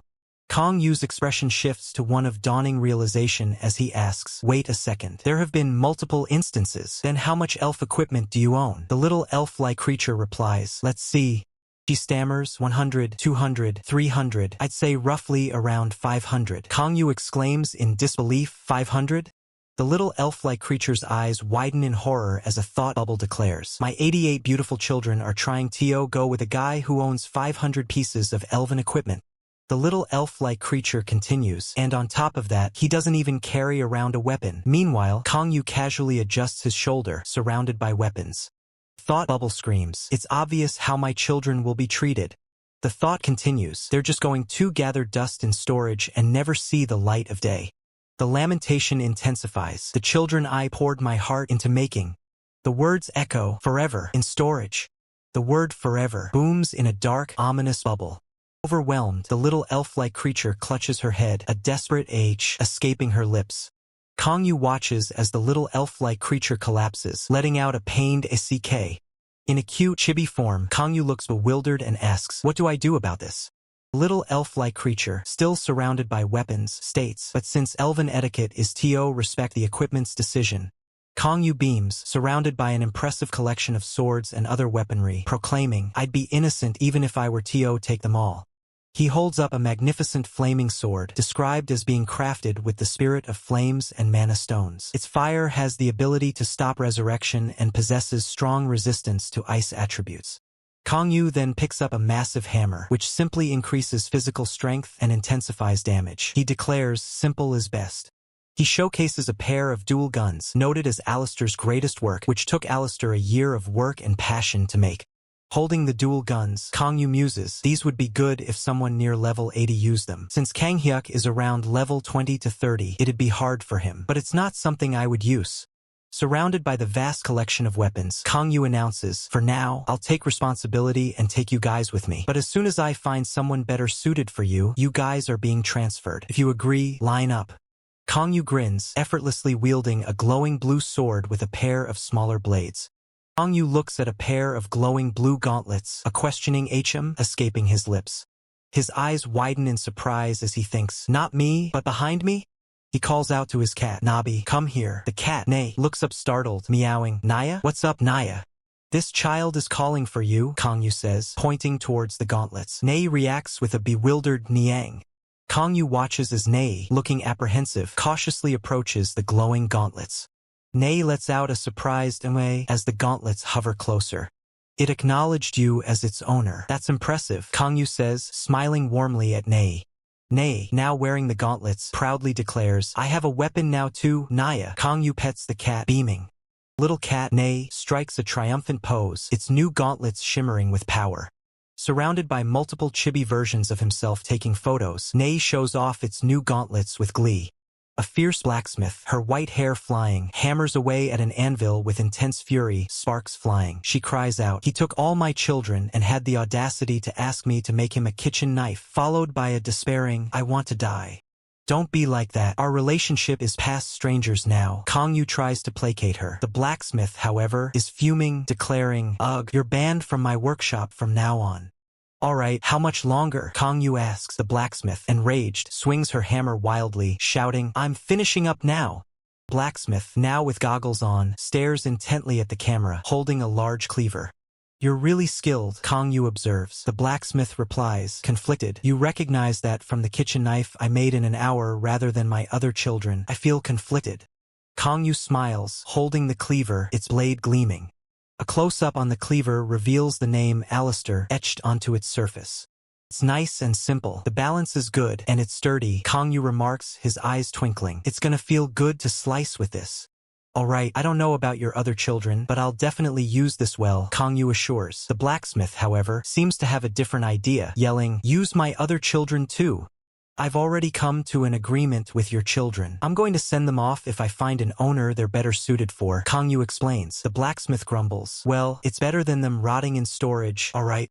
The blacksmith, looking concerned, asks, but will you find adequate owners for them? She adds, I haven't been able to find any for 2 years. Kang Yu reassures her with a confident smile. Don't worry, I have a plan.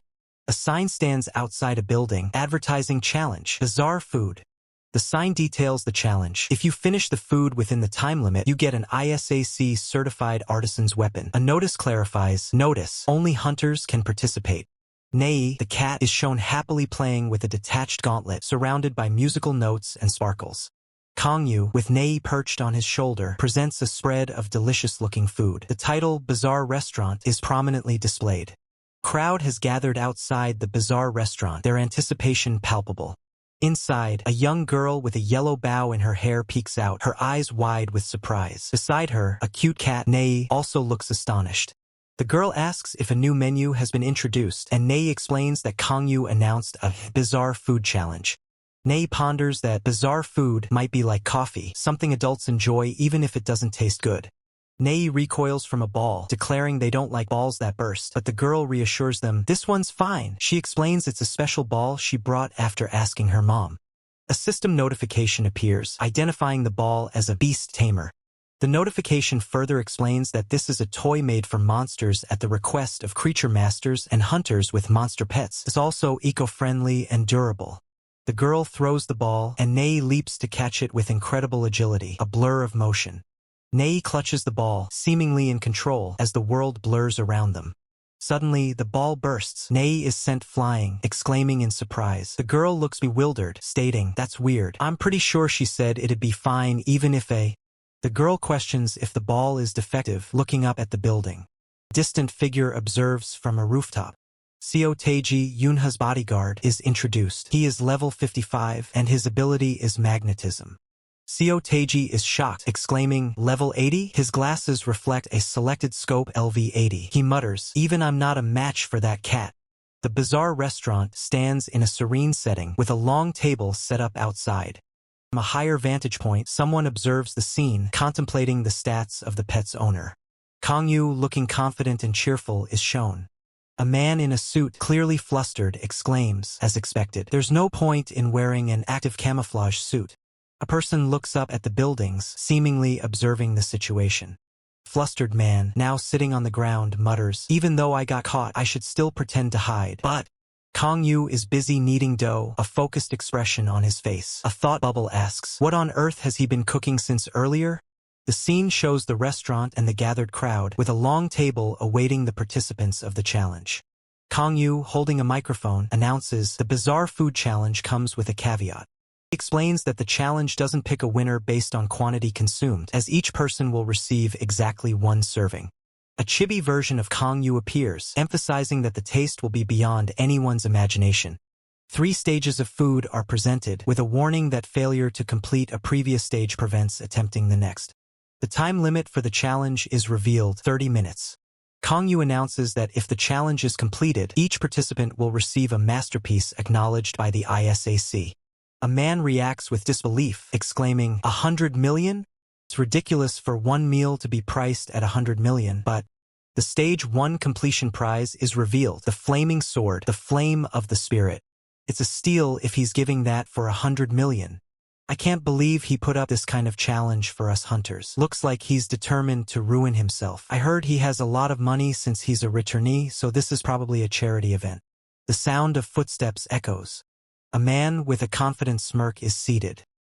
"Enduring things is my skill, didn't you know?" Kim Chansik, defender. Skill, endurance. His physical strength increases in proportion to his mental strength. "I will attempt stage 1 of the bizarre food challenge." Good. Then, to toast the first contestant of the bizarre food challenge today, let's get cooking. Sky is clear and cloudy. Looking at the sky, it seems monsoon season is upon us for this time of the year. It's Pajian and Makjiali, of course. The dish I'm going to make now is one referred to as kwak in the other world I was in. Kwak? It means look or don't take your eyes off it in their language. A man looks on with a perplexed expression. Simple. When making this dish, it takes no more than 5 seconds to complete it. If you look away for even a second, it'll burn. So it's similar to my country's traditional food, gazlim. Turkish food? Is it similar to John? In short, the dish you're going to make now is a type of John or Pajan. That's correct, similar to Pajian. However, regular food and bizarre food are different. Regular food is something you can eat. Bizarre food is hard to eat. So you'll be serving something awful enough to turn Pajian into a bizarre dish? That's correct. A cat, Nei, carrying a plate of food approaches Kangyu. The history of cooking is the history of devising, researching, and struggling to make things even more delicious. However, Terra's cooking is different. Its history is that of making things taste more awful. The dish is sizzling in the pan. Isn't that just a buchim? And a delicious Pajian on top of that. It's a sin to be delicious. Awful tasting food is truly respect for food. Making a dish that's supposed to be delicious taste awful instead is what proves the chef's skill. The onlookers react with shock. The dish is a glistening Pajian. Kangyu expertly flips the Pajian onto a plate. It's all done. Oh. Bizarre food. Rather, I've been waiting for it. The business president, anticipating the meal, begins to pour some makjiali. "Alright, should I have a bite then?" He eagerly takes a bite, the food steaming. "How is it? Edible? Have some makjiali too." Business president's face contorts in shock and disgust as he chews. Ugh. Terrapin. Bizarre restaurant. The cover art for Bizarre Restaurant. The history of cooking is the history of improving the taste of food. It contains chefs' experiences and experiments. When something is acknowledged as delicious, that cooking method is turned into a recipe and recorded in history. Scroll unfurls, revealing ancient recipes and a cookbook. Pajian and gazlim were like that, following the history and sincerity of the recipe and using 100% pure potato starch is the way to make a delicious Pajian. But in Terra, they do the opposite. They use lukewarm water, resulting in a mushy texture, and instead of using potato starch, they use ant starch. Kangyu presents 2 bowls, one with water and the other with a green liquid. Purposely made it taste bad? I expected something weird since it's bizarre food, but this is, and what exactly is starch? District cornswells and starch. You understand what I'm talking about when I say the monster that looks like a tree, right? There are green sprouts everywhere on its body. It's like a potato sprout. There's poison in it. The business president gasps as the others react with alarm. Bizarre restaurant. If you eat something like that, you'll die. On top of that, it's a top-tier ingredient that increases your poison tolerance if you use the correct amount. Anyone can tell he looks half dead. Furthermore, the ingredient I used in place of scallions, winter spirit, is extremely good for you. If you can win against the chill that enshrouds you, it looks like he's not winning against it. That's understandable. Kwok is a 3-red-star dish in Terra. But if I fed this to customers right off the bat, this restaurant would have turned into a funeral home. That's why. Kong Yu, beaming with pride, presents 2 plates of delicious-looking food. His loyal cat, Nei, watches eagerly. A female office worker stares at the food before her, utterly perplexed and distressed, struggling to make sense of it. Kong Yu, with a look of concern, approaches the female office worker, who seems to have collapsed from the sheer oddity of the meal. Kong Yu gives a confident thumbs up, assuring everyone that he tested the food thoroughly. A system notification appears, 1 star lower, Kwok, poison resistance get. Business president, his face contorted in shock and disgust, struggles to eat, the food proving too much for him. Close up on the food, with chopsticks attempting to pick it up, hinting at the difficulty of consuming it. With a violent impact, Kim Chanchik, a defender specializing in endurance, is defeated. A system message declares, person specializing in endurance, defender Kim Chanchik fail. Several colleagues stare in disbelief as Kim Chanchik lies defeated on the table. What's going on? One exclaims, while another urges, say something.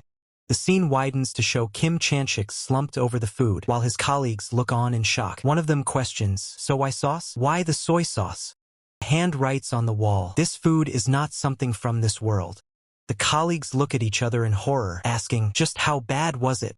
A new contender steps forward confidently, declaring, next up is me. The room is in chaos as many individuals have collapsed. Some are groaning, others seem defeated by the food. The little girl gasps in amazement, pointing at a piggy bank and exclaiming, wow, the piggy bank looks like it's going to explode. Kong Yu nods, explaining, seems so. The customers' stomachs have shrunk, but the piggy bank is full. Kong Yu surveys the scene of defeated individuals, stating, in the END-1 was able to succeed. Kong Yu's expression turns serious as he reveals, I went out of my way to make them poison resistance increasing food. Cute Chibi Knight stands proudly. A system box indicates poison resistance with the text, and no matter how great of a soldier one is. Suddenly, a shadowy figure lunges at the Chibi Knight, its presence menacing. The accompanying text states, there are many instances where someone is taken out by poison. The scene shifts to a desolate, toxic landscape. The narration explains, there are many places where the air itself is poisonous, like the Devildom, the final destination of many adventurers and warriors. A text box states, that's why adventurers and warriors make poison resistance #1 on their priority list. Kong Yu is shown carrying 2 fallen individuals, while others lie incapacitated around them. He remarks, but on Earth, poison-resistant people are rare. A gas mask is shown, with Kong Yu explaining, since technology is so advanced, you could just use a GS mask but. Kong Yu, in a more animated chibi form, explains the risks. If you put it on toolate, you'll die. What if you're ambushed? What if it breaks? And if the gas mask can't protect you against a certain poison, then you're screwed. The little girl, with wide eyes, is depicted in a cute chibi style. The little girl looks up at Kong Yu, asking, then can't you just make it taste good? Kong Yu crouches down to the little girl's level, explaining, this is an unexpectedly complicated thing to do. Kong Yu elaborates, the worse it tastes, the better the effect it has on your body. Kong Yu gently guides the little girl, stating, it's a concept that might be hard for Yunha to understand. As they walk inside, he adds, if I try explaining it, it'll take too long. The little girl's eyes sparkle with excitement as she exclaims, it sounds interesting, please tell me. Kong Yu gently guides the little girl, stating, it's late, you have to go home now. He adds, did you think I wouldn't know that you're using that as an excuse to play with Nabi longer? How cute. The little girl looks on with a crestfallen expression, her eyes wide with a hint of worry. A swift movement cuts through the air. A man in a suit, presumably Yunha, checks his watch with a serious expression, stating, it's time to go back, The little girl pleads, "Brother Taiji, can't I stay a little longer?" As Yoonha questions, "Why?" She stomps her feet in frustration, exclaiming, "Nabi will finish washing up and come back out soon." Her eyes are closed in bliss as she thinks, the soft, warm paws of Mr. Cat who has just finished washing up. She then declares, "I can't just leave." Yoonha checks his watch again, a slight sigh escaping him. Kangyu agrees, "Then we'll stay for 30 minutes longer." The little girl cheers, "Really? Yay!" Kangyu and the little girl sit at a table, both looking content. Kangyu muses, "Since this is a restaurant with a returnee, it should be fine for me to let my guard down for 30 minutes, right?" A poster for a bizarre food challenge is displayed, detailing the rules. Challenge: atrocious food. If you finish the food within the time limit, you get an ISAC certified artisan's weapon. Notice, only hunters can participate. It lists levels and mentions Warrior's Restaurant. A man in a suit approaches Kangyu, asking, "Excuse me, I know it's past closing time, but could I attempt the challenge?" Kangyu smiles confidently and replies, "Of course." Kangyu states, "We always welcome challengers." A promotional image shows Kangyu with Nei the cat holding a steak and a bowl of food, with the title Bizarre Restaurant displayed prominently. The title of the work, Bizarre Restaurant, is shown in stylized text with various food-related icons. An aerial view shows the restaurant building with tables set up outside. A hand places a check for 100 million Korean wons, total today 100 million KRW, on a table. Kangyu asks the man in the suit, "You look like you're in your early 20s, so I'll speak casually. Is that all right?" The man replies, "That's fine with me. I'd prefer that anyway." The man is shown filling out a form with the name Seo Taiji visible. The man in the suit, looking troubled, states, "I know what you're thinking, but I have no relation to that musician."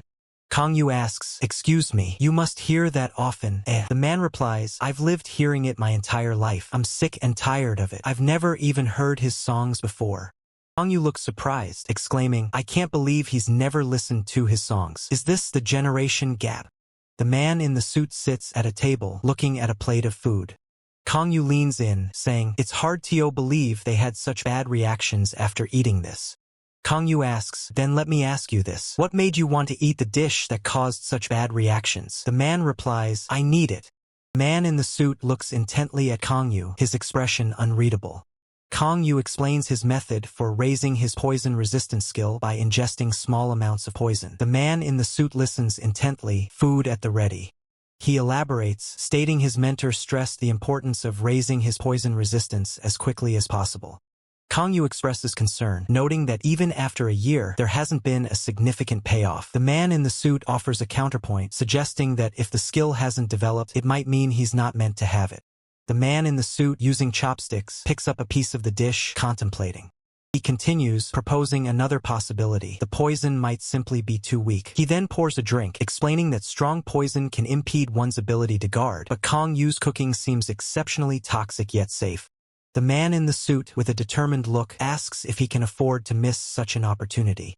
A close-up on Kangyu's face, his eyes wide with a mix of surprise and contemplation. The man in the suit expresses his gratitude for the food, taking a bite. Kangyu stands with his arms crossed, listening to the man in the suit. A close-up on the man in the suit's neck and collar, with visual effects suggesting a strong reaction. A close-up of the man in the suit's face, his expression unreadable as he looks forward. The man in the suit grimaces, sweat beading on his forehead, clearly overwhelmed by the dish. He exclaims that the dish isn't just horrible, but aggressively so. He questions where else he could find a dish that actively attacks its consumer. He recalls advice. That person always said this. You must always stay calm. Find a way out. Analyze it. His eye widens with a spark of understanding. The man in the suit observes the remaining portion of the dish, noting that the serving isn't large, which explains why people try to swallow it whole. He realizes he mustn't consume it all at once. Instead, he must treat it like an attack. System notification appears. My defensive power is 3. Let's suppose the attack power of the Pajian is 100. The Pajian is depicted as a monstrous entity with an ATK of 100, while the man in the suit stands ready with Def 3. He braces himself as the Pajian attacks, contemplating whether it's better to take a full power hit once or to split it into 10 smaller hits over time. He concludes that getting hit 10 times over a period is more advantageous. He calculates that a single full power hit minus his defense of 3 would result in a damage of 97. He realizes he must not finish it in one go. Instead, he needs to chew thoroughly and maximize the time limit. Draining, the man in the suit continues to eat, his body clearly struggling with the intense dish. Kang Yu observes with a knowing smile, confirming that the man in the suit is indeed the real deal. Kang Yu exclaims that the time limit is 30 minutes and that the man must aggravate his stomach and overwork his body to gain poison resistance. He reveals this is the secret to eating quack. Kang Yu's expression turns mischievous as he reveals he didn't tell them the full truth because it wouldn't be as fun if they knew. Little girl comments that Brother Taiji is an adult too, liking things that don't taste good. The cat, Nei, responds with a questioning meow. The man in the suit continues to eat, his expression one of mild discomfort. He looks up, a faint smile on his face, and states, "I succeeded." Kang Yu claps his hands in congratulations, calling the man incredible. Nei and the little girl look on, impressed. The man in the suit checks his phone, which displays a status screen showing poison resistance skill get. He acknowledges Kang Yu, stating, "Thanks to you, I've gained the skill." The man in the suit adjusts his jacket, a satisfied grin on his face. He covers his mouth, blushing. "I can't believe I'm this elated just from eating one dish." Would he laugh if he heard this? He wonders. Kang Yu, radiating a faint blue aura, addresses the man. "All right, then I'll have to give you the prize." The man retorts, "By the looks of it, you don't seem the type to use a sword, right?" Kang Yu replies, "I'm an expert in hand-to-hand fighting, so swords are." He trails off, then asks, "But is it all right to do this?" A menacing red sword appears between them. The man in the suit points at it, stating, "Whichever way I look at it, that sword seems to be Miss Zero." He then adds, "Alistair's product." A young woman with goggles and a determined look stands by an archway. The man in the suit, looking dejected, walks past her. A text box reads, "Miss Zero selection rate 0%. I tried once before to be selected, but I wasn't." Kang Yu, with a bright smile and a yellow starburst effect around him, reassures the man. "Don't worry, it's something we agreed on." The man, however, looks shocked, exclaiming, "Is that something that's possible to agree on?" Kang Yu, his eyes now a striking blue, smiles confidently. "You must undergo a test to earn the princess's hand," he states. Knight kneels before a beautiful princess in a grand hall. A text box explains, "This is what the beautiful princess said when a knight came to propose to her." The princess, with a wide, excited grin, declares, "If you want my hand in marriage, then defeat the dragon from the mountain and cut off its head." Kang Yu gestures with his hands, explaining the process. "First, you court her. Then, you are given a test. Finally, once you complete the test, you get married and live happily ever after. This is the basic process." The man in the suit ponders, pointing a finger. "So, should I view the equipment as the princess and myself as the knight?" A tiny chibi character pops up, saying, "You're quick on the uptake." Kang Yu holds up a plate, a sly smile on his face. "Eating my food in of itself is the quest," he says. Kang Yu claps the man on the shoulder, still smiling. "It's a tough quest, to the point where I don't want to attempt it again." The man, sweating, replies, "Don't forget, it was only stage 1 today. I promised these equipment would go to the person who finished all the dishes." The man looks at Kang Yu, a hint of blush on his cheeks. "I see. Then, by chance, do you have that?" he asks. Kang Yu replies, "It's something I attempted to win over before, but was rejected." A hand holds up a fancy, golden belt buckle. The man in the suit beams, holding the belt. "Yes, that's correct." Sparkles surround him. A system notification appears. Magic armor extends from belt and covers the entire body when the spell is uttered. The man explains, "The biggest advantage is that you don't need to carry a ridiculously heavy case for armor." Kang Yu smiles warmly. "I can't just carry every single piece of armor when I guard Yunha, can I? This sort of armor is the best when responding to emergencies." He adds, "I'm glad you're satisfied." The man in the suit joyfully raises the belt above his head, shouting, "Yahoo!" Kang Yu and the man look towards a scene where the little girl is riding on Nei, the cat. A chibi version of the man is in a thought bubble, saying, "Ye." The little girl, covering her mouth with her hands, looks surprised. Text above her reads, "It's been way past 30 minutes. If things work out, I'll be able to sleep here, too." The little girl, now asleep, is hugging Nei, the cat. "Then good night," she murmurs. The man in the suit looks on with a surprised expression. The man in the suit looks down at the sleeping child and cat. "I'm going to," he begins. The little girl, still asleep with Nei, is now being carried by the man in the suit, who is wearing a suit jacket over his shoulder. The man in the suit is now carrying the little girl and Nei, with the girl asleep on his back. Man in the suit is carrying the little girl on his back, both asleep. This panel is a cover illustration featuring Kang Yu, Nei, and various dishes. This panel displays the title logo of the series. The Bizarre Food Challenge continues on day 2. Preparations are complete. Restaurant raid. Let's go. A participant holds up a so hot pack, exclaiming, "You're all dressed quite warmly. We're going to win this time," one participant declares, holding a bottle. "Will we be disqualified if we use tricks like this?" Kangyu asks, "I don't mind that unless that potion is a buff potion." "This isn't a buff potion," the participant with the bottle states with a sly grin. The participants are forced to chug the contents of the bottles, their faces contorted in agony. "Everyone chug it. Numb your taste buds." The intense spiciness causes immediate distress. Spicy. The question is raised, "Is that hot sauce?" Since it isn't a potion, you're not disqualified. Amidst a fiery backdrop, participants steel themselves. "Let's fuck it up." Call to action echoes, "Let's go." Kangyu places a hand on a participant's head, offering words of understanding. "I understand your desire to get stronger, but this is a little." The overwhelming sensation causes distress. Ugh. Chaos erupts as participants push each other. "Move, Lee Sanjian. URP. No, you move." Shivering uncontrollably, participants question the effectiveness of their gear. "Cold. So freaking cold. Are the hot packs defective?" "It's because this is a magic chill." Kangyu, holding a wad of cash, smiles contentedly. "Business is doing well." A sound effect indicates a moment. A cheerful little girl, dressed in a yellow raincoat, greets someone. "Hello." Kangyu greets the little girl. "Yunha, you came?" Nay, the cat, wearing an apron, reacts with excitement. Kangyu assures someone, "I'll take care of the mess, so you can go play out there." The little girl and Nei are thrilled. Whispers circulate about a restaurant. "Have you heard, owner? Oh, of course I have, owner Park. You're referring to owner Yu's restaurant, right?" Amidst the rain, a large group of people are seen gathered outside. The staggering price is revealed. Each person pays 100 million won. Two individuals react with disbelief and anger. "About owner Yu, I didn't think he was like this, but he's quite villainous. Seriously, I thought of him positively, but this is..." The absurdity of the situation is questioned. "We can't trust him. He's feeding those hunters disgusting food while making 100 million won per person? Does that make any sense?" Another person expresses confusion. "I don't understand. Seriously, because of those simple prizes, they're paying that much. Is 100 million won nothing to them?" The argument escalates. "Do you know how many cups of coffee you could buy with that amount? It's the same for a restaurant. Not only that, but with labor costs, ingredients costs, advertisement costs, and entertainment costs, there's barely any profit." A barista observes the commotion. "Gosh, those boomers are at it again." The staggering profit is revealed. Donating? With that kind of profit? A total of 35 people entered yesterday and today. He made 3,500 million won. He's donating 3,500 million won. Discussion turns to potential accusations. "That makes no sense. Everyone ends up just keeping the money for themselves. That's what I'm saying. Can we accuse him of embezzlement?"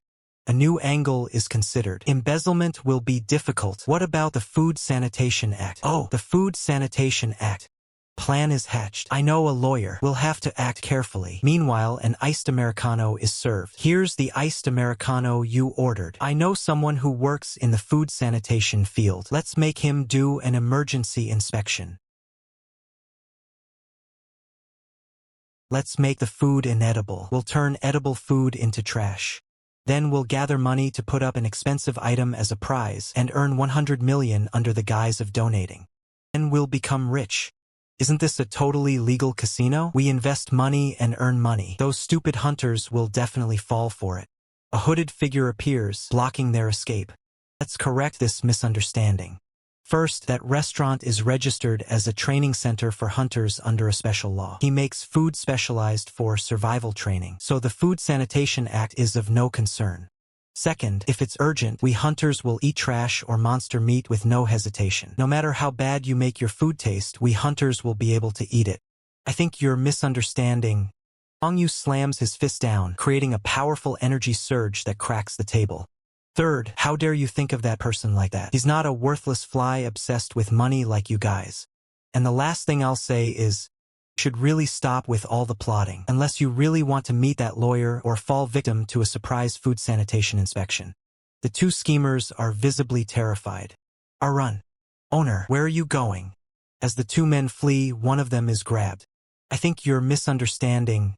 Schemers are caught in a downpour, their expressions of panic amplified by the rain. "What size would you like?" A few days later. "Sorry?" Bizarre food challenge? I won't do it. Really? Then never mind. I remember what I went through last time. I don't want to return, but his regular food is the best. And on top of that, he's handsome. Today's menu is carbonara. I really like carbonara. That's a relief. I'll have it ready for you quickly.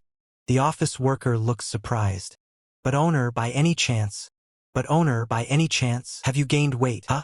Kong Yu's face is grabbed, his cheeks visibly squashed. Kong Yu screams in disbelief, his eyes wide with panic. Kong Yu and another person, bundled in blankets, shiver violently, their faces contorted in discomfort. Kong Yu, dressed in his restaurant uniform, smiles warmly as he holds a plate of food. A cat, Nei, sits on his shoulder, looking at a bowl of soup. The title of the series, Bizarre Restaurant, is displayed in a stylized font with decorative elements. Kong Yu clutches his neck, his face a mask of horror. I can't believe it. I gained weight. A female office worker confronts Kong Yu, who looks shocked. She states, even when I was a warrior, I never gained weight, but I gained weight now, after becoming a transcendent. The female office worker questions Kong Yu, you weren't like this last week. Has there been a change in your diet recently? Kong Yu replies, I had a whole pizza and some soda while watching a movie. The female office worker looks skeptical. There's no way you could gain this much weight with just that, right? Kong Yu mumbles, it's weird. I only had 8 pizzas a day. The female office worker reacts with shock, exclaiming, what? Wait a second, boss. Kong Yu asks, what is it? The female office worker asks, how many movies do you watch a day? Kong Yu excitedly replies, I watch around 8 to 10 a day. There are just so many good movies these days, I can barely sleep. The female office worker exclaims, that's IT, and grabs Kong Yu. The female office worker demands, why are you acting like that? Kong Yu looks startled. She then asks, that's IT. What size soda do you drink? The female office worker reacts with disbelief as an image shows 8 pizzas and 8 large sodas. 1.5 liters? She asks. Kong Yu, looking innocent, is shown with a thought bubble of food. She exclaims, what kind of person wouldn't gain weight after eating like that? Female office worker glares intensely. What else do you eat besides that? Kong Yu, in a chibi form, dreams of ice cream, cake, and fried chicken. He thinks, some of the food Nabi makes as well as snacks. The female office worker, from below, gasps, Snaox, wah! The female office worker looks utterly exasperated. Isn't that just a one-way ticket to hospitalization? Kong Yu touches his cheek, looking thoughtful. Is it because after only having Terra's food I'm back on Earth, so my sense of taste has returned? The female office worker states, this is why you shouldn't eat delicious things. A massive plate of carbonara pasta is presented. Here's the carbonara you ordered, ma'am. The female office worker stares at the enormous portion of carbonara and a serving of ice cream. Boss, isn't this a little too much? Female office worker confronts Kong Yu. Did you make this much so I would eat and gain weight too? The female office worker points at the ice cream. And this ice cream? Kong Yu replies, a freebie. The female office worker stares blankly for a moment, then begins to eat the massive plate of pasta. Exterior of a building with a closed sign on the door, illuminated by warm outdoor lamps. Kong Yu, looking distressed, sits at a counter with Nei the cat. I returned to the hometown I miss dearly and tried some good food. It was so delicious. I ate because the movie was so good. Kong Yu collapses onto the counter, wailing, I'm a fallen warrior. Nei looks on with wide, teary eyes. Nei complains, Nga, my stomach sticks out like this. Nio, Kong Yu replies, it's unavoidable with how Yunha's been feeding you. Nei cries out, Yua, this is why I'm disqualified as an Iluros. Naya. Kong Yu, annoyed, retorts, if you're saying that after gaining only that much weight, what does that make me? Kong Yu groans, ha, at least cats are cute. Damn it. Nei coos, you're cute too, warrior. Kong Yu, exasperated, snaps, you're not helping, so just stop. Kong Yu's hands clench, muttering, so. Kong Yu declares, this is a punishment I'll give to myself. Nei chimes in, a punishment I'll give to myself, Naya. Ingredients for a meal are laid out, a large cut of raw meat, a bowl of white powder, and a bowl of red paste. Kong Yu explains, I was only making dishes up to 3 stars for the hunters, but the dish I'm about to cook now is... Kong Yu's eyes widen with intensity as he proclaims, 4 stars. Kong Yu states, the main ingredient is the meat of the large crow, the one who looks down. It's so rare it can't even be compared to dragon meat. Kong Yu begins to season the meat, saying, before seasoning and handling it, we first need to evenly sprinkle on the Flame Spirit King's crystal. Nei prompts, sprinkle on, Naya. Flame Spirit King's crystal is used as a substitute for salt. Although it will explode if you don't manage your mana properly, each little grain has power equivalent to a grenade. Kang Yu adds, and starch from the Allsware region. Nei exclaims, smells sweet, Niang. This starch is used as a sugar substitute. Referred to as the taste of sin in Terra, it was prohibited until a few hundred years ago. It destroys the savory flavor of the dish while explosively amplifying its effects. Kang Yu presents the fruit of the crypto plant. Nei reacts, so spicy, Naya. It's so spicy that it's even used as a weapon. It isn't typically used as an ingredient, but it has an excellent effect on heart health and helps burn fat. Kang Yu announces, seasoning complete. Assistant, please prepare it. Nei enthusiastically agrees. Preparation complete, Naya. Kang Yu looks on with a thoughtful expression as Nei eagerly approaches the meat. Kang Yu's hand hovers over the meat, a mystical energy emanating from it. Kang Yu states, dehydrate. The fat and moisture are squeezed out by pouring mana in. A powerful blue aura engulfs Kang Yu and Nei as they work on the meat. The narration explains, simultaneously, the seasoning applied on the outside permeates into the meat. Nei flips the meat with surprising agility, exclaiming, I flipped it, Naya. Kang Yu smiles, saying, it's easier because we're doing it together. Nei, perched on a stool, eagerly presents the prepared meat to Kang Yu. Prepared meat, now a solid log, glows with an ethereal energy. Kang Yu wipes sweat from his brow, stating, it looks awful from the outside, but Kang Yu begins to meticulously slice the meat with a sharp knife. Kang Yu puffs out his cheeks, seemingly tasting something. Kang Yu's eyes widen in shock and surprise as he exclaims, this taste is... Suddenly, a powerful blast of energy erupts from Kang Yu's chest, sending him flying backward. Kang Yu crashes to the ground, a pained ack escaping his lips as spikes erupt from his chest. His eyes widen with a manic grin as he whispers, this is it, a single blow that wakes you right up as if the Demon King himself hit you. To flourish, Kang Yu presents a perfectly cooked steak on a fork, exclaiming, the ultimate diet dish is complete. Kang Yu, with Nei the cat by his side, declares, alright, let's lose some weight. The next day dawns, bright and clear, as Kang Yu stands outside his restaurant. Female office worker greets him cheerfully, good morning, boss. Kang Yu, looking refreshed and confident, replies, oh yes, good morning. The female office worker stares in disbelief, her face contorted in shock as she exclaims, wait, you lost all that weight in just one day. Inside the restaurant, Kang Yu explains his secret to his curious staff. Boss, tell me, what's your secret? Kang Yu reveals his unconventional method. The weight gained from food must be lost by food. I lost it by eating. The female office worker looks stunned, repeating in disbelief, you lost it by eating? Kang Yu reacts with surprise as a group of people loom over him in the dimly lit interior. This panel displays a message directing readers to isekai-scan.com.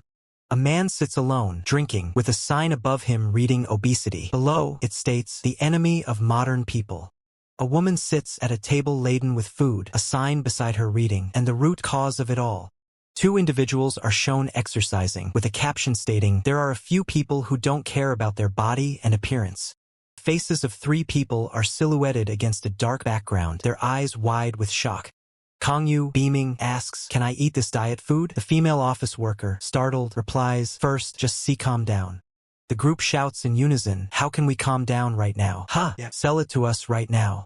The female office worker declares, I'll take responsibility for what happens, so sell it all to me. The man beside her adds, I was here first, don't get in my way, I'll buy it all.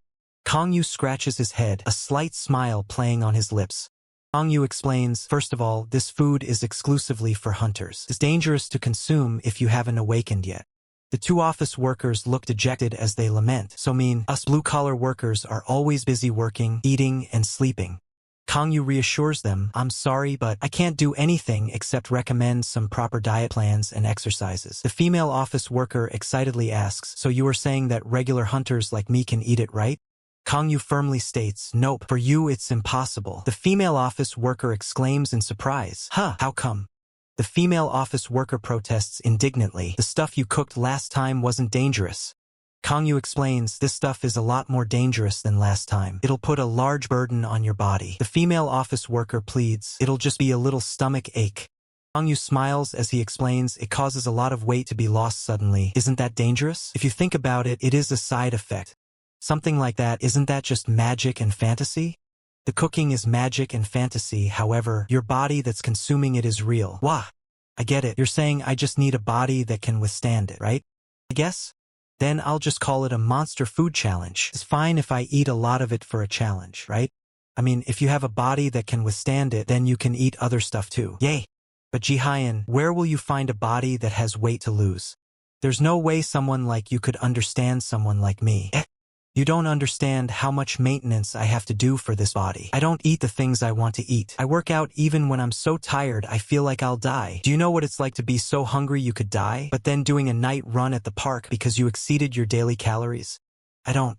You eat whatever you want, even while eating 8 pizzas a day. You don't work out and you just do whatever you want. You can't just live off 1 meal a day, can you? Everyone in the world wishes they could live like you do. That's why futurists can never understand the struggles of ordinary people. You're a hunter too. Office hunters are closer to normal people, you know? Unlike you gorillas, we rarely have work that lets us go outside. Alright, I get it. Since I'm going to try the challenge, cook me a plate. I don't have money, so I'll just pay the price of regular food. Even if I succeed, I don't need a prize. I'll have to make this one especially disgusting. I'll serve you after these customers are finished eating. Looks like exercise is my only choice. Yeah, to be honest, he's right. You have to move as much as you eat to lose weight. Yeah, this will all just turn into more fat. Who cares if it's delicious? It's all just going to turn into more weight anyways. Sigh. It's not like I don't understand how they feel. On Terra, the concept of obesity itself doesn't exist. I could have been more delicate. What can I do? Meow meow. Wait a second, Iluros? Nabi, come here for a second. HM, what's up? You know how to do warrior calisthenics, right? What are you talking about? There isn't an Iluros that doesn't know how to do that. Great. Kong Yu turns to the customers, Nei by his side. Are you interested in learning about an exercise that can make you lose weight quickly? Luros, a cat who does all kinds of housework through the mindset of volunteering. Thanks to that special characteristic, there are a lot of cases where a warrior just becomes lazy. Vision massage art also becomes useless if you don't work out. You're going to become a pig at this rate. Get up. Follow my movements. Therefore, the god's divination was passed down to the Iluros. 1, 2, 3. 1, 2, 3. You're all following along well. Do this next. Hey, how are we supposed to bend our legs at that angle? You just do it. You're lacking effort. Like this, as expected of Unha. Just like that. Unha is already a natural after only 2 hours. 2, 3, 4. Finish strong. Moo. Don't be embarrassed and yell it out. Try it one more time. Moo. That's not it. Lower your back more and say MOW. Gotta do it like this. Mew. You sure are especially annoying today. Hurry up. I get it. I'm doing it. Miu. Read first at isekiscan.com, crawled from isekiscan.com. Perfect, let's move on. It won't be too bad to do calisthenics like this from time to time. Kongyu, wearing sunglasses, adjusts them with a thoughtful expression. Everyone is watching us. It's a little embarrassing. Neo, perfect. Announcement regarding cosmic scans. The group started off scamming raw providers, now their own admins. They got a whole system of just discarding staff since they don't have enough budget to pay their staffs. Recently there were many staffs who asked me to take action regarding this. We also have similar cases such as accidental ghosting on pay-related matters, etc. For those, just DM me. I'm willing to clear that out if there happens to be any. L Daphne PR Potato Run RD Sane TS Null QC.IJUM Cosmic Scans Bazaar Restaurant 28. A promotional image for Bazaar Restaurant featuring Kong Yu holding a dish with Nei on his shoulder. The exterior of a modern building under a bright sunny sky.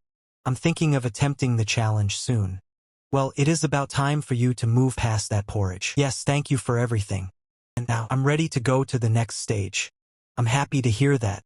Come to think of it, how's that rascal Kang Hyuk doing? That little bastard. He seems to be spending his time mindlessly relaxing.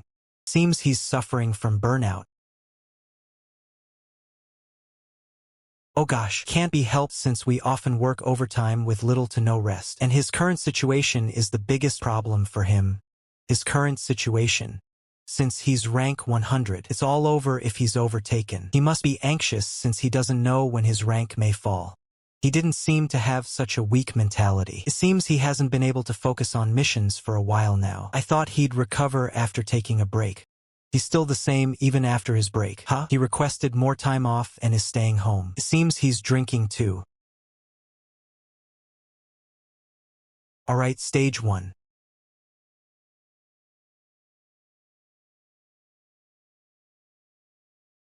Stay calm and stick to the strategy.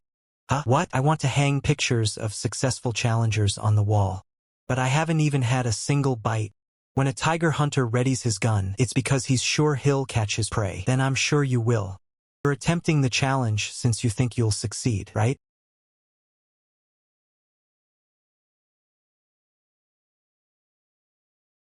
"30 minutes later. Bizarre Food Challenge Stage 1 Successful Challengers. Grand Prize Stunner. You can knock out your target if you hit them. Throw it to test it out. This cutting board is trash anyway, and I won't faint, so don't worry."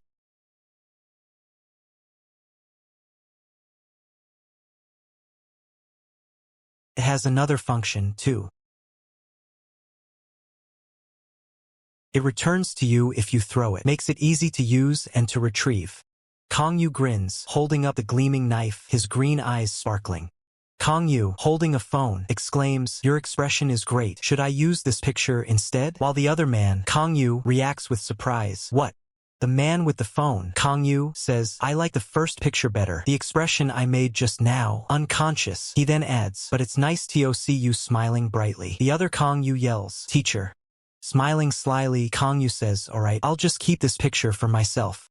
Kangyu looks flustered, his face reddening as he mutters, "You're surprisingly mean." Kangyu, looking exasperated, turns away from the counter where Kangyu stands. Kangyu states, "That's why I would do something like this bizarre food challenge." A serene night sky is illuminated by a large, bright full moon, partially obscured by dramatic, swirling clouds. The camera pans across a modern, multi-story house at night. Warm light emanates from outdoor lamps on the balconies, casting a welcoming glow against the dark facade. Inside, several empty green bottles lie scattered on a surface, some tipped over, suggesting a night of heavy drinking. A black oval contains the text, "The First Order is the protector of the world." Sprawled on a bed amidst scattered bottles, a young man with blonde hair lies on his back, eyes closed, a bottle in his hand. He seems lost in thought as he says, "As expected. Did it not suit me?" The young man, Kangyu, lies on the bed, eyes wide and reflecting a hint of sadness. He murmurs, "No girlfriend, no friends, no Min is..." Kangyu, still on the bed and holding a bottle, looks pained. He confesses, "I don't even know if he sees me as a friend." Scene splits. Above, a shadowy figure looms. Below, Kangyu, still on the bed, attempts to drink from a bottle, the sound effect barkuk indicating a gulp. Kangyu lies on the pillow, eyes half open and filled with a complex mix of emotions. He thinks his health improved, so he'll be wearing the coat sooner or later. A close-up on Kangyu's feet as he lies on the bed, surrounded by scattered bottles. The sound effect "hek" suggests a sudden movement or turn. Kangyu is slumped on the bed, head resting on his arm, a bottle clutched in his hand. The room is dimly lit, with numerous empty bottles scattered on the floor. Kangyu, eyes closed and face flushed, brings a bottle to his lips. He murmurs this, that, "It all doesn't matter." A vision appears. Kangyu, dressed in a white shirt and dark pants, stands with a sword, surrounded by a faint blue aura. Below, the drunk Kangyu's eyes widen, a flicker of recognition or desperation in them. Kangyu lies on the bed, seemingly passed out, with a bottle still in his hand. A thought crosses his mind. The invincible returnee will probably take care of it. In a chaotic tumble, Kangyu is thrown from the bed, flailing amidst the scattered bottles. The sound effects sururuk and de convey the motion and impact. Kangyu lies on the floor, his head turned away, blonde hair fanned out. He seems dazed and defeated. Lying on the floor, Kangyu's eyes snap open with a fierce intensity, a desperate cry escaping him. "I, too!" Clutching his hands together, Kangyu's face contorts with anguish and longing as he whispers, "If I, too, were a returnee, then I would have been that strong, too." Kangyu collapses onto the floor, surrounded by bottles, his hands reaching out in desperation. He laments, "The other world. Cheat, if I only had that, I could have done so much better." A surge of raw power emanates from Kangyu. His eyes glow with determination as he shouts, "I could become stronger. I could do it too." Kangyu is on the floor, curled up and seemingly overwhelmed, clutching a pillow as if for comfort. The sound effect darsuk suggests a heavy fall or collapse. Kangyu lies on the floor, eyes wide and filled with a dawning realization, a bottle hovering near his face. He whispers, "I too." With a tear rolling down his cheek, Kangyu's gaze is fixed on the bottle. He murmurs, "Can be a warrior."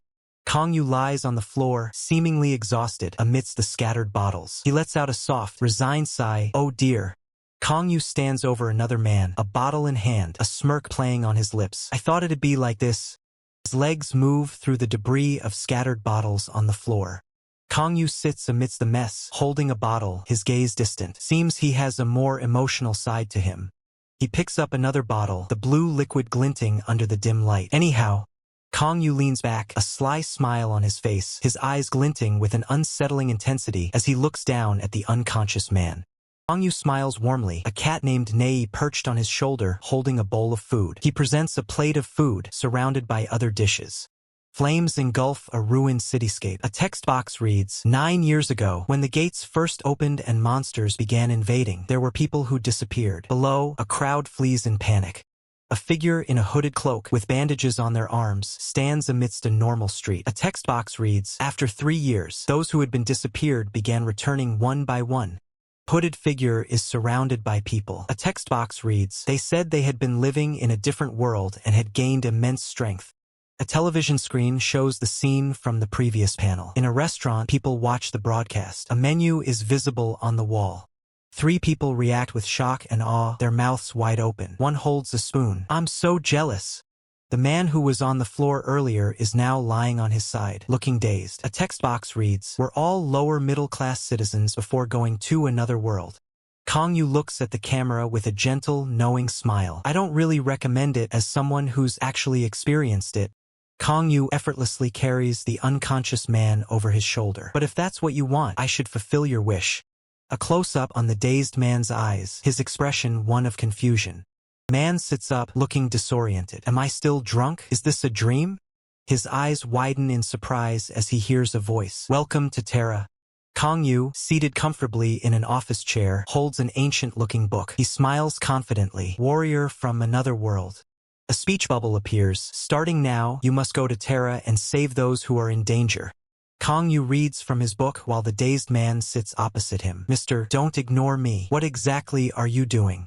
Kong Yu looks up from his book, his expression slightly annoyed. Just sit still and listen. I'm trying to explain it to you. The dazed man throws his hands up in frustration. You call that nonsense an explanation? What even is this place? Kong Yu, still seated, looks down at the man. A divine, radiant woman appears in a golden light. Nonsense? This is a time-honored traditional welcome message for warriors from another world. The radiant woman, with flowing blonde hair, looks down at Kong Yu. A text box reads, although it's originally said by a beautiful woman or goddess. Kong Yu smiles slyly, holding his book. There's no need for that when it's just you. The dazed man's eyes widen in confusion and panic. Anyway, what do you think is happening right now?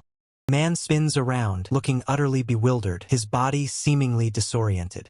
Kong Yu sits calmly in his chair, holding the book, a hint of amusement in his eyes. Yet suddenly, the other figure collapses, his mind reeling from the sudden transmigration. Transmigration to another world. Did I die? I should have drunk in moderation. Kong Yu, calm as ever, explains, if you were to follow the traditional method, you would be dead. Like if you got hit by a truck or died from overworking. The other figure, still reeling, protests, but you're not dead yet. I don't know if you'll die someday from all that alcohol, but it's not now. But this is another world, right? Why am I here? Kong Yu smirks, his eyes glinting with a hint of mischief. Why, you ask? You wanted to come. His companion, flabbergasted, exclaims, huh? When? If I went to another world, if I was a returnee, if I was a warrior, I would be able to do better, is what you said. A flashback shows a blurry, tearful scene of the other figure passed out, a bottle of alcohol nearby, while a chibi version of him looks on with a bewildered expression. The other figure, now animated and incredulous, shouts, I only said that because I was drunk. Why did you take it seriously? Kong Yu, unfazed, continues, don't laugh, and don't enter people's houses without their permission. That's trespassing. The other figure's eyes widen in a sudden realization, his expression turning serious. Is this person crazy? Suddenly bringing someone to another war? He trails off, a new thought dawning. Wait, if he brought me here, then he can send me back. Kong Yu muses, turning a page in his book. That means he's looking out for me. A close-up on the other figure's intense, determined face, his mouth tightly shut. Kong Yu leans in, a sly grin spreading across his face. This is an opportunity. The other figure, caught off guard but seeing an opening, exclaims, all right, it's not like I can run away. Kong Yu chuckles, a playful glint in his eyes. It's nice to see you give up so quickly. His companion's face lights up with excitement, a hopeful smile on his lips. Then what kind of cheat skills are you giving me? A chibi Kong Yu looks on, a single word escaping him. Cheat skills? The other figure, brimming with anticipation, lists the possibilities. Don't people who transmigrate from another world usually receive cheat skills? Regression, instant magic, heavenly demon divine arts, respawning ability, unlimited inventory? Or do I get new equipment? He wonders aloud, a hint of desperation in his voice. I don't want something like a shield. Kong Yu observes him, a thoughtful, almost calculating look in his eyes. This punk knows more than I expected him to. There aren't any cheats, Kong Yu states plainly. His companion replies, bewildered. If you face an opponent immune to cheats, you'll be done for. Kong Yu holds up 2 fingers, emphasizing his point. The best tool is having a strong foundation.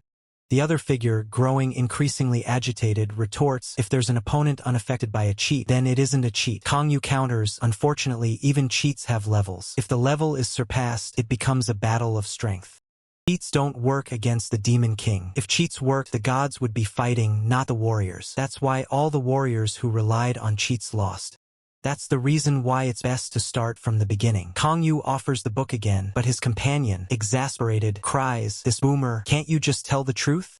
Kong Yu, a playful smile returning, says, and it's not like I'm making a fuss because I didn't receive any cheats. His companion, looking flustered, replies, I think you are.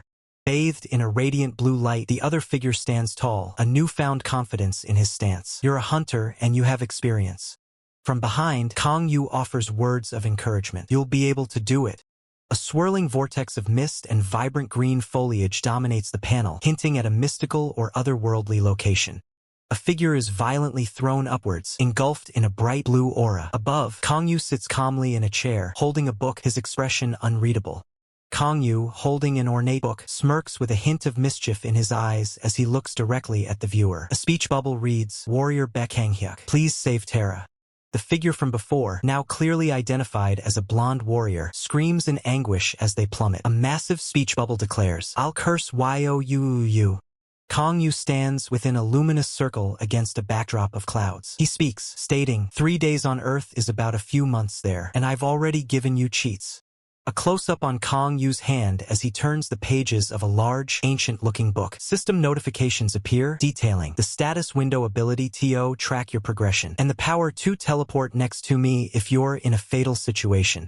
Kong Yu, now holding the book open, smiles warmly. He seems to be speaking to someone off-panel, saying he'll be able to learn a lot. Kong Yu glances away, a sly grin on his face as he continues to hold the glowing book. His dialogue continues. If he can't, then I'll send him there for a few more days. The book's pages shimmer with golden light, displaying the name Baekhyuk in elegant script, surrounded by sparkling particles. Sky is a serene blue, dotted with fluffy white clouds. A text box in the center reads, Terra, a month later. An establishing shot of a bustling medieval town. Buildings with timbered facades line a wide cobblestone street filled with people and market stalls. A cloaked figure, Baekhyuk, stands before a wooden board covered in various notices and documents. He is seen from behind, his cloak billowing slightly. Baekhyuk, now facing the viewer, has a thoughtful expression. He rests a gloved hand on his chin, contemplating the notices. A small, wolf-like creature wearing a cap speaks to Baekhyuk, its mouth open in a question. The creature is identified as Kobold Q's. The dialogue bubble reads, Hey, Beck, aren't we gonna go eat? A chibi-style depiction of Baekhyuk with an annoyed expression. He says, alright, let's go. The requests are bad today anyway. Sign with a fork and spoon symbol hangs outside a wooden building, indicating a restaurant in the medieval town. A platter of succulent lamb chops, garnished with sliced apples and oranges, is presented. The food is bathed in a warm, inviting light. Kobold Q's holds up a piece of lamb, looking disgusted. Baekhyuk reacts with surprise to Q's words. This is animal feed. Calling this food is an insult to food. Lamb chop glows with an eerie green aura as it's examined. The dialogue continues. The smell of dirty socks is coming from the meat, and a sewer smell is coming from the fruit. I don't know how you eat this. Kobold Q's is shown eating a piece of lamb with chopsticks, while Baekhyuk recoils in horror. Q's states, you've eaten it well until now. I've been eating it because I want to live, but it's already been a month. Kobold Q's, now with sparkling eyes and a happy expression, holds up another piece of lamb. It exclaims, but this lamb steak is 3 red stars with pretty good effects. It's the best for recovering strength and building muscle. Baekhyuk, eyes wide with disbelief and anger, shouts, not the effects. A crowd of shadowy figures with glowing red eyes surrounds Baek Hang-hyuk and Kobold Q's. Baek Hang-hyuk, holding a piece of lamb, looks embarrassed as he's addressed. Baek, I respect your values as an otherworlder, but this isn't something you should say outside. Baek Hang-hyuk, with a frustrated expression, takes a bite of the lamb. He mutters, darn it. Kang-hyuk, eyes wide and tongue sticking out, has a look of realization mixed with disgust as he holds the lamb. He exclaims, eating this food made me realize how good Yoo Sungwoo is at cooking. Baek Kang-hyuk stares blankly at a glowing blue interface, holding the lamb. He sighs, stating, eating and living are so hard. Baek Kang-hyuk looks up with wide, surprised eyes, a blue interface glowing beside him. A holographic blue screen displays an emergency quest. The text reads, your nutritional imbalance is serious. Consume a 4 red star dish within a week. The reward is use of inventory becomes possible. Kang-hyuk holds a piece of lamb, his expression a mix of confusion and slight dismay, looking towards the emergency quest notification. The title card for Bizarre Restaurant, Chapter 30, appears with a cosmic, starry background. Kang-yu stands proudly in a white-collared shirt. Nae is perched on his shoulder, presenting a bowl of soup. He holds a plate with a large golden-brown dish and fries. A vibrant title logo for Bizarre Restaurant is displayed, featuring playful fonts and decorative elements. Glowing blue interface shows an emergency quest notification. The text reads, your nutritional imbalance is serious. Consume a 4 red star dish within a week. Kang-yu looks bewildered, holding a piece of lamb. The creature beside him asks, what kind of nonsense is this? I know what that means. It's similar to bicorns pulling and eating grass, right? The creature continues, so, bicorns are, but Kang-yu interrupts, pushing its paw away and exclaiming, stop, don't explain it. Let me think for a second. Kang-yu ponders the situation with a serious expression. The creature looks distressed. Kang-yu muses, if it's an emergency quest, it must be that a warrior quest that warriors must do. A radiant, ethereal woman with flowing blonde hair and a green dress appears, seemingly from a divine realm. The narration states, adventurers fall into 2 categories. Looking up at a holographic screen, Kang-yu questions, without any knowledge of it, was I chosen by a god? A hand, presumably Kang-yu's, reaches out and touches his forehead as he flinches, sweat beading on his brow. Kang-yu, looking back, asks the creature, Hughes, let me ask you something. The creature, surprised, replies, Hui, it seems like an important question, so please give me dog gum in return. The creature's eyes widen in excitement, its mouth agape. It exclaims, I think 3 copper coins will be enough. Kang-yu, gesturing with his fingers, asks, what are the differences between those who are chosen and those who aren't? The creature grins, explaining, the biggest difference is obviously the quest, because advancing easily and getting rewards from the gods are tremendous advantages to receiving a quest. The creature leans forward, its expression curious. Kang-yu looks on, listening intently. The creature asks, but what I'm curious about is the standard for the difference between the 2 types of people. Kang-yu replies, well, that's simple. Baek, you were summoned from another world, right? The creature's eyes widen as it explains, when summoned, if you're personally selected by a god, it means you're 100% chosen. It adds, that's also the case if a god's proxy personally summons you. Kang-yu looks surprised, a thought bubble appearing above him. Ha! He questions. In the background, a smiling man in a white shirt is visible. Kang-yu then realizes, wait, then that restaurant mister is either a god or a god's proxy. Kang-yu's expression shifts to a more determined, almost mischievous look, his head spinning with possibilities. He thinks, no way, and no matter how strong returnees are, it's a stretch to say they're gods, though they can be a proxy. Kang-yu slams his hand down on the table, startling the creature. Wait, there's one more scenario, he exclaims. The creature, pointing excitedly, declares, it's finding a hidden piece. Creature elaborates, or there have been instances of being chosen later on after doing something that catches the eye of a god. Kang-yu, listening, states, that's what a hidden piece means.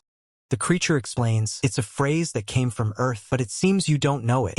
Kang-yu looks confused, asking, what do you mean I don't know it? The creature retorts, you don't even know how many hidden pieces I've found in my childhood games. The creature continues, I found many in the virtual reality game, Soul Rivers. Kang-yu, looking skeptical, asks, was it 2? Well, it definitely wasn't just 1, so you can say I found a lot. The creature's eyes widen in disbelief. You found a lot of hidden pieces? It exclaims. Then it's not like there's no chance that you get chosen. Kang-yu smiles confidently, looking at the quest notification. Yeah, I think you're right. Holographic screen displays the quest details. Your nutritional imbalance is serious. Consume a 4 red star dish within a week. The text above it reads, "It looks like that's the condition for this hidden piece. To eat 1 dish for an entire month." The creature flinches as Kong Yu slams his hand on the table. It questions. Kong Yu grins mischievously. "Anything else? Like how to find the god who sent the quest or something?" Kong Yu points towards the quest window. "There is. Just look at the pattern engraved on the bottom right of the quest window and go ask the temple." The creature, now excited, replies, "Alright, now you're finally saying something worth 3 copper coins. I thought he was just a no-it-all, but he's useful." Kong Yu walks away, a holographic quest window floating before him. The creature rolls on the floor in delight. Kong Yu thinks, "Gotta buy dog gum." The sky above is a brilliant blue, dotted with fluffy white clouds. Rays of light pierce through, illuminating the pristine white structure below. Inside a grand hall, 2 figures stand before a colossal white statue. One, clad in a hooded robe, speaks, "It's my first time seeing such a pattern, so I received an oracle and identified it." The robed figure's face is obscured, but the other, a young man with spiky blonde hair, reacts with wide-eyed astonishment, his expression a mix of shock and confusion. The robed figure continues, "It's the god of swords, victory, and bizarre cuisine." The blonde-haired man, white-haired combatant, recoils in disbelief, his sword dropping to the floor as he exclaims, "The sword! The weapon amongst weapons! The king of all weapons!" He then ponders, "If it's the god of victory, then is it Nike? No Nike?" He exclaims, "That's amazing! Isn't this like handing me a victory against anyone I fight?" His excitement is palpable, his face contorted into a wide, almost manic grin, hands clenched in anticipation. Suddenly, his expression shifts, a dark shadow falling over his eyes. A single word hangs in the air, but... He turns to the robed figure, his face twisted in a grimace of confusion and disgust. "The heck's the god of bizarre cuisine?" The robed figure shrugs, hands spread in a gesture of ignorance. "I do not know either. I have never heard of a god with 3 modifiers." He adds, "It isn't even the god of cooking, but of bizarre cuisine." Overwhelmed, the white-haired combatant clutches his forehead, groaning, "Ugh, inventory, inventory." In a comical chibi form, he imagines a life without the burden of carrying heavy items, lamenting, "If only I had an inventory, I wouldn't have to carry heavy things," he adds, "and I wouldn't have to put my wallet in the crotch of my pants because of pickpockets." His resolve returns, a determined grin spreading across his face. "Alright, I'm going to clear this quest." He asks the robed figure, "I can head north then. They're in the midst of the Winter Phantom Festival right now, right?" The robed figure confirms, "Yes, that is correct."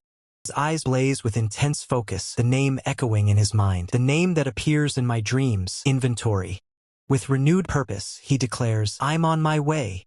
The scene shifts to a majestic, ancient building perched atop a floating island, bathed in ethereal light.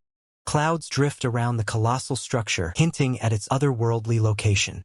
Grand facade of the Pantheon is revealed, its towering columns and intricate architecture exuding an aura of divine power.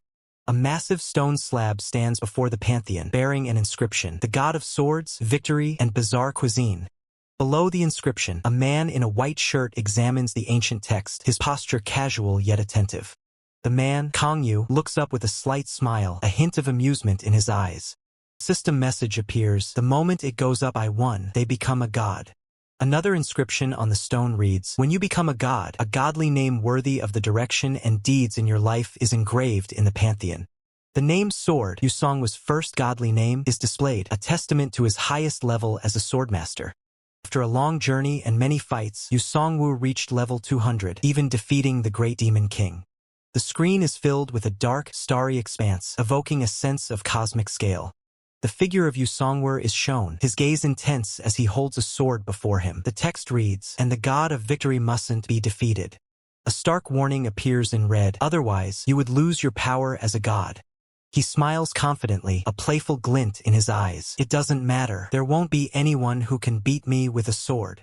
He continues with unwavering resolve, "And I have no intention of losing even in the future. I wonder if I transcended again after returning to Earth. I thought my growth had stopped. To think I advanced by feeding others. Haha. Right, anyhow, I'm the god of bizarre cuisine, not cooking. Is it because Hestia's still alive? I don't know for sure, but it's nice to be able to advance further. Since another monster like the Great Demon King could appear, I should build up my power. Haha, I can't believe I can advance just by feeding people bizarre foods. I'm glad I decided to become a restaurant owner. Avatar ManhwaCapped has completed his quest. You have received 155 experience points from the avatar. He's doing well, and I already know about gods gaining experience from what Gaia said. Wait, I think he took a weapon from me. Huh? I forgot to turn off the item reward option. You damn god. He's being thrown back by an unseen force. I was so happy getting an A-rank sword for the first time, but you took it back. Damn it, you beggar of a god. Powerful sword strike is unleashed. White-haired combatant is struck with immense force. The people of Terra call this phenomenon a divine punishment. This is an advertisement banner. This is a title card. Kongyu stands proudly in his restaurant, Nei perched on his shoulder, holding a plate of delicious food. The title of the restaurant is displayed. Bright, radiant sun shines through a clear blue sky filled with fluffy clouds. A figure in a dark cloak is seen running across a snowy landscape, leaving a trail of disturbed snow. If I'm caught, I'll seriously die. This is a logo for Bizarre Restaurant. Soft, ethereal sky with clouds. Winter Ghost Festival. You catch the ghosts and cook the scallions that sprout from them. Powerful impact is felt. You've obtained a rare S-tier ingredient and the opportunity to eat the trace of the winter ghost. It's not over yet. Pull yourselves together. A sinister grin spreads across his face. ManhwaCapped wasn't strong enough to catch the ghost leader, and he didn't have a party. He seemed to have no hope unless some stroke of luck found him. You think ManhwaCapped would rely on luck that isn't even visible? Huh? A monstrous blue-skinned creature with glowing eyes swings its weapon down. His eyes narrow with fierce determination. The creature unleashes a blinding beam of light. ManhwaCapped, in his chibi form, playfully brandishes a sword.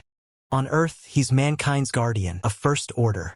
But on Terra, he's invisibility release, a thief.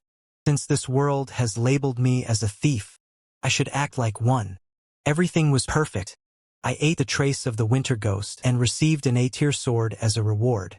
I offered it to you, but you gave it back to me as divine punishment. Because of that, I'm forced to run from these guys who want to kill me.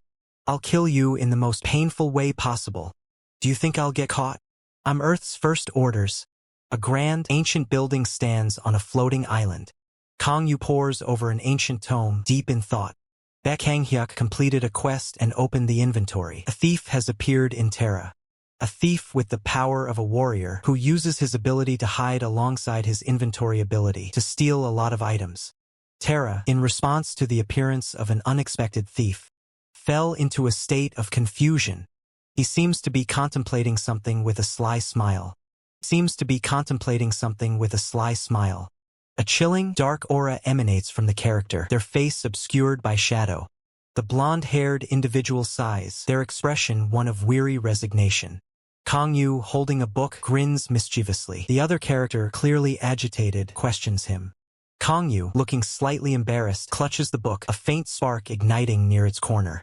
Kongyu explains that the individual is a quick thinker, adept at hiding, and possesses a unique ability called Superstar. He elaborates that the more attention this superstar receives, the stronger they become. The other character looks surprised, connecting this to the concept of notoriety.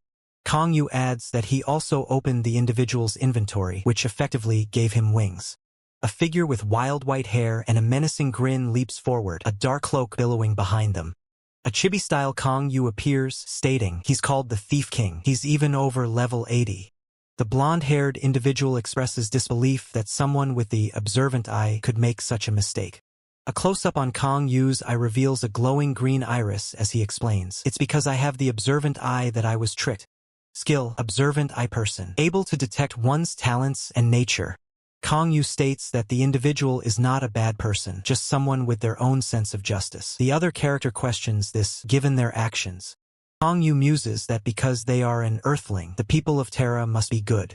The blonde-haired individual asks if that means one cannot gain his sense of justice if they are not his people. Kongyu confirms this with a nod. Even through the blonde-haired combatant's eye, they couldn't perceive any evil in the person. Skill, observant eye evil, able to see evil. They conclude that the person wasn't stealing with malicious intent. The question is posed, he's just relieving stress, right? To which the reply is a simple yeah. Kangyu grins, suggesting the individual must have a lot of pent-up stress to act like a cheeky punk.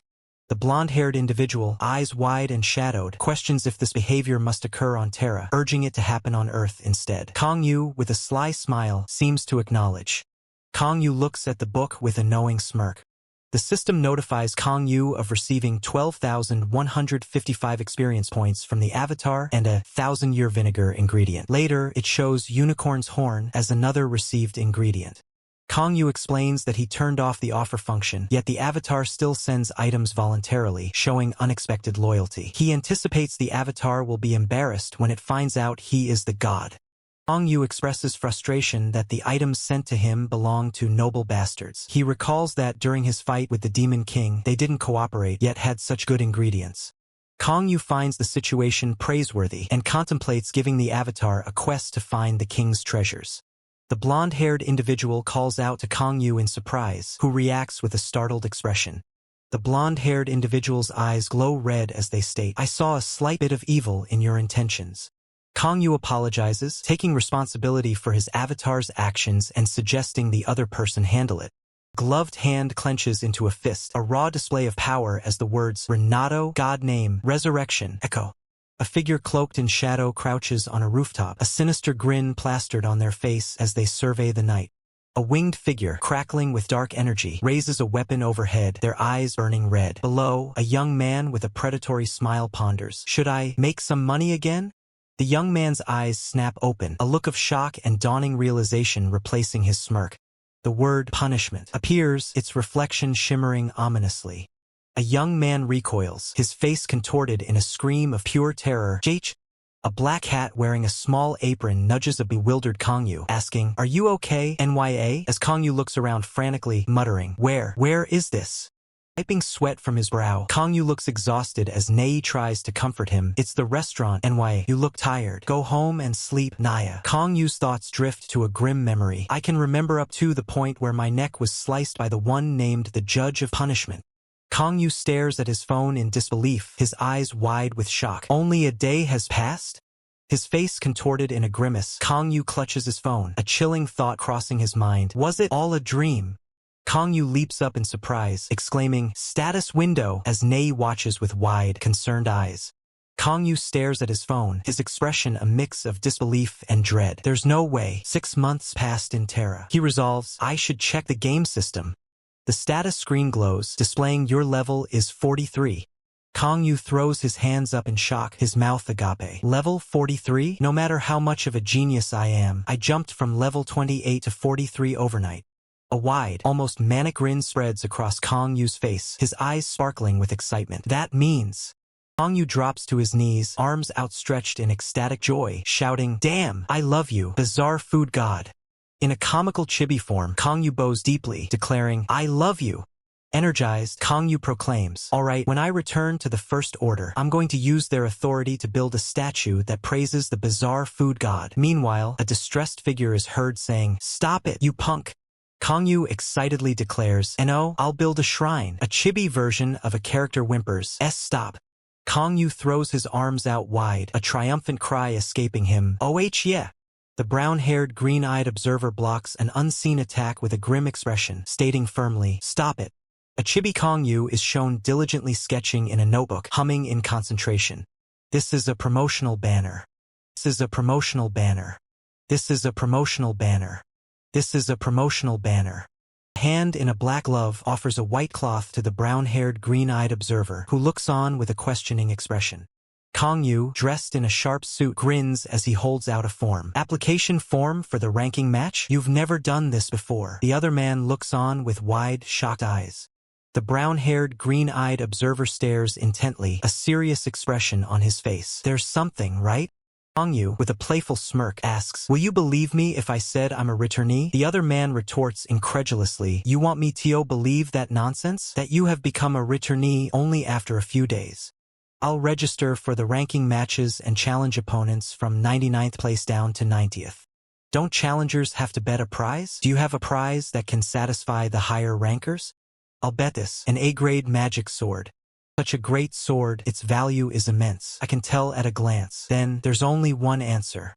I can't believe you can use the inventory. That means you really are a returnee. Only you know.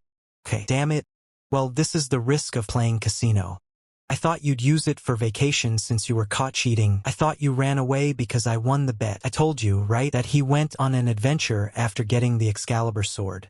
Although I felt cheated, I'll go to the casino and take the team's support funds with me.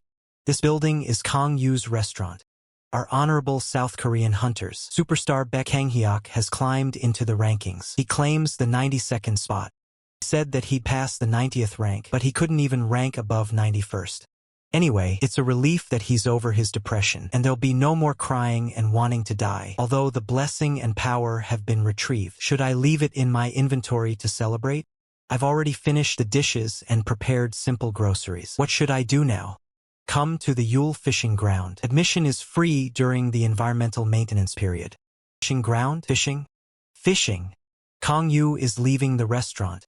Great, let's close up the store and go grab this dinner. It's a hobby anyway. Nay, the store will be closed for today, so play with Yunha a lot. Understood, Naya. I'll look after the restaurant. Naya, have a safe trip. Kang Yu is heading to the fishing ground. Kang Yu is heading to the fishing ground. I'll be back. The Yule fishing ground. Yule fishing ground. This place looks really run down. By the way, there's no notice. Although there's no admission fee, you need to rent fishing gear. Would you like to rent it? No thanks, I brought my gear with me, but I need bait. Okay, then, do you have a hunter's license? I do have something similar. Why do you ask? I have a returnee license, though.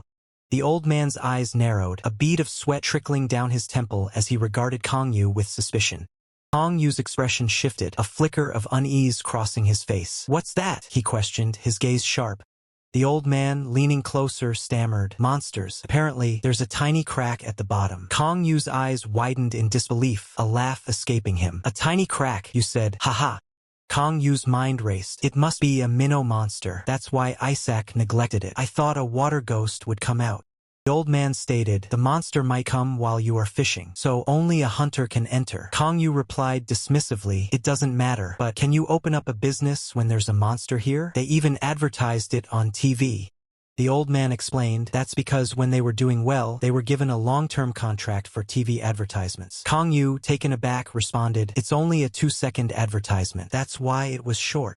The old man looked at Kang Yu, his expression unreadable. Then, do you really want to enter? Kang Yu's face lit up with a wide, genuine smile. Of course, it'll be worth cleaning up.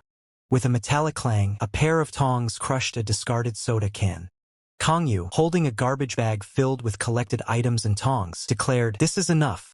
Kang Yu stood near the water's edge, his bag of trash beside him. I only need to make sure it's clean, because the best healing spot has appeared close to the store. Thoughtful expression crossed Kang Yu's face. Come to think of it, my father went fishing whenever he had the time. He shielded his eyes from the sun, a gentle smile playing on his lips as he recalled memories of his father. A young child, holding an adult's hand, skipped joyfully along a path. Fishing is the only hobby of my father, who was a firefighter, the narration explained. On the day of his break that is rarely gained, we would go to the reservoir together, hand in hand. Father always cleans the reservoir too, before fishing. The scene shifts to a serene lakeside. A father and son sit side by side, fishing rods cast into the water. Carp, catfish, crucian carp, etc. We caught various types of fish. A steaming pot of spicy fish stew, filled with fresh fish and vegetables, sits on a portable stove, emitting a warm glow. Father made a delicious spicy fish stew. Young boy, now in chibi form, eagerly spoons the stew into his mouth. To eat the spicy fish stew he made was rewarding. Kang Yu smiles, a hint of mischief in his eyes. That's why my hobby is fishing too. Returning to the present, Kang Yu is seen fishing by the water. That's enough for the cleaning. Let's have a taste first. The water is filled with beautiful lotus flowers, their petals gently unfurling. The serene scene is punctuated by the sound of water. Kang Yu looks around, a puzzled expression on his face. I can't believe the water is this bad when there's a lot of lodi. Is it because of the crack? The narration states, if the water quality drops, the fish populations will decrease. Kang Yu continues fishing, muttering, there'll only be small fish that are not that good. A sly grin spreads across Kang Yu's face. In other words, the fish is here. Fishing line tautens as something bites. The water ripples around the point where the line enters. Kang Yu's eyes gleam with excitement. Are the best ingredients to make bizarre food. This is the cover art for Bizarre Restaurant, featuring Kang Yu and Nei with various food items. This is the title logo for Bizarre Restaurant with decorative elements. The serene waters reflect the clear sky, disturbed only by the gentle ripples from a fishing line cast into the calm lake. In the background, a rustic building with open-air seating suggests a peaceful retreat. Kang Yu grips his fishing rod, a determined grin on his face as he reels in his catch. The rod bends precariously, indicating a strong fight from the other end. The powerful surge, a large fish leaps from the water, hooked and struggling against the line. Below, Kang Yu continues to battle his catch, the tension evident in his posture. Kang Yu holds up his catch, a medium-sized fish, with a triumphant smile. He remarks on how this type of fish seems to be found everywhere. The narration explains that the skygazer is a species fishermen detest, known for their resilience and ubiquity. The image shows the hooked fish, emphasizing its struggle. Kang Yu places the caught skygazer into a bucket of water. The narration hints that despite their toughness, their taste is the real issue. Two figures react with disgust, one spewing a rainbow as they describe the taste of the skygazer like wet dirt. A young boy, grimacing and pinching his nose, prepares to cut the fish. The narration emphasizes its lingering, unpleasant odor. The boy continues to express his displeasure, his face contorted in disgust as he complains about the fish bones. The narration warns that these bones are sharp and difficult to remove. The scene shifts to show the two figures from before, now seemingly defeated, with crossed-out eyes and swirling dizziness. A plate with only fish bones sits on the table, a testament to the meal's unappetizing nature. Kang Yu, sitting in a chair and holding a small item, smiles contentedly. He states that the catch is exactly what he wanted. Kang Yu's expression shifts to a sly grin as he holds his fishing rod, declaring that this is a good start. The camera pans across a sun-dappled landscape, showing a road winding through a grassy area with trees casting long shadows. A figure, Lee Young-hoon, walks briskly across a gravelly surface, carrying a backpack. Lee Young-hoon, identified as the person in charge of ISAC Disaster Relief Area Sector Hae, smiles as he reflects on how long it's been since he last went fishing. Lee Young-hoon looks out at the rapids fishing spot, lamenting how it has changed from its once beautiful state. A man in the distance calls out "Achem" to Lee Young-hoon, who appears startled. The man who called out approaches Lee Young-hoon, his expression one of concern or perhaps recognition. The man opens the door to a small building, revealing a room inside. The man, looking weary, expresses disbelief that it has been 9 years. A man in a suit sits at a desk, reviewing documents. The narration states that the fishing spot requested the removal of fishers continuously. The man at the desk, looking stressed, recalls that he was a regular there but rejected the request every time. He explains the situation wasn't dire enough to warrant sending people. A young man with a backpack turns away, expressing that he knows he can't do anything about it, but as a fellow human, he feels compelled to act. The camera focuses on the legs of the young man as he walks, his boots crunching on the gravelly ground. The narration confirms that fishing is still possible here according to reports. The young man looks towards a building, questioning if it was reported as an area where slimes often appeared. He suggests it should have received an F grade for negligence if so. Lee Young-hoon is seen on a porch, looking towards a building. Another man, Kang Yu, is sitting nearby, fishing. Lee Young-hoon approaches Kang Yu, who is engrossed in fishing. Lee Young-hoon calls out, "Achem." Kang Yu smiles warmly and greets Lee Young-hoon. Lee Young-hoon returns the greeting. Lee Jung-hoon's eyes widen in recognition and slight panic as he thinks, this person is definitely the returnee, Yu Sung-woo. I've run into an awkward situation. A man looks into a bucket filled with fish, a confused expression on his face. Kang Yu casually reveals his catch. I caught them to use as cooking ingredients. The other man questions his intent, and Kang Yu elaborates, skygazers are a great ingredient. To be precise, they're a weapon of an ingredient. If I cook with it, the dish becomes a weapon. The man's face contorts in disbelief and anger as he thinks. He's planning to use these nasty skygazers to cook and send hunters to the Jordan River? He voices his concern, I don't know if you know this, but you can't sell weapons at a restaurant. Aren't you treating your customers too roughly? Kang Yu breaks into a wide, cheerful grin. Kang Yu, still smiling, muses internally, he knows I'm the owner of a restaurant? He must be affiliated with the troops stationed at the gate. Kang Yu clarifies his intentions, sorry about that. I was too focused on fishing that I couldn't explain properly. I'm not catching these to sell them.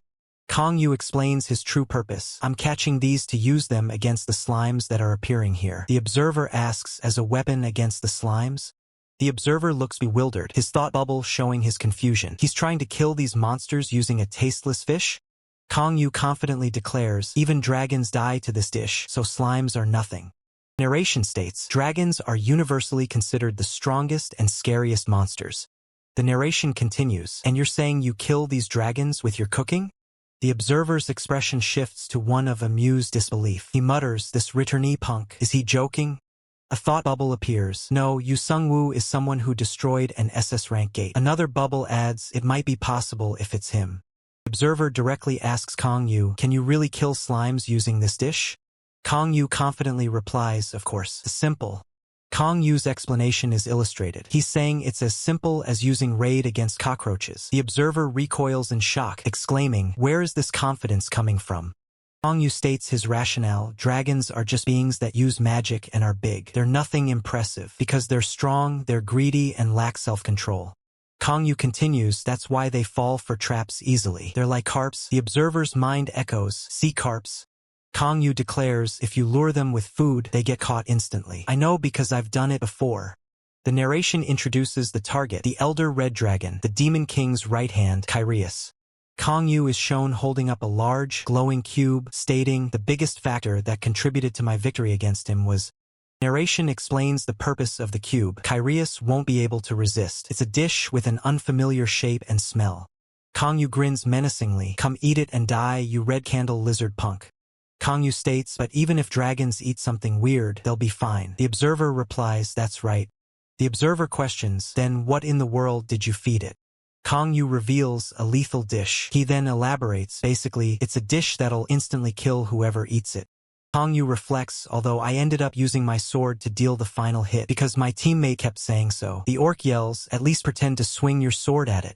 The observer exclaims in disbelief, a lethal dish? Is that even cooking? Kang Yu smiles, I already said that before, didn't I? Although it's a dish, it's also a weapon. Kang Yu declares his plan, I'm gonna catch the slimes through this tactic. A man with a look of utter shock on his face, his eyes wide and mouth agape. He shifts in his chair, his expression a mix of unease and determination as he fiddles with a fishing rod. Kang Yu, seated casually, asks, can I help in any way? While the other man, facing away, states, I'm lacking skygazers. I need about 60 more. The man with the fishing rod stands, his gaze sharp and focused, ready for action. A close-up on the man's face, a sly grin spreading as he exclaims, let's try catching them before the day ends. A vibrant illustration of Kang Yu, dressed as a restaurant owner, with his cat companion Nei perched on his shoulder, presenting a delectable meal. Delicate hands pour a rich, purple liquid from a pitcher onto a platter of fruits, accompanied by the words, nectar and ambrosia, foods that symbolize immortality. A stylized depiction of a warrior with a spear and shield stands before a radiant sun, with the text, foods of the gods that, if consumed, can even grant humans godhood. Dust motes swirl in a grand, ancient hall, hinting at a mysterious presence, as a voice declares. There is, however, a dish of the gods among the bazaar of dishes. Radiant dark purple crystal cube rests on an ornate platter, pulsing with energy. Below it, a card reads, The Twilight of the Gods Ragnarok. Kang Yu, looking contemplative, listens as the other man explains, the Ragnarok I used to make was just a poor imitation. After all, the manufacturing process was difficult, and the ingredients were almost impossible to procure. A monstrous, red creature roars in agony, its form contorting as a voice states, but for being a mere imitation, it didn't fail to bring Kyrios down. Kang Yu, with a thoughtful expression, ponders aloud, then what would happen if an ordinary, awful-tasting fish was cooked? Using the recipe for Ragnarok, a sinister smile plays on his lips. His eyes gleam with a mischievous light as he declares, the freshwater fish version of Ragnarok. Shall I call it the Lake Skygazer's destruction? A close-up on a bucket filled with fish, water gently rippling around them. With a determined look, he states, then someday I'll be able to create a 6-star dish. The vibrant title logo for Guan Six Sik Dang is displayed, adorned with cutlery and food icons. A serene evening scene unfolds by a tranquil pond, with a traditional gazebo and water lilies under a dusky sky. Multiple buckets overflow with fresh fish glistening in the ambient light. Voice from off-panel asks, do you come to this fishery often? Kang Yu stands tall, hands on his hips, while the other man, seated, replies, I used to in the past. It's already been 9 years. The man's expression softens as he adds, it wasn't like this back then. He reminisces there used to be lots of catfish and carp instead of lake skygazers, and unlike now, the water was clean. Lively scene shows a fisherman reeling in a large catch, the water splashing around him. The accompanying text reads, "When I would bring back a catch, the fishery manager would occasionally make me mayantang. The taste was out of this world." An older man watches as the other enjoys a steaming bowl of mayantang, the aroma of good food filling the air. A chibi-style Kong Yu asks, "The manager also cooked for you?" While the other man replies, "That man used to be a famous chef." Kong Yu, giving a thumbs up, states, "Of course, I've tried them all over the country, but his mayantang is the best." He looks up with a hopeful smile, saying, "I hope to get the chance to try it someday." The other man nods, accepting the challenge. "Then I'll get started cooking. I'm in your hands." The sharp snap, Kong Yu flicks something small from his fingers, a faint shimmer of energy around it. A man stares, wide-eyed, at a massive cauldron where flames rage with an unnatural intensity. He mutters, "Oh, to be on fire without any fuel." He continues, his gaze fixed on the spectacle. It's like magic or alchemy. Kong Yu, now holding a large container, turns slightly as another man, the brown-haired, green-eyed observer, asks, "If he claims this dish is also a weapon, is it closer to magic than just cooking?" Title card appears, Lake Skygazer's Destruction Recipe. Below it, Kong Yu holds a large blue container, with fish seemingly being prepared. Flames erupt from the bottom of the frame, a symbol of intense heat and cooking. The recipe continues. 2. Season with salt, black pepper, soy sauce, etc. Spices rain down into a pot filled with numerous fish. The next step. 3. Stir well while boiling. Kong Yu, stirring the pot with a wooden spoon, shares a look with the wide-eyed man. A chibi-style head pops up, its owner questioning, "Excuse me, are you really just cooking?" Kong Yu, holding his stirring spoon, replies confidently, "Yes, I said I was going to cook. In any case, I have to concentrate now, so please be quiet." His eyes close, a serene expression on his face as he focuses on his task. The word Ragnarok appears. System notification appears, a dish that kills gods. His hands glow with a bright blue energy as he grips the stirring spoon. The text continues, "And makes one transcend to godhood." The blue energy intensifies, swirling around the pot as he stirs. Another revelation, the key techniques are fire and eternal life. A figure engulfed in flames, seemingly undergoing a transformation, appears. The text explains, "Those who consume Ragnarok perish forever and are reborn again repeatedly." The fiery transformation intensifies, a hand reaching out from the inferno. Through experiencing that process, one's original body is shattered and a new body is gained. The intense light suggests a powerful rebirth. A body that transcends even godhood. A radiant hand emerges from a golden light, signifying immense power. A voice states, "However, it's only if one can withstand it." Kong Yu, now with striking blue eyes, stirs the pot, which glows with vibrant blue energy. The flames surge as Kong Yu, looking towards them, states, "Even I can't guarantee my current self will survive after consuming it." The narration continues, especially since the main ingredients are lake skygazers which have no buff effects. A colossal fish, engulfed in flames, is shown. Under a full moon, the two men look on, one pondering, "It really is magic, isn't it?" Bubbles rise from the depths of dark, churning water. A monstrous, multi-eyed green entity surfaces, identified as a large two-dimensional interceptor weapon, Formula 0. The text continues, "A biological weapon created by scientists on the planet Journia. Although it was originally created to fight against the monsters invading through the gates, a scientist in a hazmat suit carefully handles a vial containing a vibrant green substance. The scientist attempts to transfer the substance, but it begins to ooze out. The green substance, Formula 0, violently breaks free, its form contorting with immense power.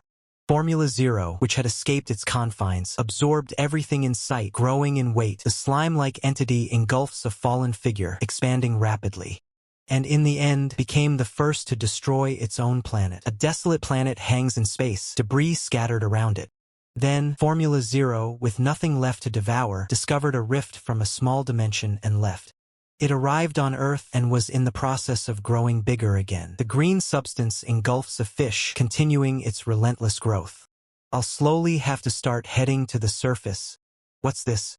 The green substance continues to engulf the object, its form shifting and contorting. "Oh, this is something I've never tried before. This taste is arc. And my cells are on fire. A neurotoxin. No, it's a chemical weapon that destroys the cell itself. Bastards of this world, how dare you set a trap?" I'll endure it. I'll endure it until my body adapts to it. If I completely absorb it, I can become an even greater weapon. And no, they're burning. They're burning. Is this how I die? I see, this chemical weapon truly is more fitting to be called a two-dimensional weapon. The substance dissipates, leaving behind only traces of its existence in the water. The surface of the water reflects the sky, a calm after the storm. Is it destroyed? There's no way to tell if it's really gone. Can't be helped. I have no choice but to check the rift myself. A faint red glow emanates from the water, hinting at something still lurking beneath. This is the residual energy pulses, hinting at immense power. Not simply at the scale to be called a slime. It's enough to be considered at the level of the Demon King. Still, seeing how the remains are melting, I guess for the time being, it is a solution. The level up? Yu Sungwoo Level 2 56-257. Destroyed planet Journia. So, to get this straight, this guy really was a slime demon king who destroyed this planet, and I wiped it out using my cooking and leveled up. Seems it was a much higher level than I thought. This slime punk, compared to its strength, its tolerance for bizarre foods was too low. It was strong enough to turn this entire planet into a mess. This planet, it has no mana, but the soil is fertile. Is that why slimes are so weak to magic? Soil is quite fertile. So then, it'll be good to use as farming soil. Good, since I've gotten rid of the slimes on this ownerless land, doesn't that make me the owner? I have to leave proof of my ownership, so I'll leave a mark here. A glowing magical circle materializes, shimmering with arcane energy. Should also make a gate that connects to the basement. Shall I make it with Nabi while I'm free? The title card for Guk Sik Restaurant appears, featuring playful lettering and food-related icons. The ISAC sector, a branch office building, stands tall against a bright blue sky with fluffy clouds. Monsters were eradicated and the rift closed. I feel so good. Branch manager. The poison that gets rid of slimes, can we research it? We should use that poison as a military weapon. It's the discovery of a century. As long as I know the ingredients used, I can recreate it. If you just introduce me to the creado. The hell you mean, recreate? Pardon? The ingredients used: Lake Skygazer, salt, a bit of pepper, and garlic. While I'm at it, I'll tell you how it was made. You stir it well while boiling it in water. That's right, the poison is just a dish. A ridiculous dish named Lake Skygazer's Destruction. Can you really catch slime with a dish? Error. Right, I don't know in the report. Yeah, that'll do. Do you understand teacher's skill now? Do all skilled punks have good sense? How did you know it was related to the returnee? It's not because I'm a detector. There's no person easier to read than you, branch manager. Were you an Esper? I don't have that skill. Anyway, I get why you said all that about him. You finally understand me. Yeah. To be honest, even as a man, I find him an attractive person. His forearms looked incredible while he was fishing. Comparing leadership ability, the difference is as wide as the gap between heaven and earth.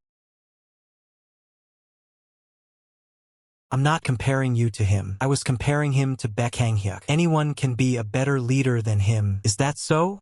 You're one of the top 3 most reliable people I know, branch manager. Second is the Secretary General.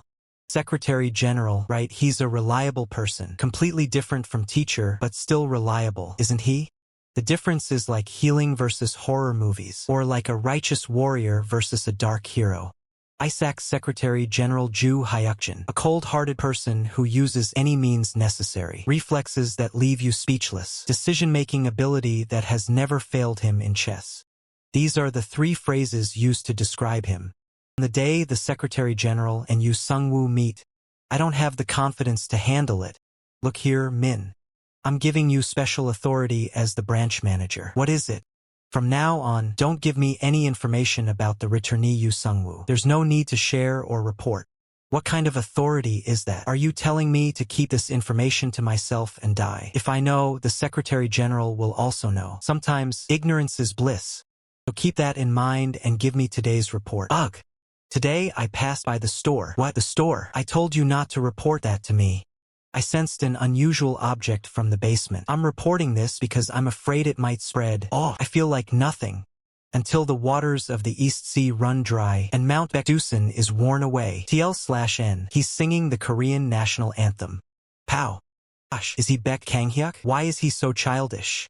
Anyway, what was that in the basement? I barely sensed it, but it was like, given by former colleague Renato. It's a precious being that makes sweet pudding in return for leftovers. There was also another slime here. Getting this far was fine, but now what do I do? Though Formula Zero's entire body oxidized after consuming Lake Skygazer's destruction, it survived by splitting itself and adjusting. Came through the gate Sungwoo opened. Good, there's something that looks similar to me. If I absorb it, I'll return to normal. I'll absorb all of you. Why aren't I getting bigger, even though my body changed colors? A single, flat, gray disc sits on the ground. A small, green blob is ejected from a larger blue mass, splattering outwards. What is this? Simple division? If it takes this much energy, it should be an extraordinary skill. That's pudding, something you eat. The blue slime creature trembles, its eyes wide with panic. You crossed over through the gate I made? Alive at that? How skilled? More than that, it seems you've eaten our pudding slime. But seeing as you're still small, it seems you've lost your multiplicative ability. And in a way. Since you don't have vocal cords, you can't speak, can you? Anyway, no matter how calm I usually am, I'm feeling a bit pissed that the pudding slime is gone. There's no room for sympathy. I'll kill you in one blow. Please spare me. The background is filled with dynamic, streaking lines, suggesting intense speed or energy. Kang Yu's face is shown in a close-up, his expression one of intense focus and perhaps surprise. That pudding? The blue slime creature looks on with tearful eyes as a small piece of green pudding floats above a plate, emanating a faint glow. Its fragrance. Is it coming from the pudding? Let's see. Apple mint? No, this is a flavor I've never experienced on Earth or on Terra. Is it special because this guy's from another world? What should I do with this? It does taste quite a bit better than that of the previous pudding slime, but no matter how I look at it, it really lives up to its name as the Slime Demon King. From a moral standpoint, I can't just let it live. You're debating whether or not to kill me, aren't you? The slime creature trembles, its eyes wide with fear. Kang Yu stands over it, holding a sword. First, let's take a look at your memories. Kang Yu holds a sword that glows with a vibrant blue energy, the blade a complex mechanism. I'll make my decision afterward. The Ring of Time. Godly tier item that allows you to glimpse into your target's memories. He's gonna read my memories? The compass-like artifact glows with an ethereal blue light. Kang Yu kneels, holding the Ring of Time as blue energy swirls around them. Kang Yu's expression turns grim, lost in thought.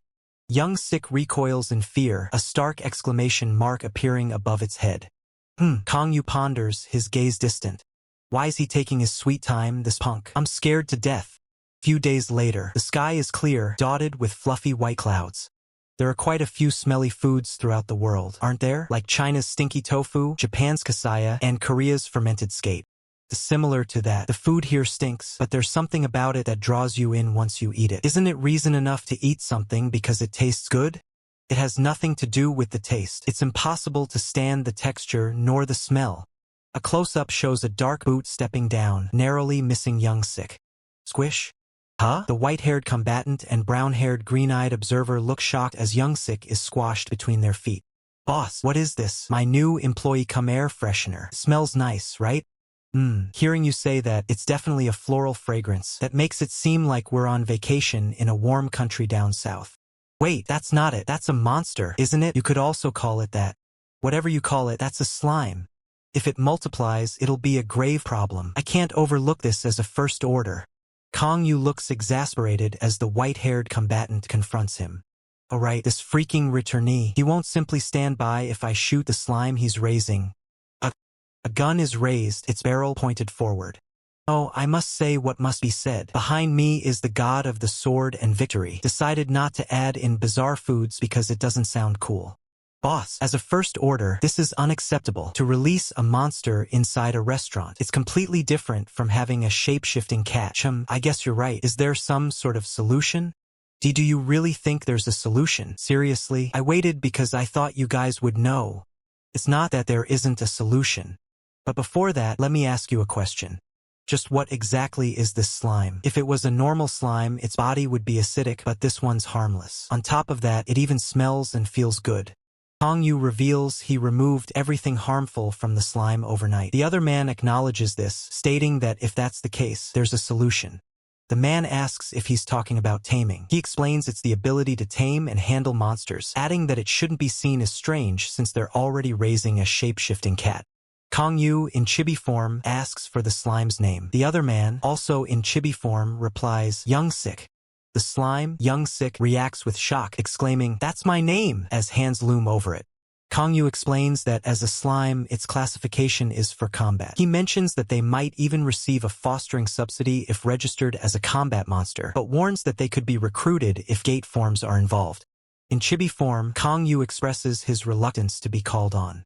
Kang Yu suggests forging the documents and labeling Young-sik as an F-grade slime. The other two men react with surprise. Kang Yu reassures them, stating that the branch manager left all matters regarding this to him. He chuckles.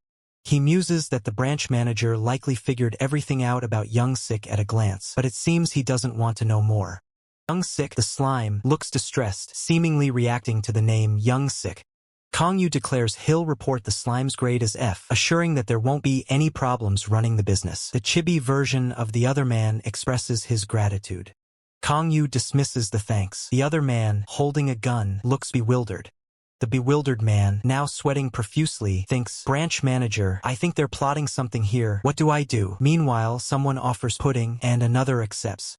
Nay, the cat cheerfully serves coffee, saying, "Here's coffee, Naya." The blonde-haired man looks on with a troubled expression. The blonde-haired man, after taking a sip of coffee, reads the hunter menu. He exclaims, "Oh, it's lamb steak." He also thinks, fuck it, I tried stopping them once. I've done enough." He excitedly orders 3 servings of lamb steak. Nay, the cat responds, "All right, Naya, you're a glutton, aren't you, Naya?" Blonde-haired man explains that he's returned after living in Terra for half a year. He questions if bizarre foods are no longer a challenge, but rather a part of his daily life now. "Nay," the cat exclaims, "How kind, how magnificent, Naya," and offers a freebie for today. The blonde-haired man, in chibi form, chuckles, calling it a witty cat. The image is a white gradient, indicating no visual content. Young-sik, the slime, looks displeased as a plate of lamb chops is presented. It thinks, "The people of this world are all weird."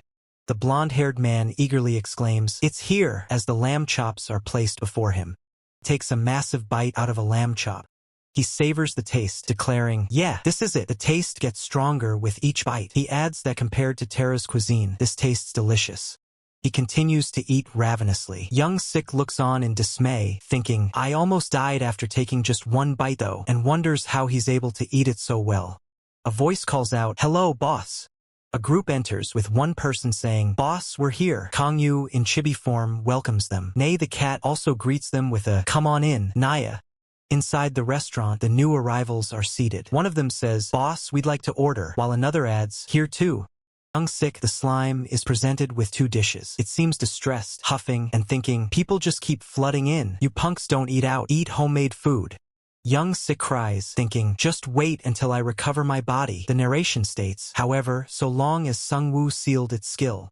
Kang Yu, in chibi form, holds Young-sik and sniffs it, thinking, "Young-sik therapy. It's nice, isn't it?" Kang Yu, with his loyal cat Nei perched on his shoulder, presents a steaming dish. Behind them, a bustling restaurant kitchen is hinted at, filled with delicious food. This chapter is brought to you by Karos, Potato Ren, Sane, Null, and Cosmic Scans. The title of this chapter is Bizarre Restaurant. 2 hands clink glasses together in a toast, the sound echoing with a bright clink. A cheerful exclamation, "Cheers!" rings out against a backdrop of a bright blue sky dotted with fluffy clouds. A speech bubble adds, "I don't know if it's because I'm in a good mood, but the alcohol tastes great today." 2 men sit at a picnic table in an outdoor courtyard, surrounded by traditional Korean houses and lush greenery. One man, with a blue cap, is addressed by the other, who says, "You've been through a lot." The man in the blue cap replies, It was nothing." An elderly man with graying hair and a blue jacket smiles faintly as he says, "It seems everything is going back to how it was before." The camera focuses on the tranquil surface of a pond, where a single pink fish swims peacefully. The Korean text above reads, "Just a moment." The elderly man from before looks directly at the viewer, his expression a mix of concern and resignation. He states, "You'll be receiving some compensation from the Gate Disaster Restoration Fund." The conversation continues at the picnic table. The elderly man explains it's to support environmental development and to compensate for suspension of operations. It isn't much, but it'll help. The man in the blue cap looks surprised, asking, "Are really?" The elderly man, his face etched with a hint of sadness, receives a bowl from the other man. He says, "I'm not doing this because of our personal connection." Close-up reveals a beautifully presented bowl of food, shimmering with an ethereal glow. A voiceover states, "You have a right to receive it." Tears well up in the elderly man's eyes as he admits, "It's our fault for not sending help when you needed it." The man in the blue cap, now identified as the branch manager, pats the elderly man on the shoulder, offering comfort. "Thank you, branch manager. It was quite a rough time," the elderly man replies. The branch manager reassures him, "It's okay. I understand, elder." A serene scene unfolds with a traditional pavilion surrounded by lotus flowers on a shimmering lake, bathed in the warm glow of the sun. A gentle voice offers, "Everything will be okay now." Title logo for Bizarre Restaurant is displayed with vibrant colors and playful elements. The imposing structure of the ISAC Korean branch building stands tall against a bright, cloudy sky. Inside an office, a man sits at his desk, looking stressed. A woman in a suit stands before him, holding a document. The woman presents the document, her expression urgent. "An official dispatch order was given?" "Really?" The man, taken aback, replies, "It's real. Look." A close-up of the document shows official text and a prominent ISAC stamp. The man, holding the document, looks incredulous and distressed. He exclaims, "Official issuance for the mobile armored team. It's real. I can't believe they would comply." The woman, adjusting her glasses, explains with a hint of exasperation. "Everyone came back half dead after attempting the bizarre food challenge, going so far as to take sick leave. We were so low on people that I sent a request for help out of anger, but they're really sending help." The woman's expression shifts to one of hopeful excitement, even transforming into a chibi form. She exclaims, But still, isn't it a good thing? We're finally getting help." She then daydreams, "Will I finally be able to go on a real vacation? Where do I go? Bali? Hawaii?" The man interrupts her daydream, his tone serious. "No, the Secretary General isn't like that." Man, his brow furrowed, states, "The word he hates the most is loss, followed by inefficiency." He then adds, "For him to send people, there's most definitely a catch." The woman looks surprised and asks, "Do you know which mobile armored team is coming?" The man hesitates. "That's..." A dramatic reveal shows the emblem of ISAC headquarters with the title Absolute Victory, accompanied by ethereal, sword-like motifs. The woman stands with a look of apprehension, framed by the imposing Absolute Victory emblem. The man recoils in shock, exclaiming, "What? They're the best of the best. Why are they sending a unit here?" The man's face contorts in disbelief and fear. He gasps. A thought bubble adds, "No way." The man leans over a desk, sweat dripping from his forehead, his expression one of utter dread. A thought looms. Did he find out about Yu Sungwoo's existence? There's someone who far exceeds the power of the First Order. A nuclear bomb. If he had sent them to subdue him in an emergency, that would make sense, but... Man clutches his head, overwhelmed. His subordinate, Kang Yu, looks on with a mix of shock and disbelief. "Branch manager?" The man, voice laced with disdain, states, "If our superiors are doing what I think they're doing, we have to stop them. No matter how elite the armored forces are, they won't be able to stop an existence like Yu Sungwoo. They miscalculated." He groans, running a hand through his hair. "Do I have to talk to my superiors? I can't think of a method beside that." His eyes widen in concern as he ponders. Does the Secretary General know something I don't? In a chibi form, the man dismisses the idea. "No, probably not." Kang Yu, also in chibi form, shakes his head, muttering, "There's no way." Outside the restaurant, a bright, sunny sky offers a stark contrast to the office drama. A sudden sneeze breaks the calm. Inside, a man in a suit, clearly displeased with the weather, prepares to eat. The menu today, Western-style pork cutlets and mushroom soup. He lifts a forkful of the glistening pork cutlet, ready to take a bite. He takes a hearty bite, the sound of his enjoyment audible. Continues to eat with gusto, savoring the meal. He looks pleased with his meal, fork in hand. Kang Yu gestures towards the man. "How wild. As expected, athletes are different." The man, mid-bite, quickly corrects him. It's not just because I'm an ADH, actually, I think you're right." Nei and the little girl watch with delight. Man asks Kang Yu, "Is it possible to have another one?" Kang Yu smiles. "Of course. This time I'll make a lot."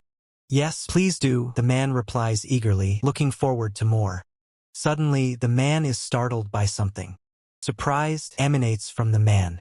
Young Sik, the slime, is seen carrying a tray with a nearly finished meal. The man stares in disbelief, exclaiming, "Why is there a slime in the restaurant?"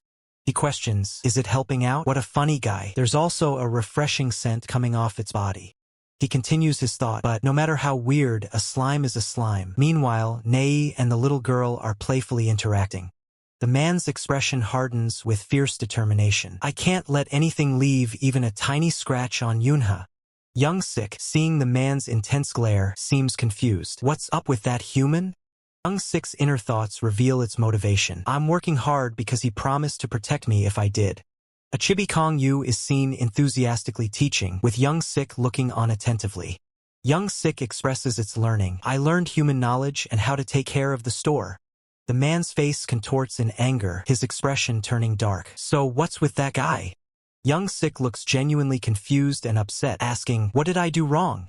The man glares down at Young Sik, a storm brewing. Kong Yu gently holds Young Sik, who looks a bit scared. Kong Yu gently holds Young Sik, who looks a bit scared. "Are you uncomfortable with slimes?" he asks, gesturing to the creature. He's a harmless little thing. The other man, however, is clearly on edge. "It's instinctively putting me on guard," he admits. Kong Yu continues, trying to reassure him, "It's so bouncy you can even use it as a basketball." But Young Sik, startled by Kong Yu's movements, lets out a yelp. The slime creature bounces erratically, almost hitting Kong Yu. "Please don't do that kind of thing in front of Yunha," the other man pleads, a nervous sweat breaking out. "I think she'll copy you."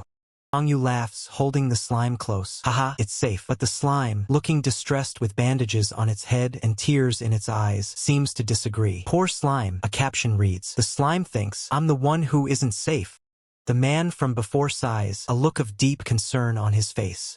Kong Yu looks back at the man. "It'd be best to put the slime away for the time being," the man suggests. "Why?" Kong Yu questions, holding the slime protectively. The man's expression turns serious. "The mobile armored team is coming here," he states gravely.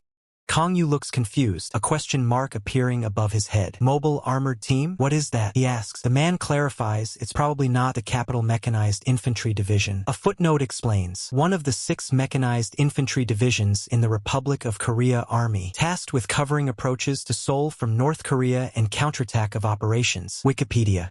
Kong Yu offers, "I'll explain." He then asks, "Should I give you the long explanation or the short explanation?" The other man replies, "Since I'm free, give me the long explanation."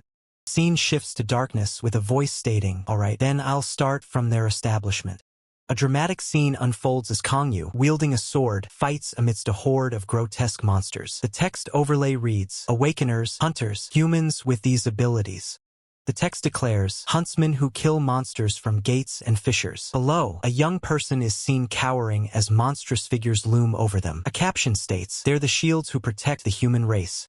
The narrative continues, but they're low in numbers. A lone figure, presumably Kong Yu, stands before the monstrous horde. The scene shifts to a young person, crying, as a hand rests on their head. The text poses a question, "Can we fight if we're not awakeners? Must we simply continue to be protected?"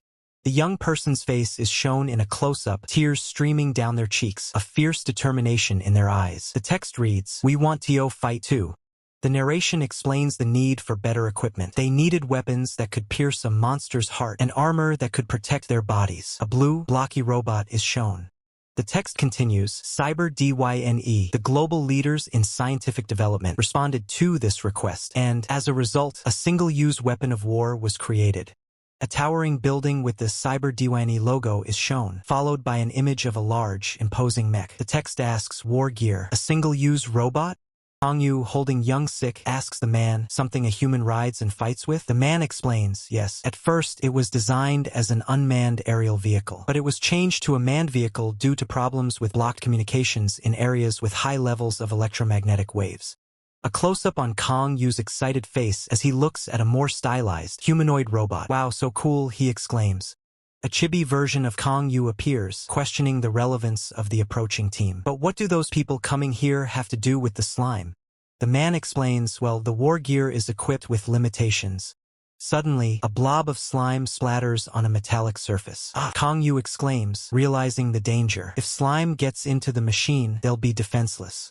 Man nods grimly. Many people were caught like that. Because of that, the mobile armored team hates slimes to the extreme. Kong Yu ponders this, holding Young Sik. He murmurs, "That makes sense." The scene transitions to a bright, clear sky filled with fluffy white clouds. A wide shot reveals a sprawling complex of modern buildings, labeled ISAC. A group of men in various uniforms and suits stand together, their expressions serious. A close-up on a pair of sturdy, black combat boots.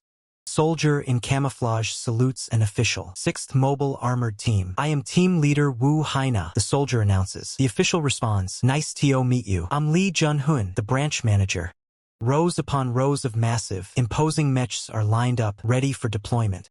A soldier stands at attention, saluting with a stern expression. Their camouflage uniform blends with the dim surroundings. Rows upon rows of massive, imposing mechs are lined up, ready for deployment. The sign above reads, ISAC Korean Branch. The soldier from before salutes again, this time to a man in a suit. 2 other individuals, one with blonde hair and another with brown, stand by. The man in the suit introduces himself. Nice to meet you, I'm Lee Young-hoon, the Korean branch head. A close-up on the soldier, who now sports an eye patch. Their gaze is intense, hinting at a hidden resolve. 2 men stand side by side. The one with brown hair looks skeptical, while the blonde-haired man grins with an air of confidence. He lets out a heh, and a questioning is directed his way. Soldier, now identified as Kong Yu, faces the man in the suit. Kong Yu's expression is unreadable, while the suit-clad man seems taken aback. Kong Yu states, Wow, I like strong women. Kong Yu turns away, her back to the blonde-haired man. He leans in, a playful smirk on his face, and comments, It's a waste for such a cool person to be a soldier and already married. The blonde-haired man's expression turns predatory as he declares, First Order has a higher rank. It makes you feel discouraged, doesn't it?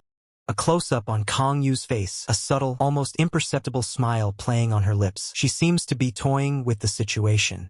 Kong Yu's hand swiftly moves to tap the blonde-haired man's forehead, interrupting his boast. The text 1 out appears, signifying a point scored.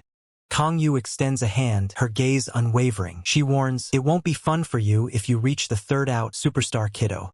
The blonde-haired man clutches his head in frustration, his face contorted in disbelief. The brown-haired man and the suit-clad official watch with amusement.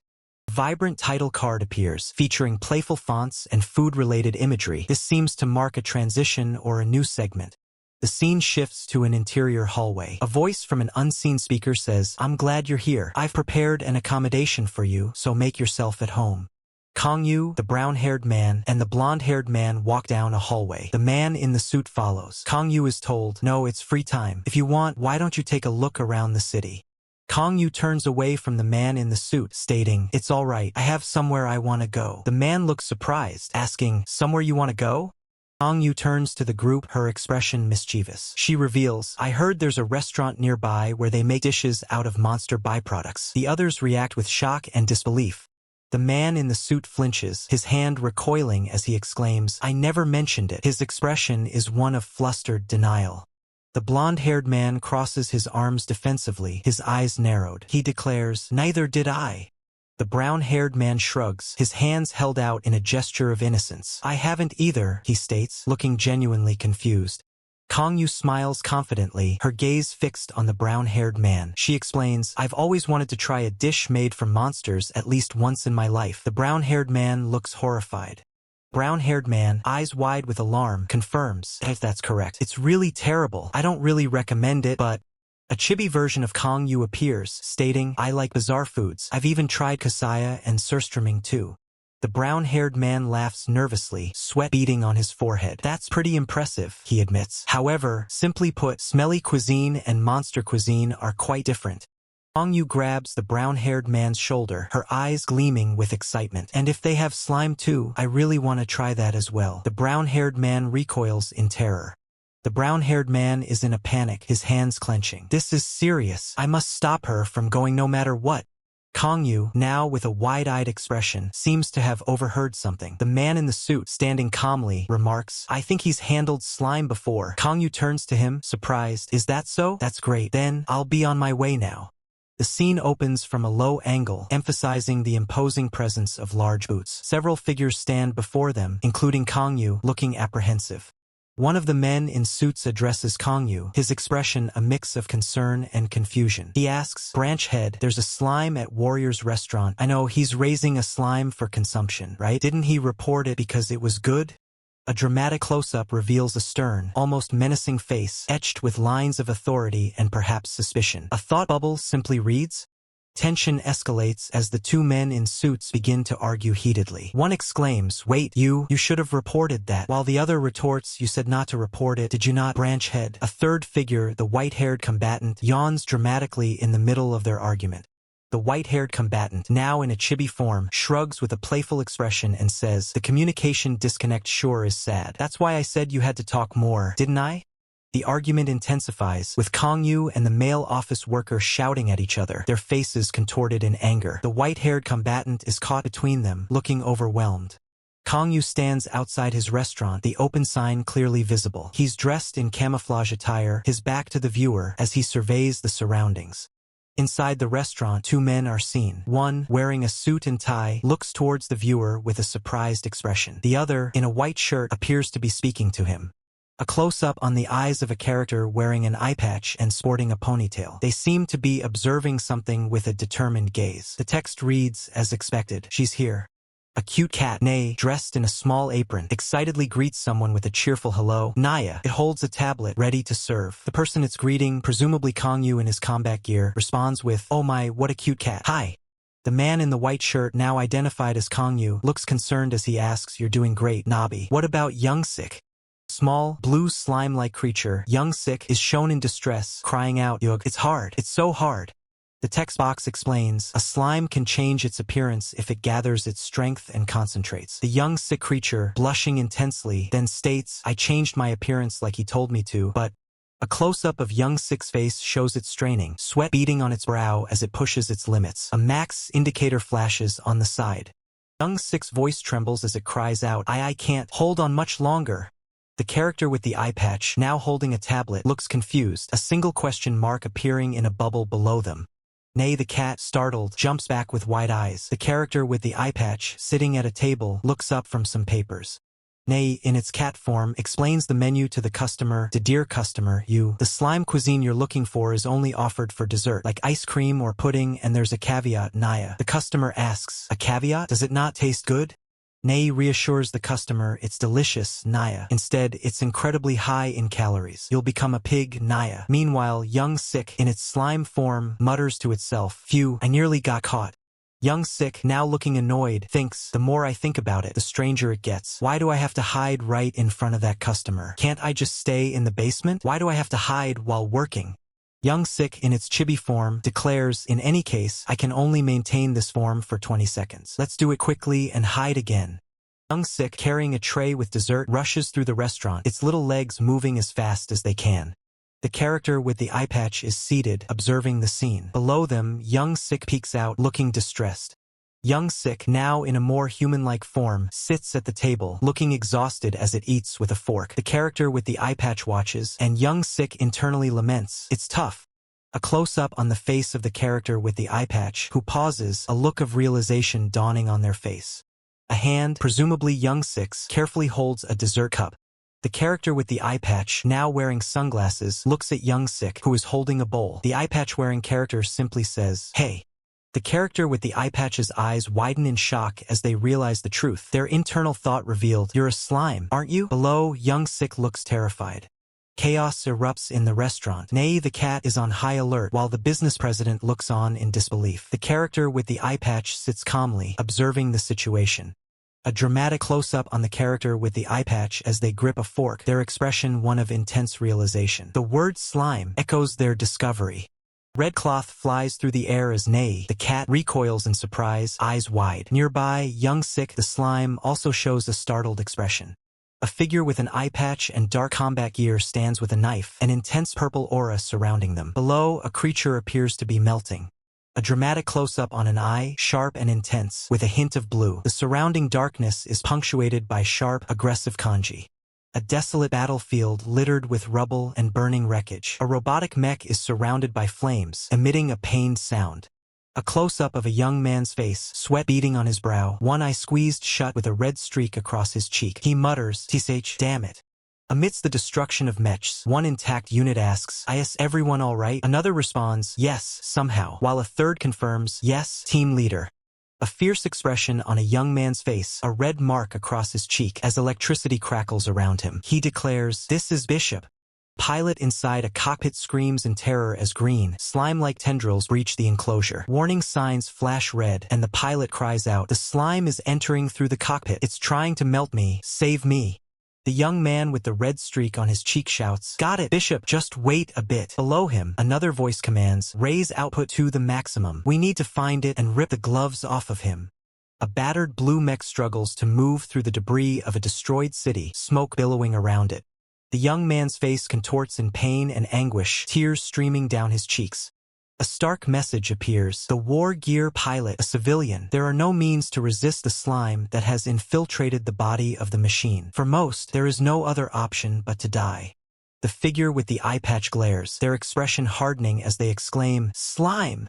A hand grips a knife, the blade glinting as the wielder declares, "I'll kill you." Below, a voice calmly states, "Dear customer." The figure with the eye patch turns, preparing to strike with the knife. Kong Yu, in his restaurant attire, holds a cloth. He addresses a man in a suit, stating, "That's their to cut the donkatsu." Kong Yu's gaze is steady as he continues, "Not to be used as a weapon." The figure with the eye patch, now holding a knife, confronts Nei the cat. Kong Yu is visible in the background, observing. Kong Yu looks directly ahead, his expression calm as he states, "I already heard her story from Teiji." The figure with the eye patch, face contorted in a snarl, says, "So I understand why she's acting like this." Nei the cat, with young sick the slime clinging to it, looks wary. The eye patch figure asks, "But does she not realize he might have a story too?" Title card with stylized Korean text and food imagery. A dark screen with a message box reading, "Young Shik wasn't a slime from the beginning." A sliver of bright light shines through a dark doorway. A message box states, "After the fissure opened, monsters attacking civilians became a common occurrence." Below, a terrified child cowers from a large, green slime. Another message box appears. "There was a slime that attacked a child and promptly feasted. The slime is shown absorbing its victim." A message box reads, "IT could absorb bits of the knowledge and characteristics of IT's victim through consumption." A green slime writhes with energy. Inside a laboratory, scientists in hazmat suits observe a bright blue energy containment field. A message box explains, Journey's scientists began capturing slimes after this discovery, and they began performing various experiments to create a weapon to destroy the fissure. The blue energy intensifies, revealing what look like eyes within the slime. A message box states, "The problem was the slimes began developing self-awareness. Two slime-like entities with eyes float in the blue energy." A message box reads, "The first slime to gain self-awareness became the first sacrifice." Kong Yu kneels, holding a strange compass-like device. His gaze is distant, reflecting on past events. He can't bring himself to label the entity before him as a mere assailant. He needs guidance, an adult figure to teach him right from wrong. Not the cold logic of scientists who tell him to consume and destroy, but a true mentor. Suddenly, Kong Yu's demeanor shifts. He stands tall, his eyes narrowing as he addresses someone off-panel. "What are you doing to my kid?" The person addressed, a warrior with an eye patch and dark hair tied back, turns with a look of disbelief. "Your kid?" The warrior gestures towards the small, blue slime creature, young Sick, who looks up with wide, tearful eyes. "This slime is your kid? He's a tamed monster who has been officially registered. Is there a problem?" The warrior, his face obscured by shadow, lets out a frustrated sigh. "TCH, I can't fight here." Kong Yu stands firm, his gaze locked onto the warrior. The warrior looks down, a flicker of unease crossing his face. The warrior's hand trembles slightly as he clenches his fist, his resolve wavering. Seated at a table, the warrior stares into the distance, a troubled expression on his face. Young Sick the slime cowers nearby, sensing the tension. "How do I kill him?" His eye, visible beneath the shadow of his hair, hardens with resolve. "No." Kong Yu stands tall, his arms crossed, a confident smirk playing on his lips. The warrior looks up, his expression grim. "There's no weak point. This is impossible." The warrior, gesturing with his hand, confronts Kong Yu. "Do you know what it means for a mobile armored team member to see a slime?" He then retorts, "Do you know what it means to attack a tamed monster in front of a monster tamer?" Kong Yu laughs heartily, his arms still crossed. "I'll give you compensation. So that slime." The warrior interrupts, his stance aggressive. "You'll kill it and I should let it slide? For a joke, that wasn't very funny." He continues, "Miss, I'll only let things slide twice. There's no third strike." Kong Yu leans forward, his arms still crossed, a challenging look in his eyes. "What are you gonna do if I get a third strike?" Kang Yu stands tall, his arms crossed, his gaze unwavering. The warrior looks up, a bead of sweat trickling down his temple. The warrior lets out a pained groan, his face contorted in distress. A businessman in a suit looks on nervously, his food untouched before him. Warrior Wu Haina steps forward, his voice firm. I'm the mobile armored team's leader. If you get on my bad side because of this trivial matter, it'll be hard for you to continue running this restaurant. He then challenges Kang Yu, then what about you? If you get on my bad side because of this, you'll be put in a difficult position. Kang Yu's expression shifts, his eyes widening slightly with a hint of concern. More than that, the businessman and another person at the counter shrink back, their faces flushed with embarrassment and fear. Nay, the cat, wearing an apron, bounces excitedly, seemingly oblivious to the tension. The businessman flinches as the warrior with the eye patch, clearly agitated, tries to push him away. Is she crazy? Stop it. The warrior with the eye patch clutches his head, looking utterly exhausted. I got too worked up. He reflects on his actions, a sense of shame washing over him. To think I held a knife in front of civilians, and to a tamed monster, a slime at that. His expression is one of deep regret and embarrassment. Kang Yu, arms crossed, smiles warmly at the warrior. I apologize. I've been rude until now. The warrior, head bowed, retorts, apologizing only with words. The warrior, his expression softening slightly, offers a solution. I'll pay for everyone here's food. Kang Yu, a playful glint in his eye, agrees. Then I'll let it slide. That could have gone terribly wrong. Did she not receive a separate order regarding the returnee? Is it because she was preoccupied with the operation until now? If it wasn't for my bodyguarding work, I would have warned her. Kang Yu's eyes narrow, a flicker of determination igniting within them. Young Sik, the little blue slime, bounces with a series of soft thuds. Perfectly prepared meal sits on the table, glistening under the lights. Kang Yu clutches his head, a wave of exhaustion washing over him. The night sky stretches above the quiet building, stars twinkling like distant diamonds. Nay, the cat trots energetically towards Kang Yu, exclaiming that was so tiring, Naya. Nay playfully bats at Kang Yu, asking, but Mr. Warrior, if you knew she would hate slime so much, wouldn't it have been better to hide him, Naya? Kang Yu, leaning back, responds, young Sik isn't completely innocent, but he's done nothing wrong here, so why should he hide? More than that, this is my restaurant. If she doesn't like it, she doesn't have to come. Kang Yu grins, explaining to Nei, then why are you making him turn into a human one moment, then hide the next, all while working? Naya, that's just training. Fierce aura surrounds Kang Yu as he runs, eyes glowing red. Young Sik, bandaged and wide-eyed, trembles below. A system notification flashes. Danger is a good driving force. Nei, sprawled on a pillow, giggles, that was the reason. Naya, Mr. Warrior is a Spartan, Naya. Kang Yu watches the sleeping cat, thinking, he must be more tired than usual because he was so anxious today. Yawning widely, Kang Yu stretches, asking himself, shall I head to sleep too? Young Sik, nestled in a dark corner, murmurs, he said my kid earlier. Young Sik's eyes sparkle as it coos, my kid, he. Peeking out from the shadows, Young Sik seems to be observing its surroundings. Kang Yu rests on the sofa, Nei curled up beside him, while Young Sik lies nearby. Young Sik snuggles close to Kang Yu's leg. Kang Yu's eyes flutter open, a hint of a smile playing on his lips. Kang Yu is seen relaxing on the sofa, Nei sleeping peacefully beside him, and Young Sik nearby. The next morning, a chibi Kang Yu groans, my back. The sun shines brightly on the restaurant building. Kang Yu lies on the sofa, deep in thought. A close-up on Kang Yu's eye shows a flash of intense emotion, accompanied by a grunt. Each. Kang Yu exclaims, oh my back, why is it hurting so much? Kang Yu looks distressed, his expression conveying his discomfort. Kang Yu sits with Nei on his lap and Young Sik nestled between them, a faint ha escaping his lips. A faint ha-ha escapes Kang Yu's lips as he holds Nei on his lap, Young Sik nestled beside them. Well, it's about time I get a new bed, he muses. Kang Yu's expression shifts, a subtle smirk playing on his lips. Anyway, Young Sik, the slime creature, seems to be observing Kang Yu. It seems like this guy has started opening up to me now, it thinks. Stretching, Kang Yu yawns. The menu is Western-style pork cutlets, so there's not much to prepare, and most of the hunters are busy, so. The sun shines brightly on the building. It should be a quiet day, the narrator seems to imply. Title card for the restaurant, Kwan Sik Restaurant. Inside the restaurant, dishes are neatly stacked on a rack. Nabi and Young Sik are here too, so I need to make breakfast, Kang Yu states. Kang Yu lifts the lid of a large pot, a slight frown on his face. But there's no rice, he declares. Kang Yu looks exasperated. We also finished all the soup. Kang Yu sighs, looking weary. I'm getting tired of pork cutlets. Inside a refrigerator, stacks of pork cutlets are visible. Because of a mistake in supply, they've been sending only pork cutlets for several days, the narration explains. Kang Yu ponders, tapping his chin. A simple breakfast menu using pork cutlets so that it doesn't bore me. A light bulb appears above Kang Yu's head, signifying an idea. Pork cutlet sandwich, he exclaims.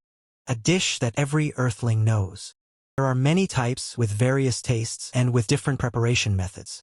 You can adjust the amount of sauce and add ingredients, grill the bread, or just eat it plain. A majestic image of the Statue of Liberty holding a sandwich appears. Truly the freedom of food. Kang Yu holds a packaged sandwich, a nostalgic smile on his face. I remember the first time I made a sandwich for Theo. In a forest clearing at night, several figures sit around a campfire. Over 10 years ago, Terra, the elf archer, Theodore holds a sandwich, looking thoughtful. What is this dish's origin background? He asks. The man beside Theodore takes a bite of his sandwich. Background? He questions, then states, every dish has a history. Theodore looks intently at the sandwich. Such a great dish must have a remarkable history. The other man replies, but it's just putting something between two slices of bread. Theodore beams, holding up the sandwich. Exactly, that free-spirited idea. It exudes a free soul, unbound by anything. Theodore grins maliciously. Tell me, it must have been created by a freedom fighter, right? Theodore lunges forward, attempting to snatch the sandwich. Was made by someone called the Earl of Sandwich. An earl? Damn it, a bourgeois. The man holding the sandwich looks down, a pensive expression on his face. He was a diligent civil servant who was so busy that he made it to eat with one hand. Theodore covers his ears, looking away. A dish made to work. Let's pretend I didn't hear that. A chibi version of Kang Yu appears, looking confused. What do you mean, pretend you didn't hear it? Close-up of the sandwich being held firmly. Theodore triumphantly raises the sandwich. As a free dish, it's fitting to name it after me. The elf-like man, who seems to be called Theodore, asks Kang Yu, hey, do you know what copyright is? Kang Yu, looking confused, replies, what's that? Theodore sighs, you really don't know, huh? Fantasy worlds are always like this, damn it. He seems exasperated by Kang Yu's ignorance. With a resigned tone, Theodore says, fine, you red elf, do as you wish. He then takes a large bite out of a sandwich, his expression intense. The narration explains that after Theodore started calling sandwiches Theodore, they began to spread throughout Terra. Text continues, now Theo is the god of rebellion and revolution, and those sandwiches have become. A grand statue of Theodore, holding a torch, stands before a pile of sandwiches. The inscription reads, an offering to the god of Terra. Kang Yu, now back in his restaurant attire, is seen preparing food. He holds a bag of what appears to be takeaway containers. He says, Theo, he was really something. Then he looks up and says, anyway, Nei and Young Sik will be waking up soon.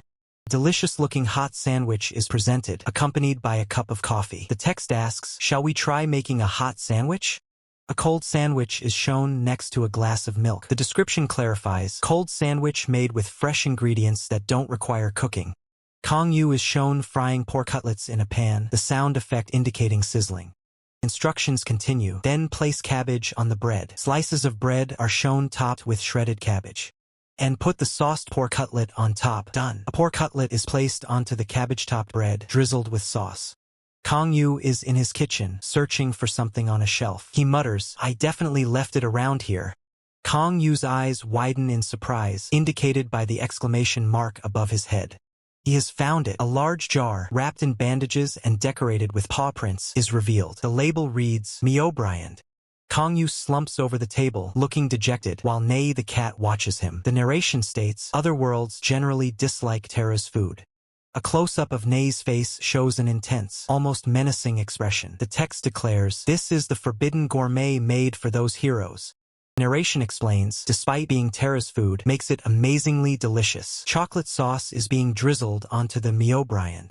Kang Yu tastes the sauce from the O'Brien with a spoon, looking intrigued. He remarks, a precious sauce that even I don't know how to make. Huh. He then adds, and it's even more special since it was sent by Nei's grandmother. The O'Brien is shown being prepared, with sauce being spooned onto it. The text states, O'Brien, when even a 2-year-old one is hard to come by, a 33-year-old one. The narration explains, it's high in calories but delicious. O'Brien proves to be a super high-calorie sauce. Kang Yu is seen smiling as he prepares more sandwiches, carefully drizzling sauce onto the pork cutlets. Final product, several perfectly made sandwiches, wrapped and ready to be served. A close-up of a sandwich shows the rich sauce oozing out, a tempting sight. Kang Yu turns his head, hearing a sound. A soft meow is heard. Nei the cat and Young Sik the slime creature appear, looking excited. Nei exclaims, "What a delicious smell." Young Sik bounces happily, while a small Kang Yu in chibi form asks, "It should be fine, right?" A bright blue sky with fluffy white clouds stretches across the panel, suggesting a peaceful, clear day. Theodore and another man, likely Kang Yu, are seen walking towards a building that appears to be Kang Yu's restaurant. Theodore looks around, sniffing the air. "Huh? What's that smell?" he wonders aloud. Camera focuses on the two men walking, their expressions serious as they approach the restaurant. "What kind of food smells like this?" "Well, you see, I don't know what it is, but please let me have some. Please." A sandwich appears, presented on a plate. The two men sit at a table, each with a sandwich before them. They begin to eat in silence. "It tastes good, but, well, that's because it's just an ordinary sandwich without me, O'Brien. I can't serve the dish that made Nabi and Youngsik faint from how good it was. Next time, I'll have to watch the amount." "Tiki, what's that look for? Do you have something to say?" "Well, you see, something really interesting happened at the association yesterday." This panel shows the title logo for the series. The ISAC Korea branch building stands under a bright, cloudy sky. A hand pours pills from a white bottle into an open mouth. A man in a suit sits at a desk, looking concerned. "Okay, my stomach hurts too much, I feel like dying. To think another lunatic would come besides Kang Hyuk. How can you point a knife in a returnee's store? Still, he is the team leader of the president's direct team. There must be some meaning to his visit Harriet." This panel focuses on the female office worker's expression. "Of course, there is a meaning." "Huh? This is the president's own test." "Test?" "Yes, his eyes are everywhere in the world. He probably knew that there was a slime in that store." The female office worker looks on with a puzzled expression. "It's a test for both team leader Wu Haina and me. It's a stern reprimand for not reporting information to the higher-ups. And for team leader Wu Haina, this is likely a promotion test. But not reporting is a recent development. There's no way she could have gathered information about the slime in such a short time. That's why the president is scary. Team leader Wu Haina is competing for the team leader position with Maxim Vysotsky. Then, with this event, the promotion. Severe. Too, branch chief. You mean because her husband was attacked by a slime and ended up with a fry face? That's too blatant. Even if half of her husband's face was fried and she witnessed the deaths of 5 team members up close, there is no excuse. Being swayed by emotions disqualifies her as a commander. Commander should be able to distinguish between public and private matters, as it's not just 1 or 2 lives hanging on their shoulders. Understood. Then what is the disposition for team leader Wu Haina? A 1-month salary reduction for not being familiar with the returnee response manual, and 1 week of home duty. At this rate, even those who are here will run away, President. It's too harsh. Why do such inefficient things? Wait, inefficient? For that reason, a 1-month salary reduction and 1 week of home duty. And 1 week of home duty. Does it make you happy that someone else is unfortunate? Yes. Listening to the story, I thought of something about Haina's husband. Fry face? Calling him that is inappropriate. Ahem. Right, why are you asking about him? Even with today's advanced medicine, can't they fix him? They say even prosthetic limbs are widely available now. Wound regeneration has also developed. Whether he is lucky or unlucky, lucky? Usually, war gear pilots have no chance of surviving an attack by a slime. He survived. Did he awaken? Yes, the ability gained was regeneration. His limbs can regenerate even if they are cut off. Is that powerful? I think I know. He was unlucky. Yes, unfortunately, the save point. For those with regenerative abilities, a regeneration point is set the moment they awaken their abilities. Once that point is set, it tends to maintain that state continuously. His save point is after his face melted, right? Yes, so surgery or mechanical implants are useless. Kang Yu spits, a small droplet of saliva flying forward. The brown-haired, green-eyed observer declares, "I'll go and see him." A sharp escapes the white-haired combatant. A chibi Kong Yu asks, "Are you saying he can be treated?" Kong Yu, arms crossed, replies calmly, "If he wants, it's not impossible." The white-haired combatant, looking incredulous, asks, "Why would you help him?" The white-haired combatant leans back, a look of disdain on his face. The white-haired combatant questions, "What's so charming about someone who made a fuss in someone else's house?" He then gestures aggressively towards Kong Yu, shouting, "Atoi." The white-haired combatant bursts into a manic laugh, exclaiming, "Acting superior and treating people like amateurs serves him right. If it were me, I'd never help." Suddenly, Kong Yu lunges forward, a punch aimed at the white-haired combatant, shouting, "You brat, grow up." Two face off, anger flaring in their eyes. The white-haired combatant yells, "You bastard, did you just hit me?" Kong Yu stands with his back to the viewer, arms crossed, seemingly unfazed by the commotion. A thought bubble appears above his head. The two exchange blows, a brief pause in the chaos. Kong Yu states, "I understand." Kong Yu declares, "I am a supporter of revenge." Kong Yu explains, "So I understand how Wu Haina feels, and I want to help." Brown-haired, green-eyed observer looks confused, stating, "Revenge? That's not like you, sir." Kong Yu smiles, explaining, "People say revenge is futile and doesn't bring anything, but that's not entirely true." Kong Yu continues, "Put yourself in her shoes. Let's say if a butterfly gets attacked by a slime and ends up in a miserable state. I probably won't forgive the slime either." Kong Yu smiles warmly, stating, "And they are warriors who protected our homeland while I was away, right? So I should repay them at least." The brown-haired, green-eyed observer and the white-haired combatant look utterly shocked, shivering at Kong Yu's words. The brown-haired, green-eyed observer nervously asks, "Hey, sir, are you perhaps thinking something bad?" The white-haired combatant adds, "It's an expression I've seen often." Kong Yu, with a hint of mischief, replies, "No, I'm going to treat him." A dramatic voice exclaims, "Horrifying!" Above the kitchen, the brown-haired, green-eyed observer and white-haired combatant watches Kong Yu, now in his restaurant attire, announces, "I am making a dish called New Beginning right now." Kong Yu's hand presents the first ingredient. The first ingredient is the fruit of the Cusco tree. Although it tastes very bitter, it has an effect that clears your mind. In Terra, it's used as a stimulant instead of coffee. A title card reads, "Next is the Killermancy." Kong Yu holds up a carrot crackling with electricity, explaining, "It's a carrot known for its incredibly sour taste, as if electricity is flowing through it." Kong Yu continues, "And it's actually real electricity. Killermancy has the property of growing when struck by lightning, so fully grown Killermancy carries a strong electric charge." Kong Yu begins chopping the carrot, which is described as, "If eaten without preparation, it's strong enough to knock out even a decent monster in one go." Kong Yu reveals the cooking method for New Beginning. The cooking method for New Beginning is to grind these two ingredients and boil them. Kong Yu begins preparing the ingredients, placing them into a mortar and pestle. Kong Yu continues his work, glancing back to question if his companion has ever actually tried the dish he is preparing.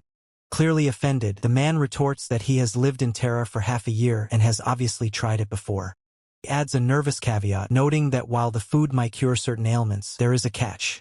Kong Yu keeps grinding the ingredients, nonchalantly remarking that the dish is certainly effective. The observer shudders at the memory, haunted by the lingering, questionable taste of the concoction. The conversation shifts to the basics, the common health potion. An item known to every adventurer for its ability to restore vitality. But in the heat of a dangerous dungeon, fragile glass flasks are prone to shattering at the worst possible moment. Worse yet, if a curse is inflicted by the Demon King's army, standard recovery becomes impossible. The dark energy consumes the target, leaving them defenseless. Without a backup plan, a depleted HP bar spells certain doom. When the screen fades to black, it is truly game over.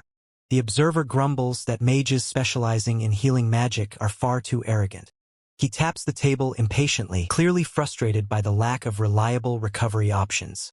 He laments that having no means to recover is the absolute worst part of surviving in Terra.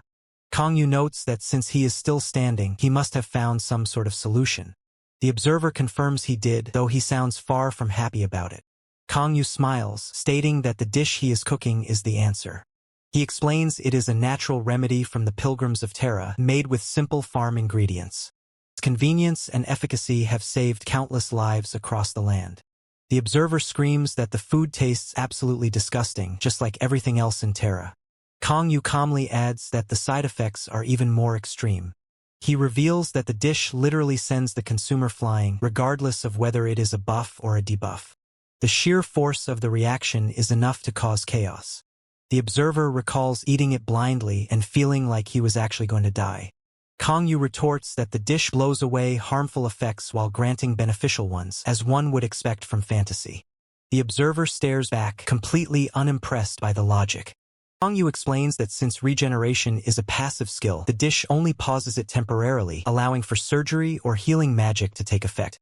Kangyu notes that team leader Wu Haina will be pleased, though he questions how the others plan to handle the shock after consuming the dish. Kangyu brushes off the concern entirely, wondering why he should even worry about such trivial matters. He muses on whether they should face punishment for causing trouble, adding that if it weren't for the circumstances, he would have handed them an elixir from the start. The observer sighs, remarking that he truly cannot tell if Kangyu is being petty or generous at any given moment.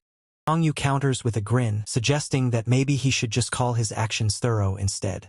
A light-hearted laugh escapes him, clearly amused by his own logic. The observers share a nervous chuckle, silently agreeing that messing with the boss is a dangerous game. The scene shifts to the underground war gear maintenance room, where the final preparations are underway. Technician stands before the massive war gear, surveying the progress. The metallic frame of the machine looms in the dark, silent and imposing. A voice calls out to Chief Kyle, confirming that everything is ready. Chief Kyle acknowledges the report with a calm, composed nod. Chief Kyle reminds everyone that they have 23 hours until the demonstration, urging caution for the final phase of work. A subordinate salutes, confirming the order. Subordinate hesitantly offers an apology regarding Chief Kyle's wife. Chief Kyle sighs, noting it is a shame her promotion was put on hold, adding that she certainly knows how to hold a grudge. He remarks that it has been a long time since he was attacked by a slime, yet she remains just as persistent. Chief Kyle dismisses the need for excessive caution, joking that his face didn't get messed up just yesterday. The subordinate laughs nervously, insisting he has every reason to be cautious around the chief. Chief Kyle laughs it off, telling him to try and relax. Chief Kyle orders him to check the high-output generator and the motion control system immediately. The technician acknowledges the order and heads off to perform the maintenance. Left alone, Chief Kyle mutters to himself, urging Wu Haina to pull it together before the team is put at risk. He gazes at the massive war gear, wishing he could return to active duty to help out. The massive blue machine stands ready, its construction nearly complete. The machine seems to hum with potential power as the final checks begin.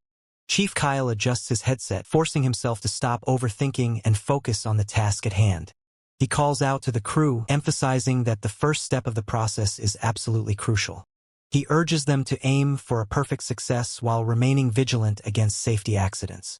A wrench tightens a bolt, marking the final adjustments as the team prepares for the demonstration. Kangyu wipes sweat from his brow, exhaling a weary sigh as he pauses his mechanical work. Kangyu glares with irritation, his brow furrowing as he is addressed by a name that clearly isn't his own. Kyle raises his hands in a placating gesture, clarifying his identity and his purpose for approaching Kangyu. Kangyu freezes, his eyes widening as he realizes the gravity of the person standing before him. Kangyu questions if this visit concerns his wife's predicament, but Kyle hints that the matter is far more complex. A flicker of confusion crosses Kangyu's face as he processes the cryptic response. Kyle cuts to the chase, declaring that he has come specifically to conduct business with Kangyu. Kyle produces a mysterious, glowing blue bottle, offering a strange solution to Kangyu. The massive war gears of a sector march in a rigid, mechanical demonstration for the gathered crowd. Father smiles, holding his child high as the crowd watches the impressive display. Kangyu stands before the towering machine, exhausted by the endless overtime required for this project. Kangyu rubs his chin, reflecting on the strange turn of events that led him here. Kangyu offers a knowing smile, acknowledging that his own life has been filled with unexpected occurrences. Kangyu holds the bottle, skeptical that such a simple item could truly heal his scarred face. Kyle urges him forward, suggesting that with nothing left to lose, he has every reason to take the risk. Feeling desperate, Kangyu decides to trust the offer and prepares to consume the contents. Under the watchful eyes of others, Kangyu tilts his head back and downs the strange liquid. Violent, visceral reaction hits Kangyu as the liquid takes effect, his face contorting in pain. Kangyu gasps in shock, overwhelmed by the intense and bizarre flavor surging through his system. His feet stomp against the floor, his body trembling as the potent concoction works its magic. A massive release of energy erupts from Kangyu, signaling a profound transformation. Kangyu stares into a mirror, stunned to see his face completely restored and his eyes returned to normal. A single tear of joy rolls down his cheek as the reality of his recovery sets in. His wife watches from behind the glass, overcome with emotion at the miraculous sight of his healing. The question lingers in the air, leaving the audience to wonder about the mysterious nature of his new reality. The conversation takes a sharp turn as a colleague nudges Kangyu, attempting to grab his attention.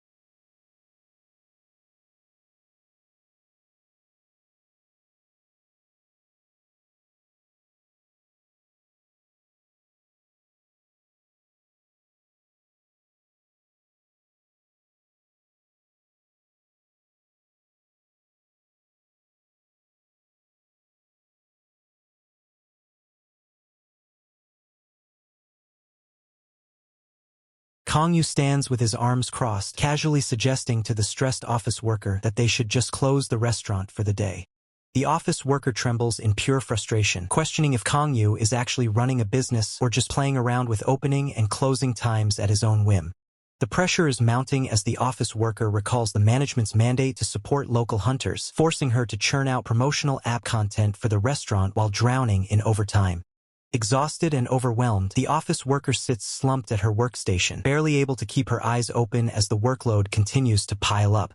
The office worker's patience finally snaps, her inner turmoil reaching a boiling point as the constant demands push her to the edge of sanity.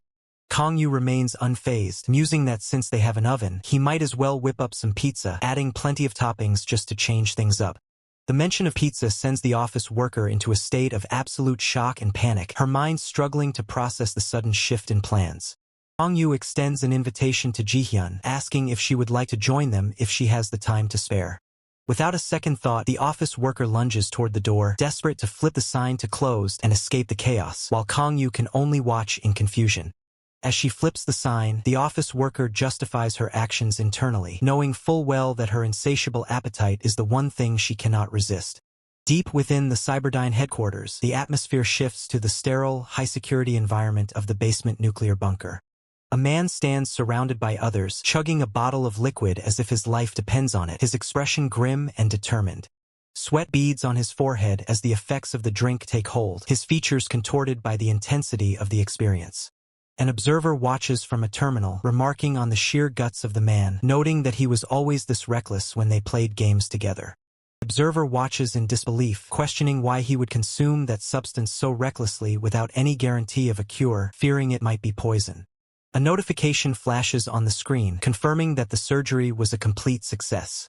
With the surgery behind him, the observer wonders if he will finally return to the field of battle. The report confirms he has no intention of returning, fearing that donning war gear will lead to his death, and he has explicitly refused to become a hunter. The business president pauses, his hands clasped together as he processes the information. He gives the order to lower the risk level of the returnee Yu Sungwoo from SSS to C, effectively changing his status. The subordinate looks on, clearly taken aback by such a drastic measure. The business president explains that despite being insulted by Haina, he chose not to retaliate with violence and even healed her husband. Data scrolls across the screen, highlighting the combat ability of key individuals, showing a significant 10% increase. Business president muses that achieving such high-level personnel development through simple cooking is worthy of a golden merit medal. The subordinate agrees that it is a bit much, acknowledging that making a public fuss would only backfire. The business president confirms the appointments and the groundwork for leveling up hunters in the A sector, signaling that the current phase is complete. The subordinate acknowledges the orders but hesitates, needing to ask one final question. He asks when the president will return to Korea, noting that his daughter misses him dearly. The president apologizes, stating that he cannot return for a while as he is far too busy with his current work. Kang-yu stares intensely, his expression somber as he delivers a final, heartfelt message, asking for Yoonha to be told of his love. The atmosphere shifts as a chibi-style scene plays out, showing a playful moment of affection. The title card for the restaurant appears, signaling the return to daily operations. Kang-yu works with precision, his knife rhythmically striking the cutting board as he slices fresh tomatoes. When asked whether he is preparing an Earth-style or Terra-style pizza, Kang-yu confirms it is Earth-style while continuing his prep work. Female office worker sighs in relief, noting that she can at least tell the difference between the styles. Visibly agitated, female office worker questions how she can trust Kang-yu, still haunted by the memory of the disgusting food he once tried to serve as a favor. Kang-yu clears his throat, sheepishly admitting that he seems untrustworthy, but insists that this time the food is truly delicious. With the tomatoes now perfectly prepared, Kang-yu sets the bowl aside. Kang-yu prepares to sauté the remaining ingredients, including minced garlic, onions, and mushrooms. A splash of olive oil is added to the pan to begin the cooking process. The ingredients hit the hot oil, sizzling as Kang-yu stirs them with a wooden spoon. Female office worker remarks on the wonderful aroma, tempted to eat it immediately, while Kang-yu explains it is typically served over rice or bread. Kang-yu carefully adds 2 drops of a special ingredient, Neonbrion 33, noting that he has been using it sparingly. The vial is opened, releasing an enticing fragrance. Stunned by the incredible smell, female office worker reacts sharply as Kang-yu explains it is a secret sauce from Nei's grandmother. Kang-yu admits he shouldn't add the sauce because it is too addictive, prompting female office worker to insist that if it's delicious, he should use it. Kang-yu reiterates that the sauce is addictive, which is why he uses it so sparingly. With the sauce complete, Kang-yu prepares to stir the mixture in the pan. Kang-yu hands an apron to female office worker, leaving her confused. Kang-yu asks female office worker to stir the sauce for 20 minutes, leading her to question if he is seriously asking a customer to do his work. Female office worker complains that if she were paid for this, half her salary would be gone, but Kang-yu suggests it might be even worse than that. Female office worker eventually puts on the apron and prepares to stir, accepting the task. Kang-yu lets out a quiet laugh, noticing how awkward female office worker looks in the kitchen gear. Female office worker demands to know if he thinks it doesn't suit her, while Kang-yu honestly remarks that she looks completely out of place in an apron. Kang-yu teases that she looks much more natural as an office worker or a consultant. Female office worker finishes the task, proudly asking how she did, and Kang-yu confirms she did well. Kang-yu poses a question about the key to a good pizza. Female office worker enthusiastically raises her hand, declaring that the dough is the secret to a perfect pizza. Kang-yu acknowledges her culinary insight, but she quickly clarifies that while she can't cook, she's an absolute expert at eating.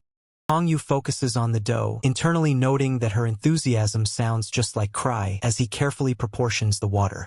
He adds a precise amount of olive oil while kneading, wary that too much will make the dough greasy, while too little leaves it dry. Kang-yu explains that Nei is actually superior at kneading, but since the cat is currently resting, they have no other choice. He claims that a cat's touch is even better than a human's, citing a theory that the jelly on their paws improves the dough's flavor. When questioned if that study is credible, Kang-yu admits it's not and that it's purely his own personal theory. Female office worker exasperatedly exclaims that she can never tell if he is joking or being serious. Meanwhile, the little girl and Nei are having a blast, riding around in a toy car with pure joy. The dough preparation is finally complete, with the portions sitting perfectly on the counter. Kang-yu mentions that the dough would usually need 2 hours to ferment. Kicking back, he decides to use a fermentation spell instead, simply because he's feeling lazy today.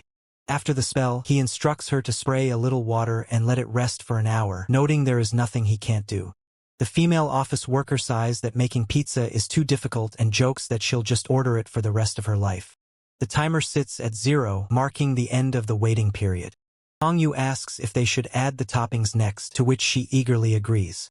He asks her what toppings she prefers as he prepares to conjure them. With a serious and dignified expression, she demands meat. Kang Yu watches her, thinking about how she is looking more and more like Cry, especially given their shared love for meat. He suggests cutting the meat into small pieces. The female office worker is mesmerized, whispering that it is beautiful. Kang Yu wonders what else he should add to the pizza. He spots something and decides it looks good. He presents a pineapple, declaring that the sweetness of heated pineapple is quite exquisite. The female office worker is horrified, asking why anyone would put pineapple on pizza, while Kang Yu laughs, having expected that reaction. She asks who Cry is, and Kang Yu realizes he let the name slip out by accident. Kang Yu covers, claiming Cry is just a colleague he mentioned out of habit. The female office worker wonders if this means he considers her as close as a colleague or if she is truly that trustworthy. She asks what kind of person this Cry is, waiting expectantly for an answer. Kang Yu describes Cry as a brave orc with prominent lower teeth and a fighter who can chop through stone golems. Kang Yu scratches his head, admitting with a chuckle that his acquaintance is truly an impressive friend. The listener looks back with wide, excited eyes, echoing the word impressive with pure curiosity.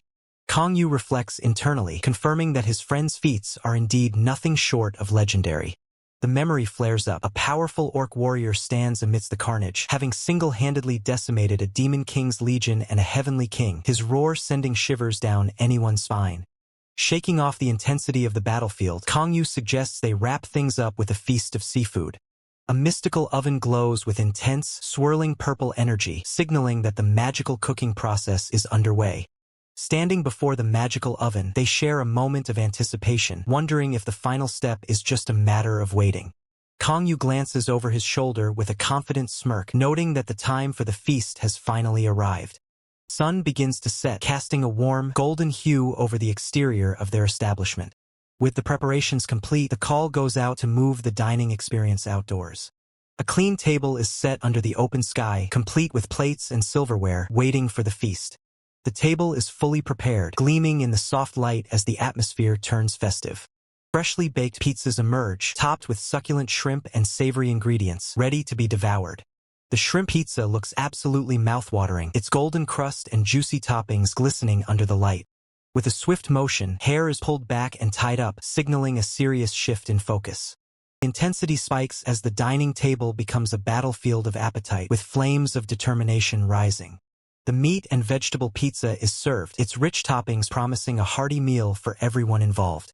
Kang Yu watches with a blank expression as his companion looks utterly overwhelmed by the spread. Defensively, she exclaims that it is her designated cheat day, while Kang Yu asks what a cheat day even is. She explains that dieting is difficult, so a cheat day allows her to eat whatever she desires.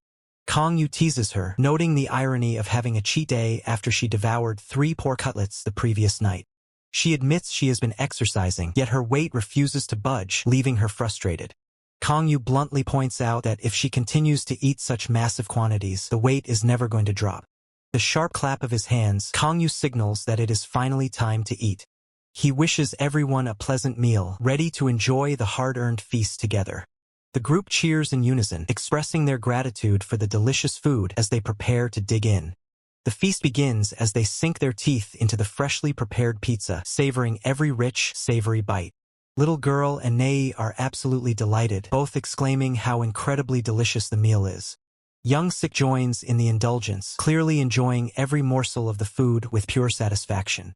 Kang Yu takes a moment to appreciate the complex flavors of the shrimp and squid topping, clearly impressed by the quality. A subtle look of realization crosses Kang Yu's face as he continues his meal. Kang Yu watches in slight disbelief as the others devour the food with the intensity of elite athletes. Kang Yu offers cola to the younger ones, but then pauses, considering what the adults might prefer to drink instead. The atmosphere brightens as refreshing cans of Cass Fresh appear, prompting a cheerful response from the group. With a satisfying metallic pop, the tab is pulled, signaling the start of a well-deserved break. With the shop shutter closed for the day, Kang Yu decides it is finally time to treat himself to a slice as well. As he eats, Kang Yu muses that while the pizza is excellent, he would have preferred to craft the cheese from scratch if time had allowed, perhaps even raising his own cows at the villa. Despite his perfectionism, he acknowledges that the current result is still more than delicious enough. The sun sets, casting a warm glow over the quiet scene. The plates are wiped clean, a testament to the success of the meal. Not a single crumb remains on the table. Little girl and Nei are completely stuffed, leaning back in their chairs with pure contentment. The office team leader observes Young-sik, noting how unique and refreshing the creature is compared to typical slimes. A mischievous glint appears in his eyes as he contemplates the creature's nature. He wonders aloud what such a refreshing scent might taste like, pondering if it carries tropical or citrus notes. Kang-yu quickly intervenes, lifting Young-sik away and teasingly asking if his guest has already had too much to drink.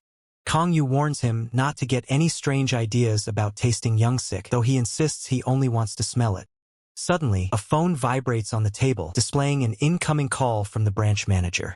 Haina reacts with high energy, declaring it an emergency call with a laugh. The sudden tension of the emergency realization hits, leaving the room momentarily stunned. At the ISAC Sector A branch, the night is quiet as business continues behind the scenes. Business president sits in his office, reviewing reports with a stoic expression. He reads the official confirmation report, noting the unusual feedback. The pizza was very delicious. He takes a slow sip of his lavender tea, finding it perfect for stress relief as he processes the strange update. He lets out a long, weary sigh, clearly at a loss for words. She keeps her composure, stating that the situation was worth at least 10 pages of a reflection essay. Business president grumbles under his breath, though he motions for her to continue with her report. She recalls how her nickname was once the Cold-Blooded Empress, a title she admits felt fitting, even if it sounds a bit cringeworthy now. A faint blush creeps onto her face as she hides her expression, clearly embarrassed by the memory. Business president slams the desk in frustration, demanding to know why she's focusing on restaurant promotions when it was just a simple work order. He gestures wildly, questioning how she could have gotten completely smashed while on the job. She remains unfazed, arguing that since it was after work hours, having a drink shouldn't be a problem at all. Business president explodes again, shouting that her professional distance has collapsed, taking his dignity down with it. He points an accusing finger, claiming she seems far closer to the returnees than to her own direct superior, Baek Hang-hyuk. She recoils, visibly annoyed as he warns that at this rate she might end up challenging her superior to a duel. She retorts sharply, telling him that if that's what he wants, she would be happy to arrange it. She continues her tirade, insisting it's overboard for him to meddle in her personal life and complain about her taking leave. Business president sighs, rubbing his temples as he tries to pivot back to the urgent information he needs to share. The tension mounts as he presses his hand against his forehead, clearly stressed by the news. The atmosphere shifts instantly as he drops the bombshell. Team B will be returning starting tomorrow. She freezes in her tracks, her fighting stance faltering at the mention of the name. She demands to know if Yoon Yoon-hyung is part of that return, her shock evident. She lets out a long, weary sigh, clearly at a loss for words as she realizes Baek Hang-hyuk will be pleased by this turn of events. She recalls the chaos of their previous encounters, secretly relieved that the injury had kept them apart for a while. Business president sternly tells her to prepare and ensure everyone is familiar with the evacuation protocols. The heavy office door clicks shut, signaling the end of the meeting. She trudges through the hallway, exhausted by yet another late night at work. A single tear wells up in her eye, reflecting the weight of the news she just received. She mutters to herself that she needs just one more drink before she can face the work ahead. The ISAC building looms against the sky, a silent witness to the coming storm. Light reflects off the glass facade of the headquarters as the city prepares for the morning. A determined footstep lands on the pavement outside the entrance. The morning sun breaks through the clouds, casting a bright glow over the scene. Kang-yu stands ready, his gaze sharp and his weapon at the ready as the new day begins. Kang-yu strides down the hallway with his blade resting casually on his shoulder, the heavy atmosphere of the corridor signaling that a confrontation is imminent. The distance closes instantly as Kang-yu confronts his rival, the tension between them thick enough to cut with a knife. Kang-yu holds his sword steady, pressing the blade against his opponent, their faces inches apart in a silent, lethal standoff. The cold glare, Kang-yu demands that his rival move, his eyes burning with an unmistakable intensity. His opponent bristles at the command, firing back that it is incredibly rude for a youth to speak to an adult in such a manner. Kang-yu scoffs at the claim, questioning if the man has lost his mind, while the air crackles with hostility as the combatant vows to teach him a lesson about respecting his elders. Watching the chaos unfold, the female office worker can only shout in frustration, daring them to fight if they really think they can take it to the next level. Overwhelmed by a lingering hangover and a pounding headache, the female office worker sighs, unable to believe the two are already bickering at such an early hour. The conflict is fueled by the Hunter Entertainment business, a system orchestrated by the business president that treats hunters like celebrities to manipulate public perception. This manufactured fame has birthed a secondary, cutthroat competition, the popularity ranking. Kong Yu and his rival remain locked in a neck-and-neck struggle for dominance within these domestic standings. With Kong Yu taking an extended break and his rival actively climbing, the gap between them has never been narrower. Back in the present, Kong Yu draws his blade, the red energy flaring as he threatens to carve his lesson directly into the man's flesh. The combatant retaliates, summoning a blade of blue energy and declaring that today will be the day their rivalry finally ends. The female office worker loses her patience entirely, screaming at them to stop acting like immature school children. Kong Yu lunges forward with a lethal strike, his intent clear as he shouts for his target to die. The combatant takes the hit, grunting in pain as the force of the strike lands. With a desperate shout, the combatant swings back, determined to land a fatal blow of his own. The clash of their energies tears through the environment, leaving the surrounding structure in ruins. A massive explosion erupts, engulfing the facility in flames as the impact shatters the exterior. The force of the blast continues to tear through the building, causing widespread destruction. This is an advertisement banner. The ISAC building stands battered and smoking, its glass facade completely compromised by the reckless display of power. Despite the wreckage, the combatant boasts to his companion about how he perfectly parried and tackled his opponent in the same motion. He winces in pain, clutching his side as he recalls the look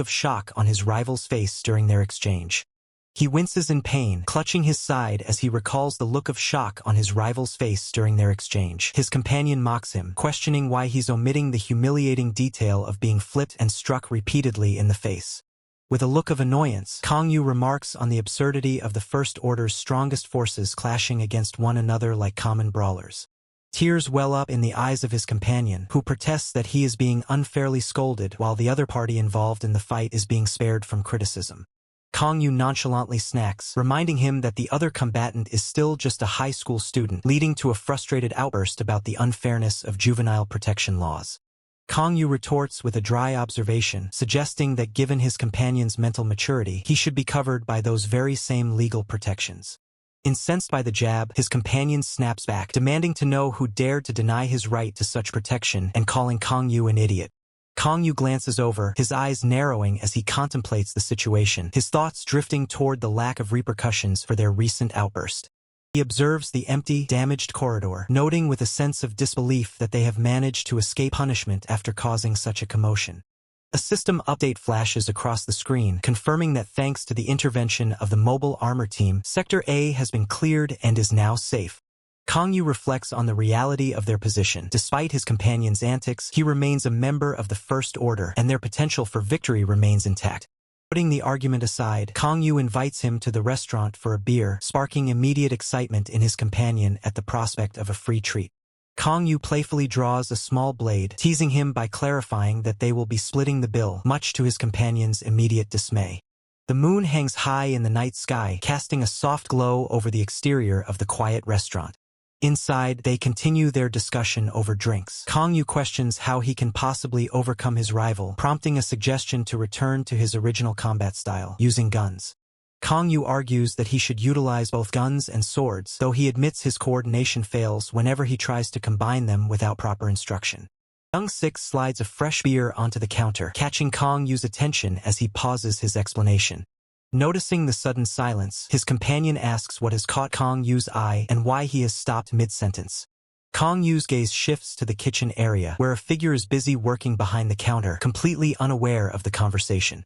Kong Yu realizes that the restaurant owner might be the perfect mentor, suggesting that learning swordsmanship from him could be the key to his breakthrough.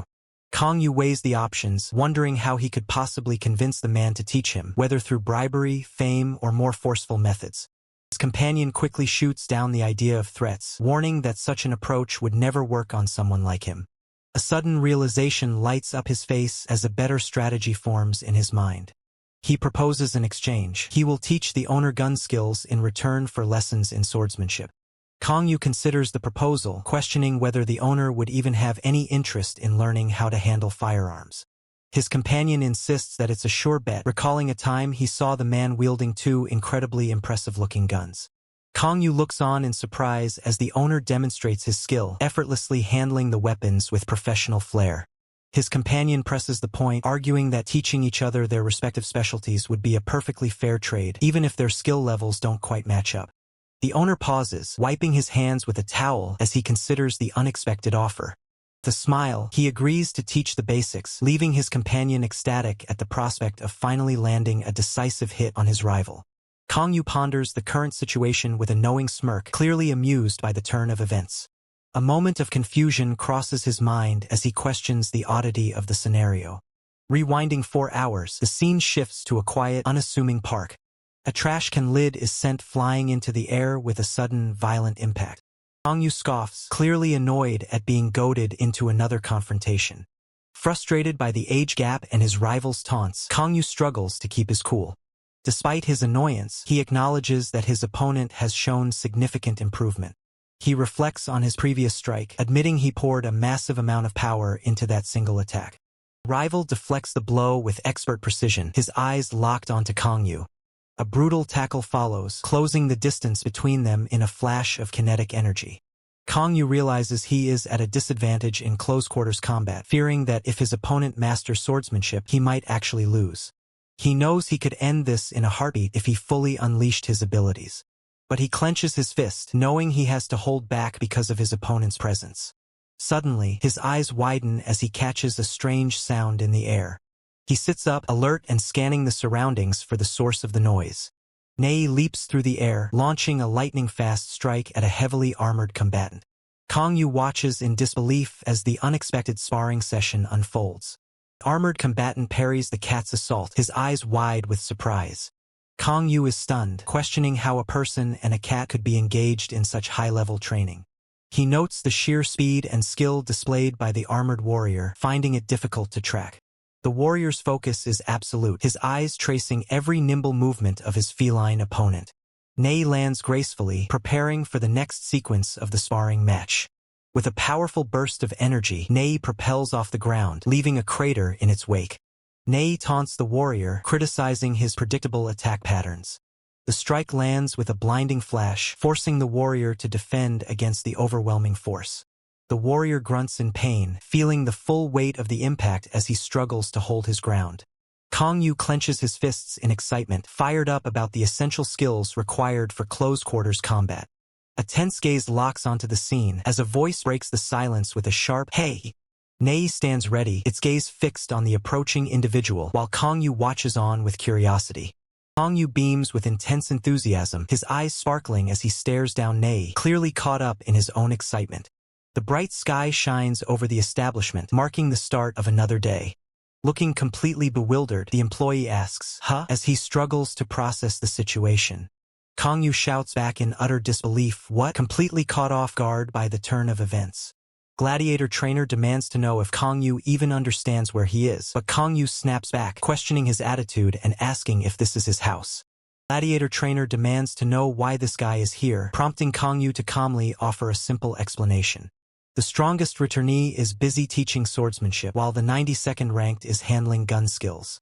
When asked if that was his best effort, the response is a defeated yes, as the realization hits that the cost-to-benefit ratio is completely off. To make up for the shortfall, the individual is forced to work at the restaurant for a full week. Kang Yu explains that this guy is in the same situation, having agreed to help out at the restaurant for a while. Gladiator trainer screams, asking if Kang Yu plans to teach him swordsmanship too, but Kang Yu denies being the teacher.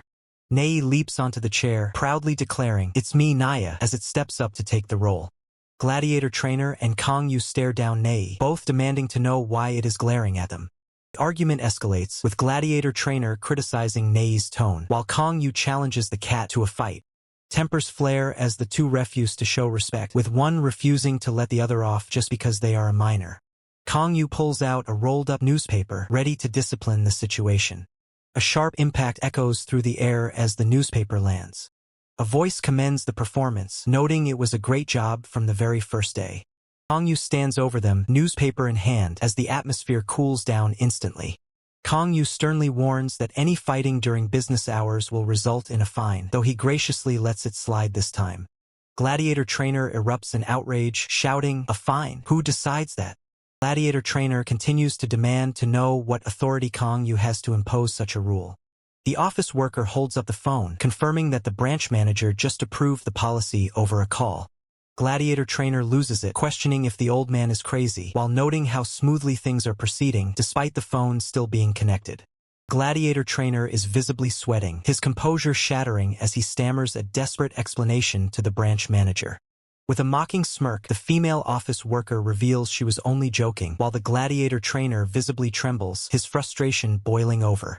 Kang Yu stands firm, asserting that being out here is a completely different matter from working alongside that insufferable man.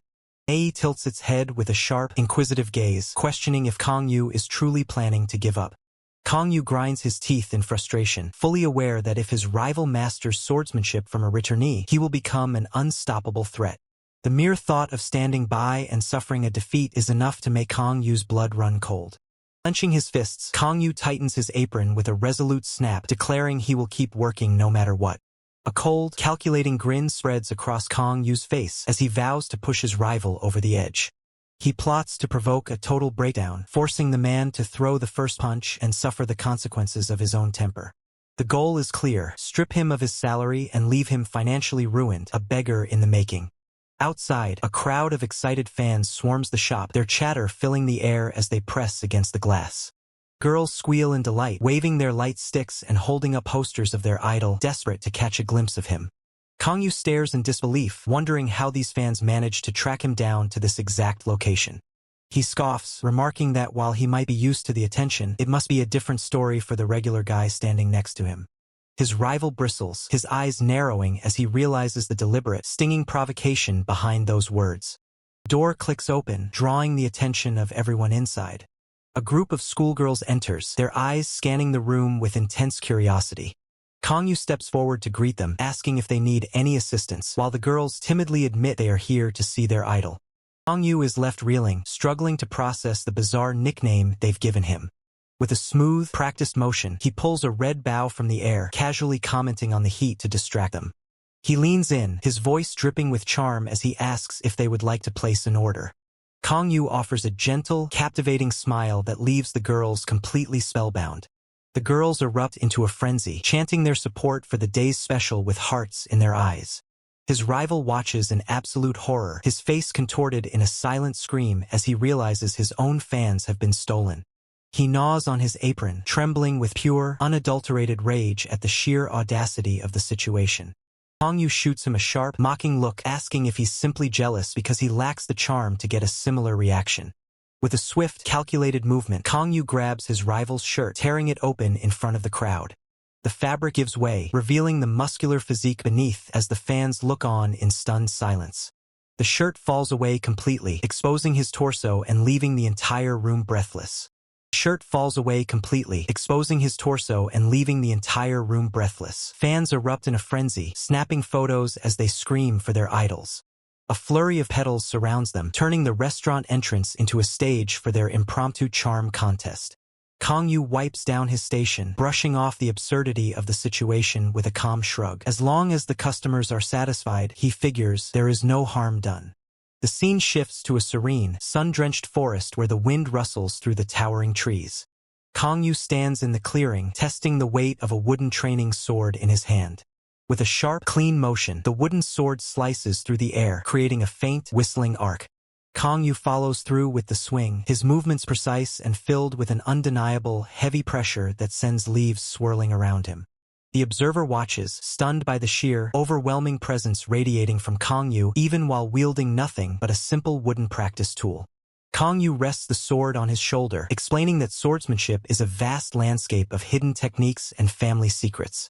Soft, ethereal glow illuminates the forest, emphasizing the quiet atmosphere of the lesson.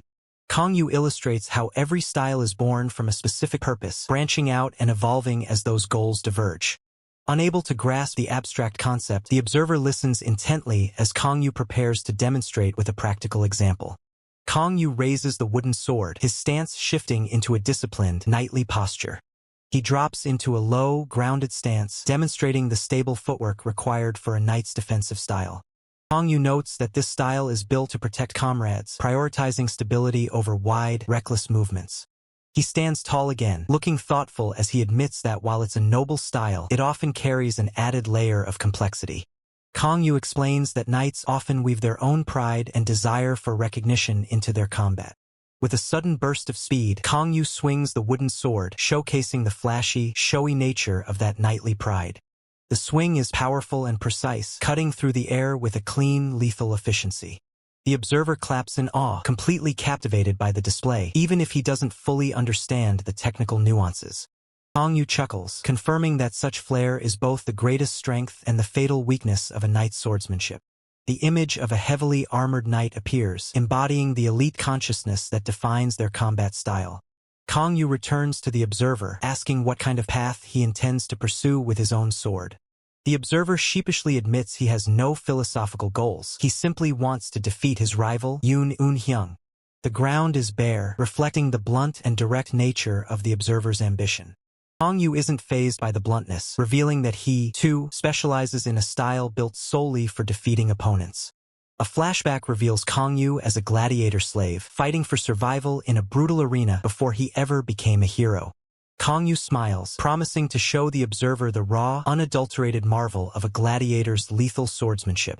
The white-haired combatant recoils in pure shock, his eyes wide as he registers the sudden, overwhelming pressure of the technique. Kang Yu stands firm, his stance perfectly balanced as he holds his weapon with lethal precision. White-haired combatant analyzes the movement, identifying it as Yahello, a discipline centered on the seamless transition from drawing the blade to striking. A blur of motion erupts as the strike is launched with blinding speed. The strike lands with devastating impact, forcing the white-haired combatant to cry out as he is caught off guard. The force of the blow sends the white-haired combatant spiraling through the air, completely overwhelmed by the disparity in technique. Kang Yu stands over his fallen opponent, calmly explaining that this is the essence of a gladiator's sword, devoid of flair, focused only on the victory. It is a technique stripped of all excess, designed with one singular, ruthless purpose, to neutralize the enemy standing directly in your path.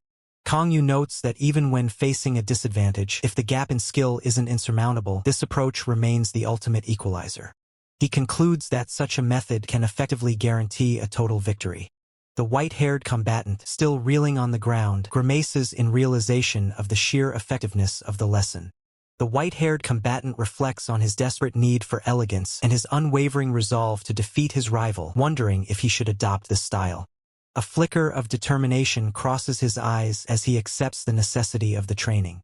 He contemplates the possibility that by learning from Kang Yu, even the power of a noble household might fall before him. Kang Yu watches on, puzzled by the intense internal struggle playing out right in front of him. Kang Yu prompts him to choose his path, ready to begin the instruction. White-haired combatant bows deeply, showing his commitment to the path ahead. The scene shifts to a bright, clear day, marking the start of a new, grueling training session. The white-haired combatant struggles to maintain his balance, his leg trembling under the strain of the unconventional exercise. He contorts his body into a difficult pose, clearly out of his element as he attempts to master this strange form of martial arts. The white-haired combatant shouts in frustration, realizing he has been tricked into doing yoga instead of actual combat training, while Nei observes with amusement. Nei explains that for those lacking natural size, flexibility is the ultimate weapon. The white-haired combatant cries out about his inability to gain weight or muscle, protesting the absurdity of the situation. A bystander watches in confusion, questioning if a human could ever truly master a cat's martial arts style. Nei grins, teasing that the warm-up is over and the secret technique is about to be revealed. Nei asks if the student has ever heard the legend that to be truly flexible, one must drink vinegar. Legend claims that circus acrobats keep vinegar on hand to maintain their incredible range of motion. A bottle of golden liquid is presented as the key to this mysterious physical transformation. The scientific breakdown follows. Vinegar breaks down lactic acid and stimulates the citric acid cycle, effectively enhancing the body's flexibility. Kang Yu gasps for air, clearly exhausted, as he shouts that the idea of vinegar aiding flexibility has been debunked for ages. Nei nods in agreement, confirming that vinegar doesn't work, leaving Kang Yu questioning what could possibly be the solution. Nei insists that in Terra, there is a specific food that grants flexibility just by consuming it. With a dramatic flourish, Nei produces a skewer of grilled meat, declaring it the answer. Kang Yu stares at the skewer, wondering if it's grilled eel, while Nei prepares to give a detailed explanation. Kang Yu inspects the food closely, noting that it doesn't look completely inedible. Recalling how Wu Haina always fussed over strange foods, Kang Yu finds this particular dish surprisingly unremarkable. Dismissing Wu Haina's tendency to nag, Kang Yu takes a large, decisive bite of the skewer. Kang Yu's expression shifts into one of pure shock as the reality of what he just consumed hits him. A sudden, intense reaction ripples through Kang Yu's body, leaving him visibly stunned. His body begins to contort violently as the effects of the food take hold. A scream of pure agony erupts from Kang Yu as his joints are forced into unnatural positions. The sound of his suffering echoes through the area. The intensity of the pain continues to mount, pushing Kang Yu to his absolute limit. His limbs twist and crack under the pressure of the sudden, forced flexibility. Kang Yu collapses into a mangled, folded heap, his body completely bent against its will. Nei calmly remarks that this is the natural consequence of eating without listening to the full explanation. Nei casually explains that the meat was actually derived from earthworms. Horrified by the revelation, Kang Yu wails in despair at having been fed earthworms. Nei lectures him on the medicinal benefits of the creature, leaving Kang Yu feeling humiliated by a cat. Nei introduces the LV.1, a desert monster that serves as the source of the meat. Nei details the different properties of the meat, explaining that the red variety provides cold resistance while the yellow improves flexibility. Kang Yu mutters that the process feels more like being pounded into dough than receiving any real fatigue relief. Nei observes that Kang Yu simply failed to warm up properly before consuming the meat. Nei plans to have Kang Yu stretch thoroughly after he wakes up to maximize the benefits. 1 week passes as the restaurant continues its routine. Inside the restaurant, the team is busy cleaning and preparing for the day's service. Kang Yu dismisses the idea of a challenge, telling Nei that true mastery takes much longer than a single week. Kang Yu admits that while his opponent isn't entirely wrong, he can clearly feel his own rapid improvement after just 1 week of training. He reflects on his potential, realizing that a full year of proper training would have propelled his strength to an entirely different level. Frustration boils over as he silently curses the person responsible for his current predicament. The observer looks visibly stressed, clutching a document while muttering about risking someone's life.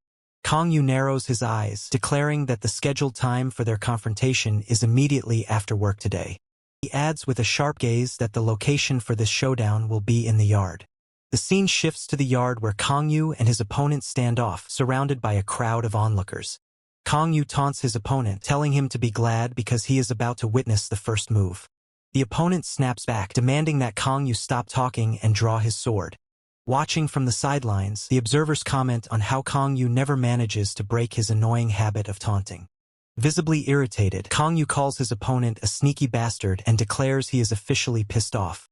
An explosive roar echoes as the tension between the two fighters reaches its breaking point. Suddenly, the ability Superstar activates, surrounding Kang Yu in a brilliant golden aura. The observer watches with wide eyes, questioning if Kang Yu actually stands a chance in this situation. With a powerful stomp, Kang Yu initiates his movement, kicking up dust from the ground. Kang Yu lunges forward, his sword raised high to deliver a decisive strike against his opponent. The opponent reacts with shock, his eyes widening as he realizes the speed of the incoming attack. The sound of steel meeting steel rings out as the opponent parries the blow with precise timing. Kang Yu continues his relentless assault, forcing his opponent into a defensive stance. The clash intensifies, with both combatants trading rapid strikes that send sparks flying across the yard. Kang Yu laughs wildly, boasting about the knightly swordsmanship he has mastered through sheer blood and sweat. The onlookers sigh, noting that he is already bragging despite having only trained for a single week. He begrudgingly admits that at the very least, Kang Yu has managed to perfect his sword-swinging posture. He acknowledges that this is a significant improvement, though he doubts the teaching was sloppy. The opponent grunts, questioning how someone with so little experience could possess such natural talent. The opponent declares that he hasn't been slacking off either, pushing back against Kang Yu's blade. Kang Yu adjusts his grip on the sword, feeling the vibration of the intense exchange. The swords spin in a blur of motion, demonstrating the high speed of their duel. Kang Yu delivers a powerful swing, only to pause in confusion as the outcome remains uncertain. Kang Yu is caught off guard, his face contorted in shock as a sudden, forceful blow connects. Kang Yu is locked in a tight hold, gasping for air as his opponent executes Nyanflingen's 48-joint lock technique number 18. A secret technique of the Ilurus tribe is revealed, forcibly putting a warrior to sleep with the soothing words, "Good night, brave warrior." The struggle intensifies, with the opponent taunting Kang Yu with a cheerful good night while maintaining the painful grip. Panic sets into Kang Yu's eyes as he realizes the dire situation, fearing defeat or worse, death. With a swift movement, a foot pivots on the ground, signaling a sudden shift in the tide of the scuffle. The opponent's expression shifts to one of surprise as the momentum of the fight suddenly wavers. Kang Yu retaliates, the impact causing a sharp cry of pain from his opponent as the hold is broken. A hand lunges forward, firmly grasping the opponent's hair in a desperate counterattack. Both combatants are now locked in a chaotic brawl, demanding the other let go while trading heated insults. Spectators watch in complete disbelief as the two continue their undignified hair-pulling match, calling it a technique. Whispers ripple through the crowd, questioning the credibility of the First Order after witnessing such a display. The brawl continues unabated, leaving onlookers to lament the dark future of South Korea. Observers express deep concern, noting that the First Order's reputation is rapidly being tarnished by this absurdity. As the sun sets over the city, the chaos subsides, leaving no clear victor in the wake of the brawl. The only remnant of the event is a video that has gone viral, spreading across the internet like wildfire. The viral footage captures the humiliating moment of the two combatants still locked in their petty fight. Later, the two combatants stand looking visibly battered and awkward, nursing their injuries. The business president sits with his head in his hands, clearly exhausted by the actions of these mysterious losers. The two combatants stand before the business president's desk, the atmosphere heavy with tension and embarrassment. Video plays on a screen, and the commentary is scathing, "Great job, really?" Both combatants remain silent, unable to offer any defense for their public display of incompetence. The business president pulls at his own hair, citing stress-induced loss as he stares at the fallout. The combatants try to deflect, claiming it's petty for the business president to shift the blame onto them. The business president snaps, shouting that the situation accelerated entirely because of their actions. They discuss the newspaper article, realizing their reputations have been utterly destroyed. The female office worker presents the incriminating articles she prepared in advance, leaving the combatants in despair. The report confirms that the First Order's credibility has plummeted, dragging both combatants down with it. Defeated and humiliated, the two combatants slump down, fully aware of the consequences they now face. The data streams flicker as the reality of their situation sets in. The loss of resources and the plummeting popularity are creating a catastrophic economic ripple effect. The verdict is delivered with cold precision, a 10-month pay cut effectively forcing them into a long-term period of extreme financial austerity. Desperation sets in as they realize their safety net is gone, only to be met with the crushing news that the company cafeteria is off-limits as well. The business president doesn't hold back, his irritation visible as he snaps at the two subordinates, demanding to know why they are still questioning the severity of their punishment. The reality check hits hard. They were already struggling under an 8-month pay cut, and their latest blunder has only deepened the hole they've dug for themselves. Business president makes it clear that this current outcome is actually a display of mercy from the higher-ups, who are choosing not to pursue even harsher measures. When asked if they understand the reasoning, white-haired combatant naively suggests they are being spared because they are cute, leaving everyone in the room stunned into silence. Business president quickly corrects the assumption, pointing out that their survival is entirely due to their association with Baek Gang-hyuk. The revelation leaves the pair completely dumbfounded, their shock evident as the weight of the name drops on them. Business president explains that in the eyes of the public, they are nothing more than jesters, a clown position that earns them a degree of leniency. White-haired combatant struggles to process the insult, while his companion doesn't hesitate to mock his new status as a permanent fixture in Baek Gang-hyuk's orbit. The branding continues as they are both relegated to the status of clown number 2, effectively stripping away any previous reputation they held as skilled combatants. The realization spreads to the second combatant, who is horrified to learn that he, too, has been dragged into this humiliating new identity. Business president ends the discussion with a sharp declaration. They aren't worth the food on the table, and they'll have to fend for themselves.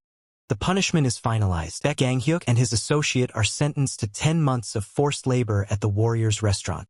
With the two troublemakers gone, the restaurant's customer flow has noticeably slowed, leaving the owner to contemplate the aftermath of the final winner scheme. The title card flashes, marking a new chapter in the chaotic life of the restaurant. Deep within the Isaac sector, the underground war gear maintenance room hums with the sound of heavy machinery in operation. Kyle and Wu Haina walk through the facility, the weight of the disaster recovery mission clearly taking a toll on them. Wu Haina notes the abnormal frequency of cracks appearing in the sector, a sign that the environment is becoming increasingly unstable. Kyle agrees, noting that the constant shocks and heavy ammunition usage have pushed their gear to the brink of metal fatigue. Kyle offers a weary smile, his expression reflecting the exhaustion of a man who has seen too much combat. Kyle shifts the conversation to Wu Haina's health, pointedly asking why she hasn't sought proper treatment for her injured eye. He suggests artificial replacements, clearly concerned about the discomfort she must be enduring during their intense battles. Wu Haina brushes off the concern, stating that her current state is a badge of honor, a testament to the team members who have already fallen. Kyle looks on with a mix of pain and admiration, acknowledging that this stubbornness is exactly what makes her who she is. The conversation turns to the history of the sector, with Kyle marveling at how the original teams managed to hold the line with such limited resources. Wu Haina is surprised to learn that it wasn't 3 teams, but rather a single individual, rank 92, holding the line alone while others were sidelined by injuries. Kyle confirms it was Gang Hyuk, leaving Wu Haina struggling to reconcile the Playboy rumors with the reality of his immense strength. Despite the rumors, Wu Haina finally admits that the team structure was, in fact, remarkably efficient and well-managed. The team structure relies on a specialized aggro-tanking provocateur designed to draw enemy attention and trigger a powerful counteroffensive. While the tactic is efficient, the team struggles with limited mobility, causing damage to accumulate across their vulnerable surface area. Kong Yu debates the trade-offs. Lightening their armor would improve speed but leave them dangerously exposed, yet their current firepower remains insufficient. Without a sudden breakthrough in material science, they are left with no choice but to pray for a miracle. The hope remains that the branch head is currently formulating a viable alternative plan. The question lingers, is this supposed revitalization of the market economy even possible? The female office worker confronts the business president, noting this is the 5th time he has raised this issue. The business president slams his hand down, gesturing to the overwhelming mountain of petitions arriving daily from the guild. Female office worker makes no secret of her deep resentment toward the guild members. These rogue ability users operate in defiance of the established control exerted by ISAC. The world changed forever when countless gates opened, unleashing a tide of monsters and external threats. Isaac leveraged this crisis to consolidate power, controlling the gates while suppressing any ability users who might pose a threat. Guild counters this, claiming Isaac's control is oppressive and arguing for their own brand of autonomous protection. But the reality behind their rhetoric is far more cynical. The female office worker snaps, calling them nothing but greedy hyenas obsessed with gate byproducts. The business president sighs, admitting he is well aware of the situation. The female office worker demands to know how he can justify granting rights to those who treat life-saving operations as a mere business.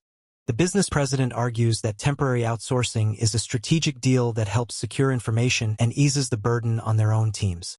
By implementing strict penalty clauses and tight allocation periods, he believes they can effectively mitigate the risks. The female office worker asks what happens if the plan fails, and the business president acknowledges the gravity of the situation. The business president understands that the consequences would extend far beyond just his own career. Meanwhile, the Red Tigers guild leader, Jang Yeun, cautiously moves through the dark terrain. A guild member tries to get her attention, but the tension is palpable. Jang Yeun tells the nervous member to turn back if they are too scared to face the upcoming boss monster. Jang Yeun reflects on the massive investment they made for this operation and refuses to leave without securing a profit. The member tells her to stay safe, warning that the boss will be a difficult challenge for them as well. They note that the monsters so far have been unremarkable, but the atmosphere grows heavy with a sense of impending danger. The birds scatter into the misty forest, signaling that something truly formidable is waiting ahead. The team freezes in terror as a sudden, massive presence looms over them in the misty forest. The ground shudders violently under the weight of an enormous, monstrous footfall. Panic sets in as the hunters realize they are completely outmatched by the sheer scale of the creature. Trembling with fear, the lead hunter gasps, unable to process the nightmare unfolding before them. Under the pale moonlight, a desperate question lingers in the air. What could have possibly brought such a thing to this place? The ogre towers above, its eyes glowing with a malevolent, crimson energy. At the headquarters of the Red Tigers Guild, the morning birds chirp, blissfully unaware of the crisis brewing inside. Park Se-ho works tirelessly at his laptop, while Jang Yoon sits nearby, utterly defeated by the weight of their failures. Jang Yoon lets out a weary sigh, muttering that they are completely finished. Tears well up in her eyes as she laments how none of this makes any sense. She questions why such a monster had to appear out of nowhere to ruin everything. Park Se-ho breaks the bad news. The advance team is severely injured and the medical bills are astronomical. Park Se-ho reminds her that requesting the rescue team was her own desperate choice despite the mounting costs. Jang Yoon snaps, demanding to know if they are truly headed for bankruptcy. Park Se-ho remains calm, insisting there is always a way out, even in the direst circumstances. He reveals there is one specific person who might be able to turn their fortunes around. He points to a review of the Hero's Restaurant, a diner run by a powerful returnee. Jang Yoon stares blankly, clearly unimpressed by the suggestion. She slams her hands on the table, furious that this is his grand solution to their ruin. She immediately regrets her outburst as she realizes the damage she's inflicted on the expensive office furniture. Jang Yoon notes that returnees are notoriously expensive to hire, but Park Se-ho insists their strength justifies the cost. Jang Yoon worries that even if they could afford one, rival guilds would immediately try to poach them. Park Se-ho acknowledges the logic but wonders how such a capable group could have blundered so badly. Jang Yoon snaps, shaking him in frustration, demanding to know how they could have predicted such a disaster. She explains that a C-rank ogre appeared out of nowhere during their mission. It was the boss of an E-rank gate, a complete anomaly that no one could have anticipated. Park Se-ho tells her to calm down, noting that they couldn't afford a returnee anyway, so they need a different approach. The idea of using them as a pinch hitter hangs in the air, a risky proposal that leaves her stunned. Taking down a single ogre might be easy for a returnee, but the real issue is how they could possibly justify asking for such a trivial task. Her hesitation vanishes as she beams with confidence, claiming her research has already paved the way to approach him. A sly grin spreads across his face as he dismisses the difficulty of the task entirely. The quiet exterior of the restaurant belies the strange events unfolding within. Inside, the atmosphere remains deceptively calm, with the interior lights glowing softly. Kangyu and his colleagues stand ready, their professional demeanor masking the intensity of their secret operations. A sudden, sharp slam echoes through the room as a hand strikes the table, demanding attention. Disbelief washes over her face as she processes the shocking suggestion she just heard. Kangyu remains unfazed, casually offering his help with a smile, eager to finally test his strength at a gate. She can barely contain her shock that he actually agreed, her internal monologue spiraling into a mix of panic and regret. The urgency in her voice spikes as she realizes there is a critical detail she must disclose. Kangyu gestures toward the menu, explaining that the food they serve isn't exactly ordinary. A customer tentatively lifts a piece of the mysterious dish, the tension in the room palpable. With a quick motion, the dish is sampled, and the reaction is instantaneous. A terrified shriek erupts as the true, horrifying nature of the food is revealed to the unsuspecting patron. Panic ensues as the customers scramble to escape, pounding on the door in a desperate bid for freedom. Kangyu hands over a tablet, insisting she read the details of the challenge for herself. She stares at the screen, her eyes widening as the bizarre words "Weird Food Challenge" sink in. Screen displays the rules. Finish the extreme cuisine within the time limit to earn a master-certified artifact. The realization hits her, it's free. The potential reward is too good to pass up, even if the food looks deadly. Driven by pure greed and motivation, she decides to go for it, ignoring the obvious danger. She sits before the plate, chopsticks in hand, her expression one of grim determination. A single drop of sweat rolls down her face as she realizes the gravity of her impulsive decision. The dish glows with an ominous, sickly aura, making her question if she's truly okay with this. She struggles to keep her cool, reminding herself that bankruptcy is the only alternative to eating this meal. With a final surge of resolve, she reaches out, deciding to eat first and worry about the consequences later. She plunges her chopsticks into the mysterious concoction, accepting whatever fate awaits her. The challenge ends abruptly as the participant is sent flying through the air by a swift, decisive kick. Soul leaves the body, signaling a total failure in the first attempt. Disdain fills the air as they remark on the uninvited guest, suggesting salt to cleanse the space, while the other agrees that guild hunters are rarely welcomed here. Kang Yu, unbothered, brushes his cat while casually noting he holds no particular grudge against them. They question his logic, pointing out that as a fellow business owner, he should have no reason to dislike a guild that operates on the same principle of self-employment. Kang Yu remains unfazed, defending the market economy and the right to pursue profit, leaving his companions speechless. His eyes narrow, acknowledging the sheer tenacity of the one who just attempted the challenge. The plate remains, a testament to her incredible willpower in consuming a dish far beyond her level. Determined to get the boss back to work, he claims he would devour 10 plates if necessary. Kang Yu retorts that he sounds exactly like a quest giver, noting the vast level gap between him and the challenger. He sheepishly admits that he is, in fact, the one handing out the quests. Kang Yu offers to brush the cat, who purrs in delight, requesting the service. He suddenly realizes that Yunha hasn't been around lately to perform the grooming. The door swings open with a violent force. Everyone freezes as the intruder demands them to wait. Breathless and exhausted, the challenger returns, intent on facing the weird food challenge once more. With burning eyes, she declares she will try again, refusing to give up. Relentless challenger stands firm, still fixated on the weird food challenge. She repeats her vow, her resolve unshakable despite the physical toll. They warn her of the physical strain, suggesting she try another day, but she rejects the idea, claiming there is no tomorrow for her. She presses her point, reminding them that today is the only chance she has. For a hunter, she explains, there are moments where one must fight even when defeat is certain. The room erupts in applause as they are moved by her sheer dedication. Cheers, calling her a total lunatic, exactly his kind of style. The title card flashes as the story continues. The golden hour light bathes the scene in a warm, fading glow.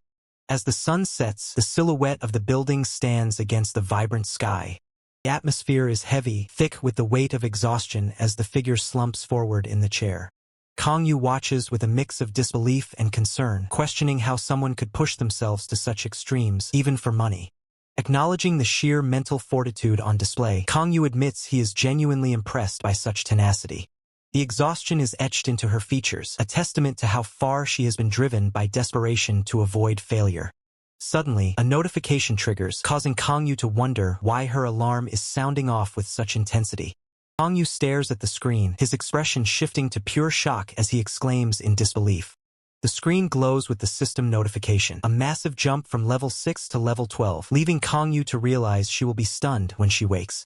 Kang Yu commands Nei and Young Sik to relocate the sleeping customer to a proper room. Kang Yu pauses to inquire about the whereabouts of the missing individual. Nei and Young Sik assist with the transfer, explaining that the individual was called away to handle a gate breach. Despite the confidence, there is a lingering doubt about the true nature of the people they deal with. Kang Yu activates his observation skill, noting that he can easily peer through the facades of others. Confident in his ability to read people, Kang Yu stands before the door, ready to proceed. The system profile displays her stats: a good personality, affectionate, but with a unique ability for hyperfocus. The silhouette of the building stands against the vibrant sky as the sun sets. Disbelief crosses his face as he processes the impossible news. She proudly displays the business card, confirming that a returnee has indeed promised to clear the gate boss. The office environment remains tense as the realization of her charm skill sinks in. She dismisses the concerns, demanding the immediate cancellation of the hunter recruitment. The worker scrambles to confirm the request, shocked that she is already looking for other options. She confirms the order to drop the monthly contracts, deeming them unnecessary. The worker breaks into a grin, realizing the implications of the returnee's promise. She glows with excitement, announcing that she has leveled up and no longer needs assistance. The worker is left stunned, questioning how she could have leveled up so drastically. Flashback reveals her previous pitiful state as a low-level hunter. Now, empowered by the food, she stands transformed, leaving everyone in awe of the returnee's influence. She prepares to handle the remaining mobs herself, showing off her new confidence. With a firm point, she insists that he be referred to as Mr. Sungwoo from now on, leaving the observer convinced she has lost her mind. The plan is set for tomorrow morning. Enter, clear the area, and extract. The priority is securing a steady supply of mana stones and spare parts at reasonable prices. Word gets around about the mysterious restaurant where Black Hawks Yoon Eun-hyung and superstar Baek Kang Hyuk are working as mere waiters. When Kang Yu speaks, these high-ranking members don't hesitate to snap to attention and shout, "Sir!" "Yes, sir!" The display of total submission is absolute, with the subordinates bowing deeply the moment he arrives. He carries himself with an air of untouchable authority, radiating an aura that demands instant compliance. The sheer absurdity of the situation leaves the observer completely flustered and struggling to process the reality. The observer stares in disbelief, realizing just how deep the influence of Kang Yu truly runs. With a calm, calculated expression, the observer wonders if they truly have the power to clear a gate with such a man at their side. The observer points out that since he has already secured a free returnee ticket, there is an opportunity to make the situation much more profitable. He suggests taking out more loans to buy entry into a higher-tier gate, effectively framing the returnee to handle the dirty work. The suggestion is met with pure, unadulterated shock. Outraged by the cold-blooded betrayal, the observer lunges forward to throttle the man for even thinking of such a scheme. Confrontation turns heated, echoing through the night outside the Red Tiger's building. They arrive at the outskirts of Sector A, standing before a Grade E gate shimmering with unstable energy. Walking through the forest, the observer laments that managing a guild is far less lucrative than outsiders believe. Kang Yu listens intently, his expression unreadable as he walks alongside his companion. The observer sighs, admitting that strict laws and regulations are the primary headache for any guild leader. From tax codes to safety protocols, the bureaucracy is designed to bleed a business dry. By the time all expenses are paid, barely half the profits remain. The reality of the industry is a gamble where one failure can lead to total ruin. He reveals that the only way to avoid that gamble is to operate outside the law. Involves cutting ties when things go south and engaging in tax evasion to keep the margins high. The observer defends his knowledge, claiming it is just the cost of making a living in a harsh world. Kang Yu chuckles, noting that the observer has truly gotten himself involved in something significant. Reflecting on his past, he realizes that dirty tricks are a universal constant, regardless of the world. A sudden, violent impact strikes the shield, shattering the moment of contemplation. Frustrated, the observer snaps at him to stop reminiscing and start helping. The plea for assistance is desperate. Kobolds swarm the area, their weapons clashing against the shield as the observer fights for his life. Kang Yu remains completely unbothered, calmly unfolding a fishing chair while questioning the terms of their contract. Kang Yu remains completely unbothered, calmly unfolding a fishing chair while questioning the terms of their contract, even as his companion struggles against a relentless assault. The companion, pushed to their limit, grits their teeth and decides to abandon all formalities, fully committing to the reckless plan previously suggested. Advertisement banner. Kang Yu wanders through the lush, vibrant greenery of the gate, clearly enjoying the refreshing atmosphere and regretting that he didn't bring his companions along for the trip. Kang Yu reaches out to touch the rough bark of a massive tree, marveling at the sheer scale of the forest. Observing the towering flora, Kang Yu notes that such colossal trees are an incredibly rare sight in Sector A, adding that they would be worth a fortune. He muses on the nature of these rifts, observing that even though they are technically disasters, humanity has managed to thrive in abundance despite them. Just then, the companion stumbles into view, panting heavily and clutching an injured leg, prompting a casual greeting from Kang Yu. The companion is completely winded, leaning over with hands on their knees as they struggle to catch their breath. Frustrated by the lack of support, the companion snaps at Kang Yu, demanding to know why he couldn't have helped just a little bit, while Kang Yu remains nonchalant. Kang Yu points out that since they won and returned safely, there is no real issue to complain about. As Kang Yu lets out a weary yawn, he urges the exhausted companion to get moving, admitting he is starting to feel sleepy. The companion struggles to contain their boiling rage, reminding themselves to stay calm and show respect to their benefactor. Advertisement banner. The bright blue sky stretches out above the forest, a peaceful contrast to the tension below. The defeated monsters lay scattered across the forest floor, their battle finally at an end. Kang Yu is seen lounging, his face obscured by a cooking magazine as he drifts off into a nap. The companion stands over the sleeping Kang Yu, clearly annoyed by his relaxed attitude. Waking up, Kang Yu asks if everything is finished, noting that he was getting bored of waiting, while the companion retorts by asking for some help. Kang Yu stretches casually, remarking that being called obnoxious is a common occurrence, while the companion laments how many times they nearly died. Kang Yu dismisses the concern, stating that he never once felt the companion's life was actually in danger and suggests they don't know their own limits. He encourages the companion to start believing in their own capabilities, leaving them stunned into silence. The companion blushes, humbly admitting that their abilities are strictly limited to hyperfocus. Kang Yu nods, acknowledging that it is actually a very useful ability to have. He contemplates the power, questioning if there is any ability that could possibly be better than a tool that accelerates the learning process. He reasons that the ability to learn faster directly translates to becoming stronger at an accelerated rate. Suddenly, Kang Yu presents a meal, claiming the ability is also great for eating, which leaves the companion completely bewildered by his logic. The companion frantically insists that now is not the time for food, as the boss monster is about to appear and they need to prepare for battle. Kang Yu looks on, calmly stating that the boss fight is already over. Jang Yeun stares in utter disbelief, her mind struggling to process the sudden turn of events. Kang Yu gestures casually to the massive slab of meat laid out before him, declaring the ogre boss has been dealt with. Jang Yeun demands to know when he managed to hunt the beast, only for Kang Yu to reply that it happened while she was busy fighting.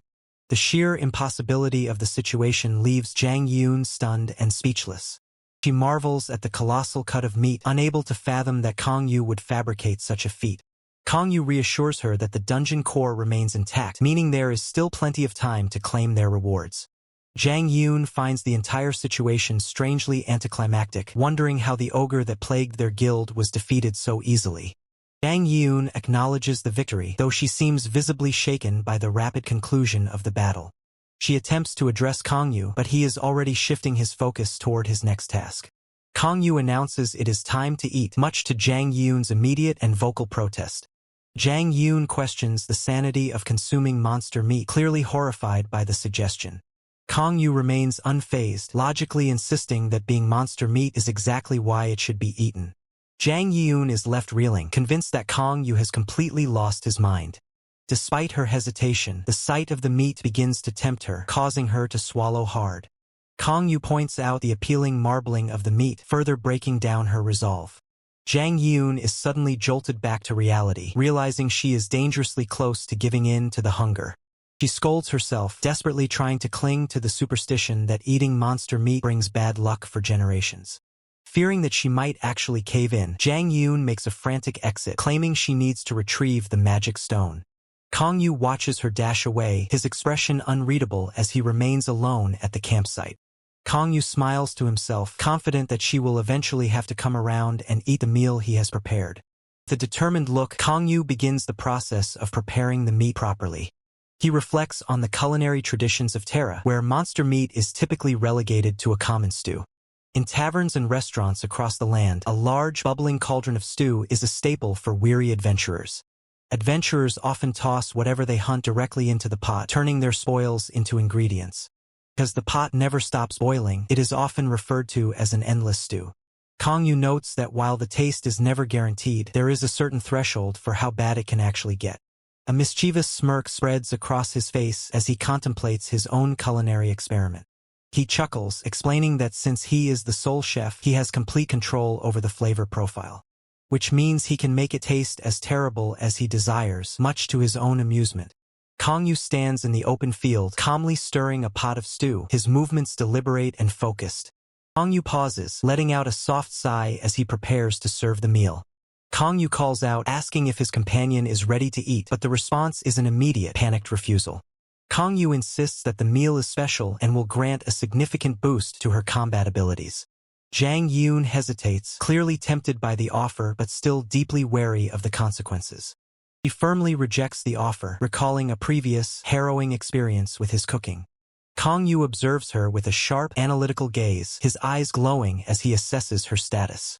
Jang Yeun sits down, her system window revealing her traits, cautious, affectionate, and possessing the hyperfocus ability. Kang Yu notes her growth, wondering how she could possibly turn down a free power-up. Kang Yu presses the issue, warning her that it is in her best interest to eat despite her confusion over the dungeon status. The atmosphere shifts as Kang Yu reveals the grim truth. A chain gate is about to open here. Kang Yu explains that this low-grade dungeon is linked to a higher-grade one, and disaster is imminent. Kang Yu clears his throat, brushing off the panic with a nonchalant attitude. He tells her that the only way to survive the incoming wave is to increase her strength immediately. With a dark, ominous aura, Kang Yu presents the bowl once more, leaving her no choice.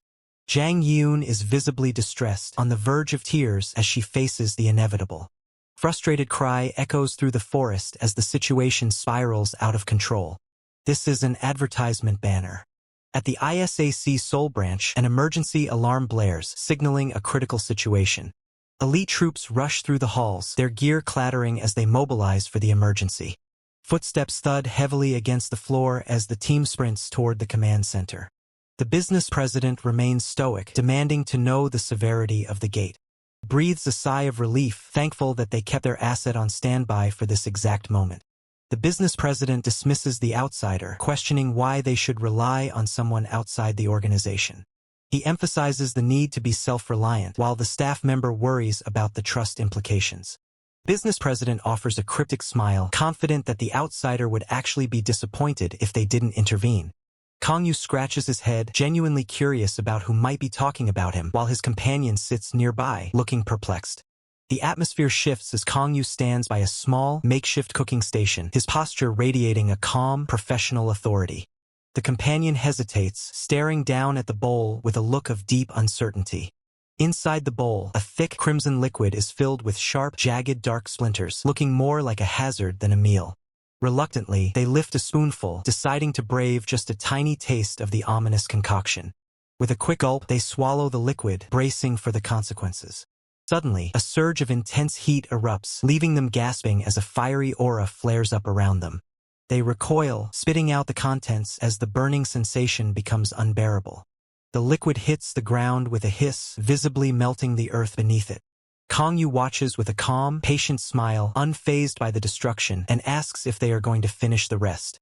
Tears well up in their eyes as they desperately try to suppress their urge to refuse. Question if this dish is actually worth the risk, fearing it might be their last meal.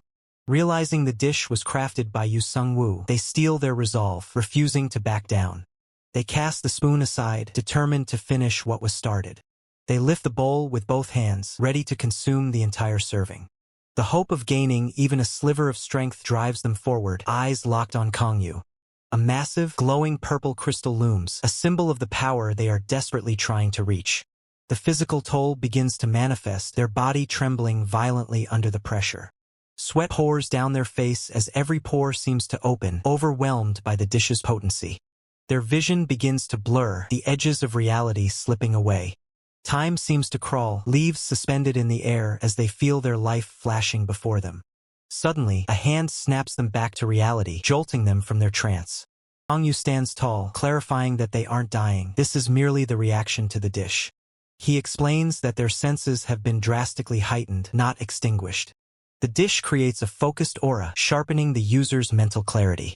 The black asparagus, harvested by dryads, provides that sharp, bitter edge needed to clear the mind. Finally, the ogre meat rounds out the meal, supplying the essential nutrients the body craves. Kangyu explains that this is the current state of his growth, noting that mastering his ability will eventually allow him to control these heightened sensations at will. The meal he prepared has temporarily awakened his senses, a fleeting glimpse into a higher level of perception. Kangyu smiles, encouragingly noting that since the experience has been unlocked, future development will be significantly easier. He urges the student to imprint this specific feeling into their memory, solidifying the lesson. The realization hits. Kangyu was not exaggerating about the potential of this ability. Genuine, heartfelt expression of gratitude escapes, acknowledging Kangyu as a true teacher. High above, the sky shifts as a silent threat looms over the horizon. Flocks of birds scatter into the golden sunset, disturbed by an incoming disturbance. Energy trails cut through the air with lethal precision, signaling the arrival of a tactical strike. Yoon Eun-hyung moves with practiced speed, questioning if the objective is finally within reach. Confirming the proximity, the response is cold and efficient. Drones hover, confirming 2 ogres are closing in, just seconds away at their current velocity.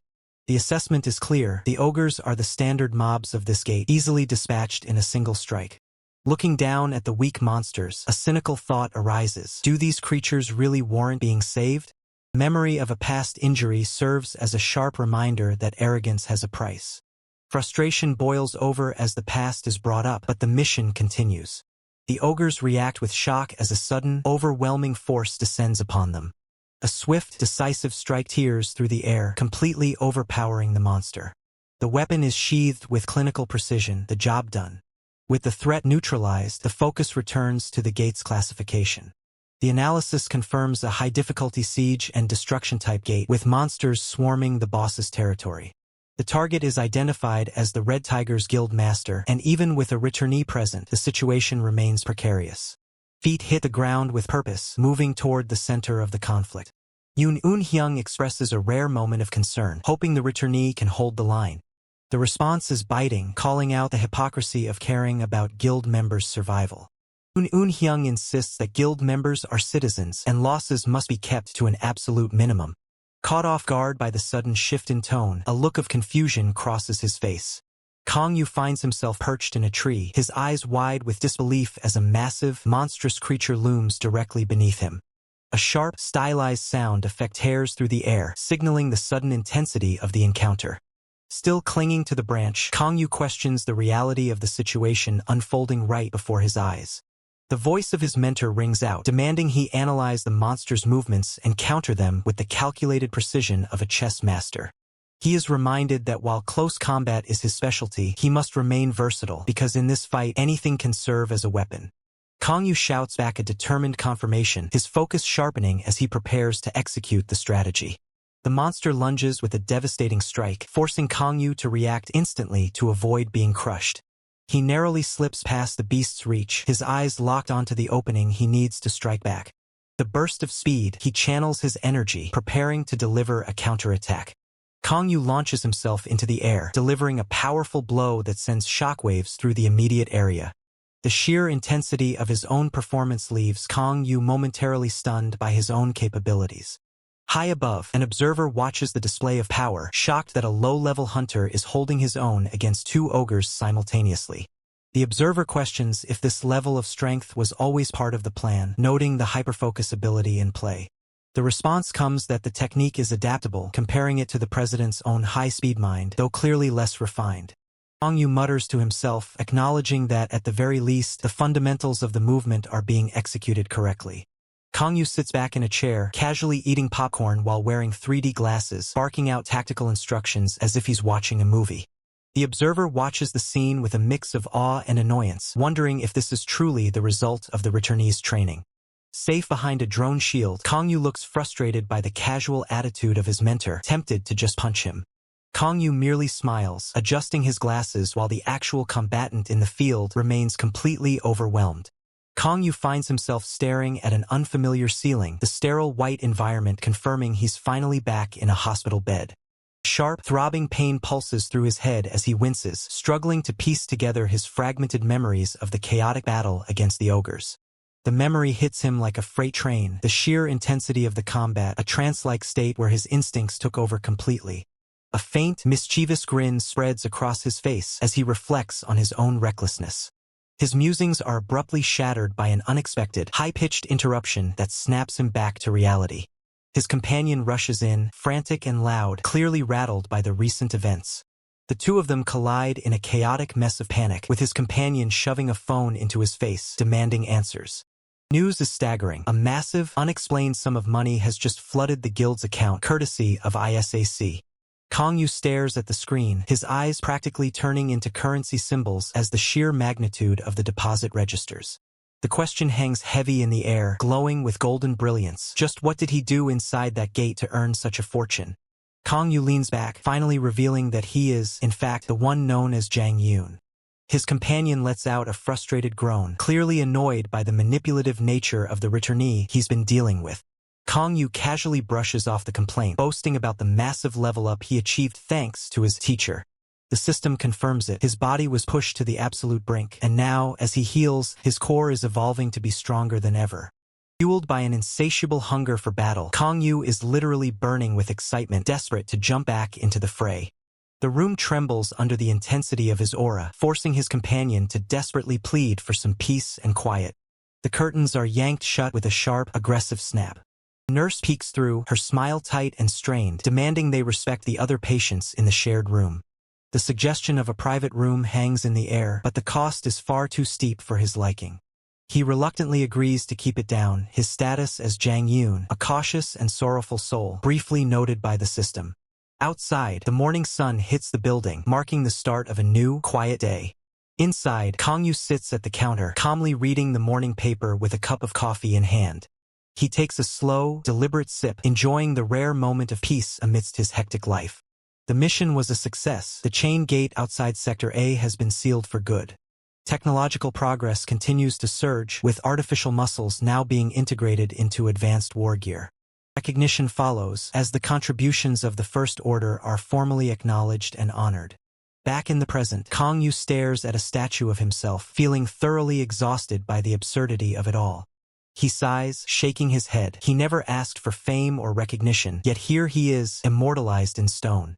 He pushes the newspaper aside, muttering that he simply won't have the time for such trivialities while he focuses on leveling up. Mei happily announces that the morning preparations are complete, prompting Kang Yu to offer praise for the hard work put into cleaning the restaurant.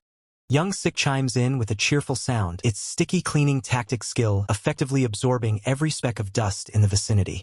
Kang Yu wears a bright, satisfied smile, clearly pleased with the efficiency of his helpers. The morning sun bathes the exterior of the building in a gentle, warm light, signaling the start of a new day. The sign is flipped to open, officially marking the moment the restaurant begins its daily business. The burst of fiery determination, Kang Yu declares he is heading out once more to continue his relentless climb.